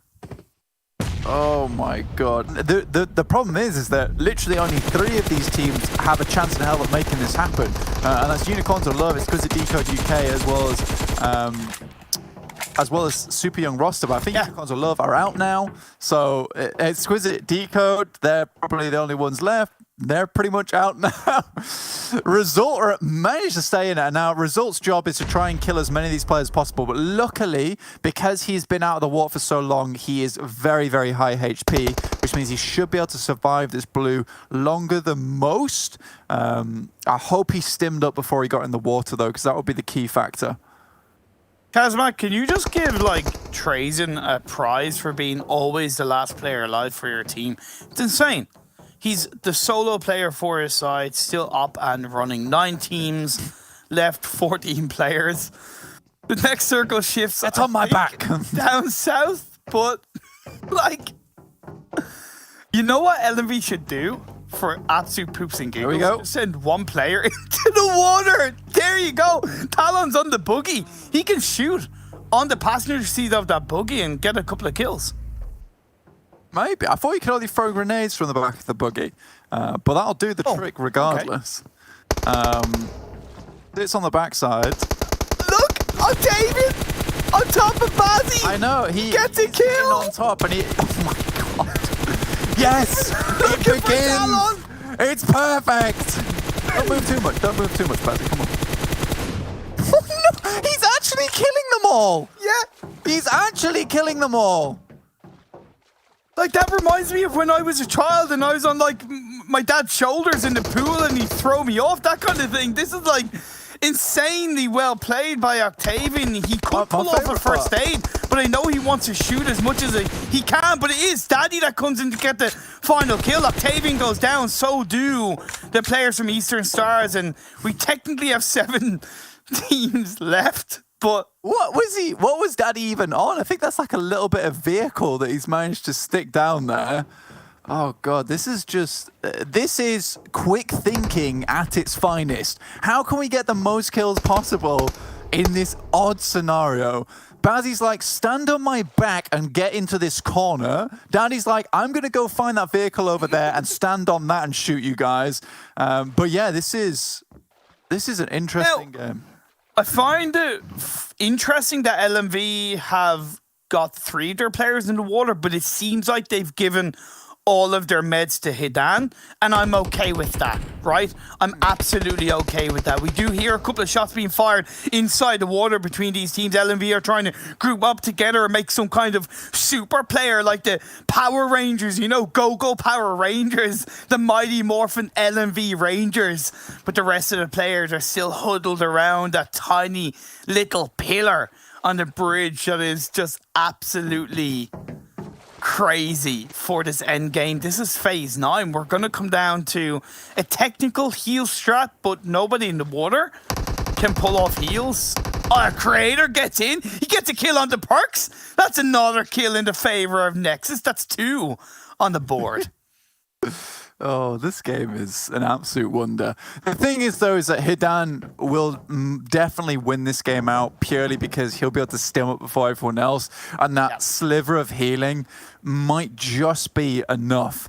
Again, though, I think the only other player in the water that has enough health is Result, unless, Result's still alive, so that's the only other player I can see winning this game, but I think even so, Hidan should just be able to eke this one out.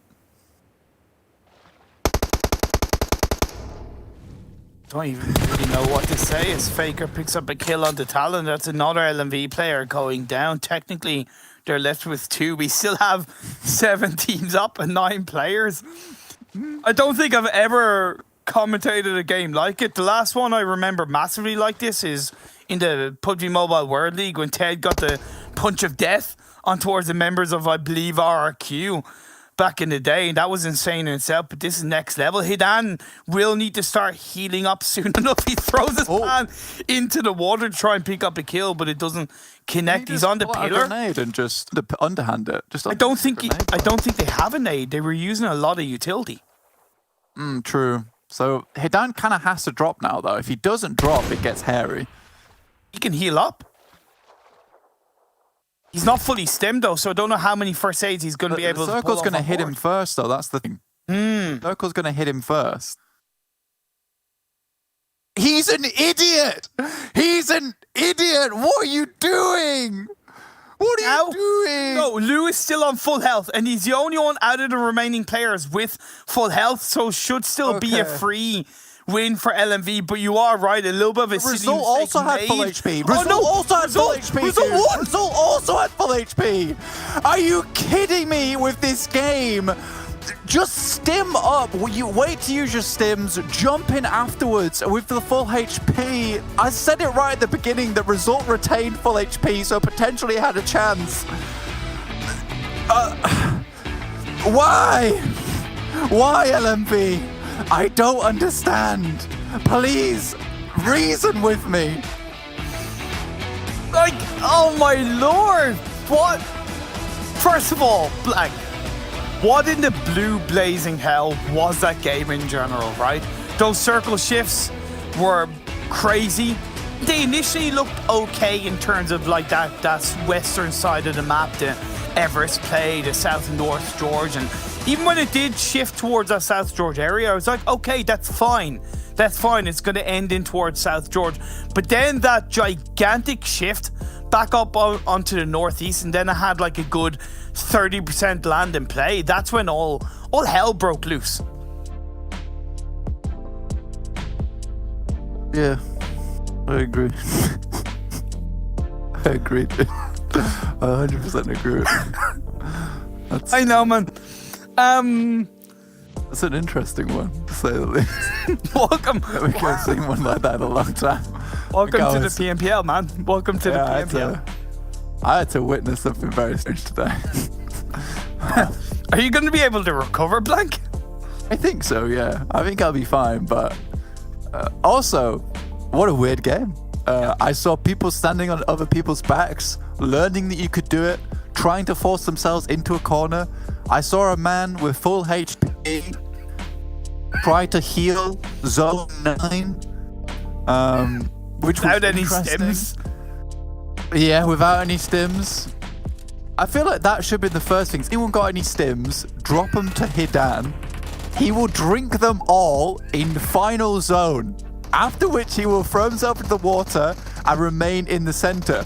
Result is a genius because he dives. He dives with full HP and make sure he's underneath Luff. It's a gamer move. And I saw it from a long time ago where he had full HP getting into the water, but yeah, go on. Didn't you call Super Young Roster to win this game? Yes, I did. Yes. I don't feel proud. I don't feel proud of that. No. Yeah. You have to. You have to feel proud of that. I said that they deserve to win, to be fair. The result... It was a good... They got to the beach. Which was good. They fought against Unicorns at Love, and Result came back with full HP, which is fantastic. Sure. Managed to retain full HP, all the while dodging and ducking behind the pillar as nasty Octavian was trying to shoot at them all. But yeah, incredible game. It just one that I'll never ever forget. I'll put it that way. Trying to kind of take everything aside, we do have to give a lot of credit to LMV for today's performance. Every single game, they've gotten over 10 points with a number of second and third places across the board. They started today's games with 70 points in 4 games. I believe they got around 20 points in that one. So that's 90 plus points in one day of games and 5 games. That is an incredible amount, a level of consistency from this team. Yeah, it's really quite good, to say the least. I think LMV is just determined not to win those final moments, though, by one way or another. I am so proud of LMV, but the late game decisions seem to be where they get caught up. I would argue, all things considered, great day, right? Like, every single one of those players played phenomenally well, and realistically, I can't be that angry with them. I wouldn't even know what to do in that situation. I'm Captain Hindsight here. Well, could you put that, because it's a bit of a genuine question and you do bring up a good point, their kind of failure to close out these games. Could it be because they haven't, in this PMPL at least, they haven't been in this position yet, right? They had a okay start league play wise, but they haven't really been in this kind of, hey, we control this game position, and that can not catch some teams off, but if you're not used to it, you can slip up.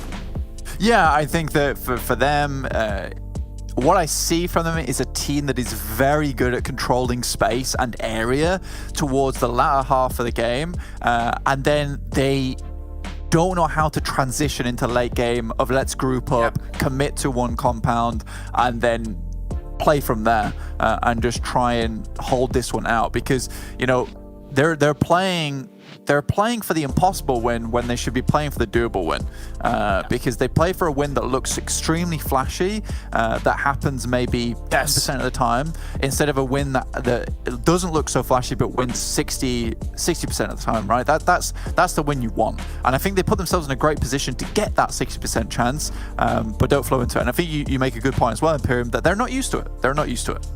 Yeah. Just a hell of a game, and what a way to close out the first day of the second super weekend. It was interesting. Like you said, I don't think I'll ever forget this game. Yeah. You can forget us though.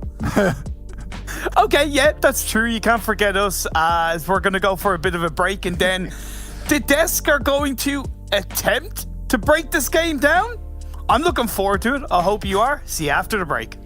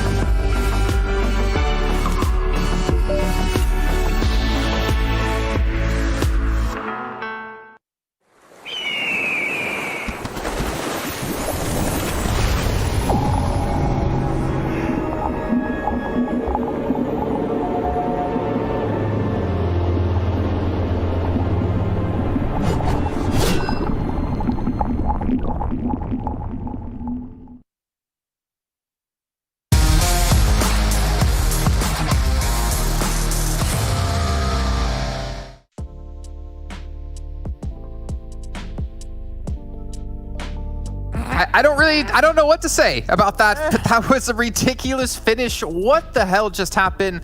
Cars and Max might attempt to break that down for me. Go on, Max, before I explode. Lot of water and a bridge. There you go. That's all I have, Jason. Right, yeah, I'll take it. Oh my god. This was gifted to LMV. They've had such a good day. Hey, Dad, if you'd have just repositioned yourself and played that a little bit differently. This was gifted to them. Never mind all the ridiculous situations that go on with this circle. Never mind this circle is like 0.01% chance of even occurring, Max. I know my math skills aren't good, but Hiran's geometry skills are definitely not that strong either. Like, it's not that hard to find the center of the circle, mate. Come on. And he tried to out-heal. You cannot out-heal that circle. It's just not possible. So that is something that unfortunately did not work out. And then it's just about certain mechanics being used in the game at some point while in the water. But yeah, I have nothing else to add other than that should have been an LMV win. And that is one of the biggest throws I think I've ever covered in well, I can tell you ever. Go on, Jason. I'm reading the chat right now from the players, and Imperium's asking, what was that game? And he was saying they were kind of gifted a free win, and he then says I can't say exactly what he said, but he said he messed up. He was not centered at all. One way to describe it. But to be fair, if we push past that, LMV still had an amazing day overall. Yes, it did. Can we keep talking about this game though? Is that okay? Jason, free. Right, okay. Wait a minute. All right. So the circle goes center on the bridge, right? Okay, LMV has the perfect position to be able to make this transition happen. Haydan doing some big numbers. That's great. On the other side, though, everybody in that south side is committing to the water. It's understandable. It's crazy. There's no way they're going to be able to get on the bridge with LMV in the position that they're in. We have Exquisite and Unicorns of Love. In my mind, one of those early-ish, if they're not holding each other off, makes the move to the other side of the bridge and then makes it effectively a Exquisite Décode in, for example, versus an LMV. That doesn't happen. LMV seizes control of the entirety of the bridge. How only one team ended up on there, considering that there is some cover, is beyond me. But sorry, I'm a bit wound up. I'll calm down. But you're fully right though. They had the most advanced position in the north, and if you tried to push on that spot, it was barren land. It was completely no man's land, even, I would say. There was no chance you're going to push that. And even just to survive in the northern side, they used all the resources, all the utility, all the smokes that they could. So to push that is basically impossible. So, I mean, yeah, LMV had the strongest position, and the fact that they were so late to rotate down south allowed them to get access to the bridge. But there were definitely some things that should have been done better. Not could, but should have been done better at the end. I like the pivot as well, Jason, of kind of super young rosters, kind of their mindsets. Like, okay, well, we can't really surely we can't win this game. Ha ha ha, chuckle, chuckle. We'll go to the other side of the embankment and then just fire at everything. I love that decision. The fact that you're just looking for the consolation points wherever you can find them, then for them to win the bloody game, I don't know, Jason. This is all sorts of crazy. Balanced as all things should be here. They take home 15, almost 1,600 damage with 8 kills as well. You know, LMV.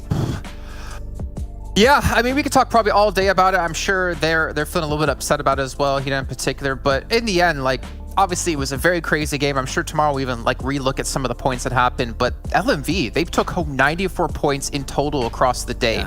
Without a chicken dinner. Like, this team put up so many points that I'm curious to see where they've moved in the rankings. This is something I'm going to have to check out for tomorrow's pre-show.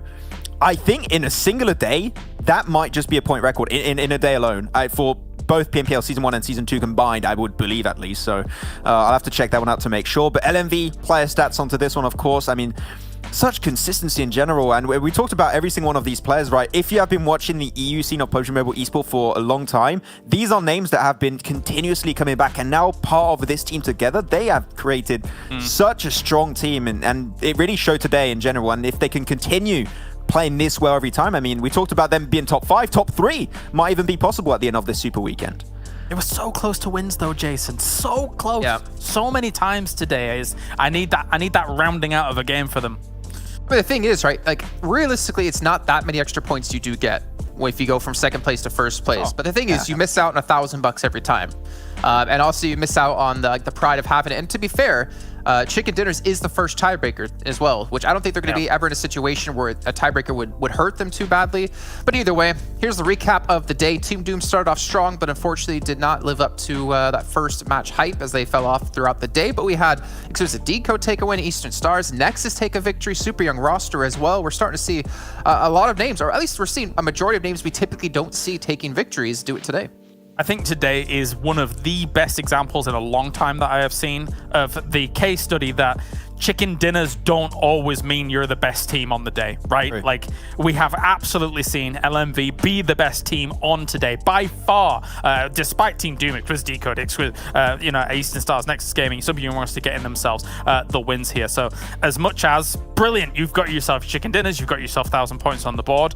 Kudos, I have to reiterate, to LMV for looking so good throughout the day. I mean, yeah, the thing is, when you look back also at last PMPL was an absolute great show to look, but you had a team that was running away with the lead that was also always going to be Panda, right? You look at this one now, I have so much more hope for the EU scene when it comes down to it. The level of competition is so much higher. Everyone is contesting, especially in this second Super Weekend. Teams that you might not always expect getting himself a win. Team Doom able to get himself on Nexus Gaming, super young roster. I am just hopeful for the future of the EU scene. This year's has been getting even better as time goes on, but man, imagine 2022, 2023. I mean, the region on the international stage might have a chance in just a few months or a few years' time. I can't decide, Jason, if I want more of those circles or never that circle ever again. I'm really torn. I think it should be pretty simple. More of those circles. Yeah, give me more, yeah. You get to see teams taking advantage of situations, but it's come time to... I think Kalaris is pretty undefeated when it comes to our predictions here of what our MVP of the day is going to be. And him and I have already traded our answers to each other privately at the exact same time. Oh, wow. Now, Maxman, the question is, will you key into what we predicted? What's your prediction here for the MVP? I mean, it's definitely an LMV player. Okay, he's gonna get it. So I'm hesitating between Perks and Talon. Okay. I'm gonna have to go with Talon on this one. I think it might be Perks, but I'm gonna go with Talon. Sure. Final answer? Yes. Yeah, final answer. I don't know how you seem to do it time and time again, Max. Let's take a look at our MVP of the day. It's going to be from LMV, and it's actually going to be Talon. It is. Oh my God! I mean, let's be honest, Max. You just saw the player stats from the day, and Talon had everything lit up blue. He led his team, so it was really easy. And what's really disappointing, you actually thought it was going to be maybe someone else. I mean, to be honest, I was thinking of different things. Okay. Jason and I said this at the start of the previous game, I think. Was that when we said it, Jason? Pretty early, yeah. He's looked great, and it wasn't even necessarily this game that he put up the big numbers in. It's just been constant consistency throughout the entire day from Talon. Brilliant stuff. Oh, I want to be nice to you, Max, but you keep giving me opportunities to be mean. You got it. Maybe tomorrow. You got it. It's fine. Yeah, but he was like, it's between Talon and Perks.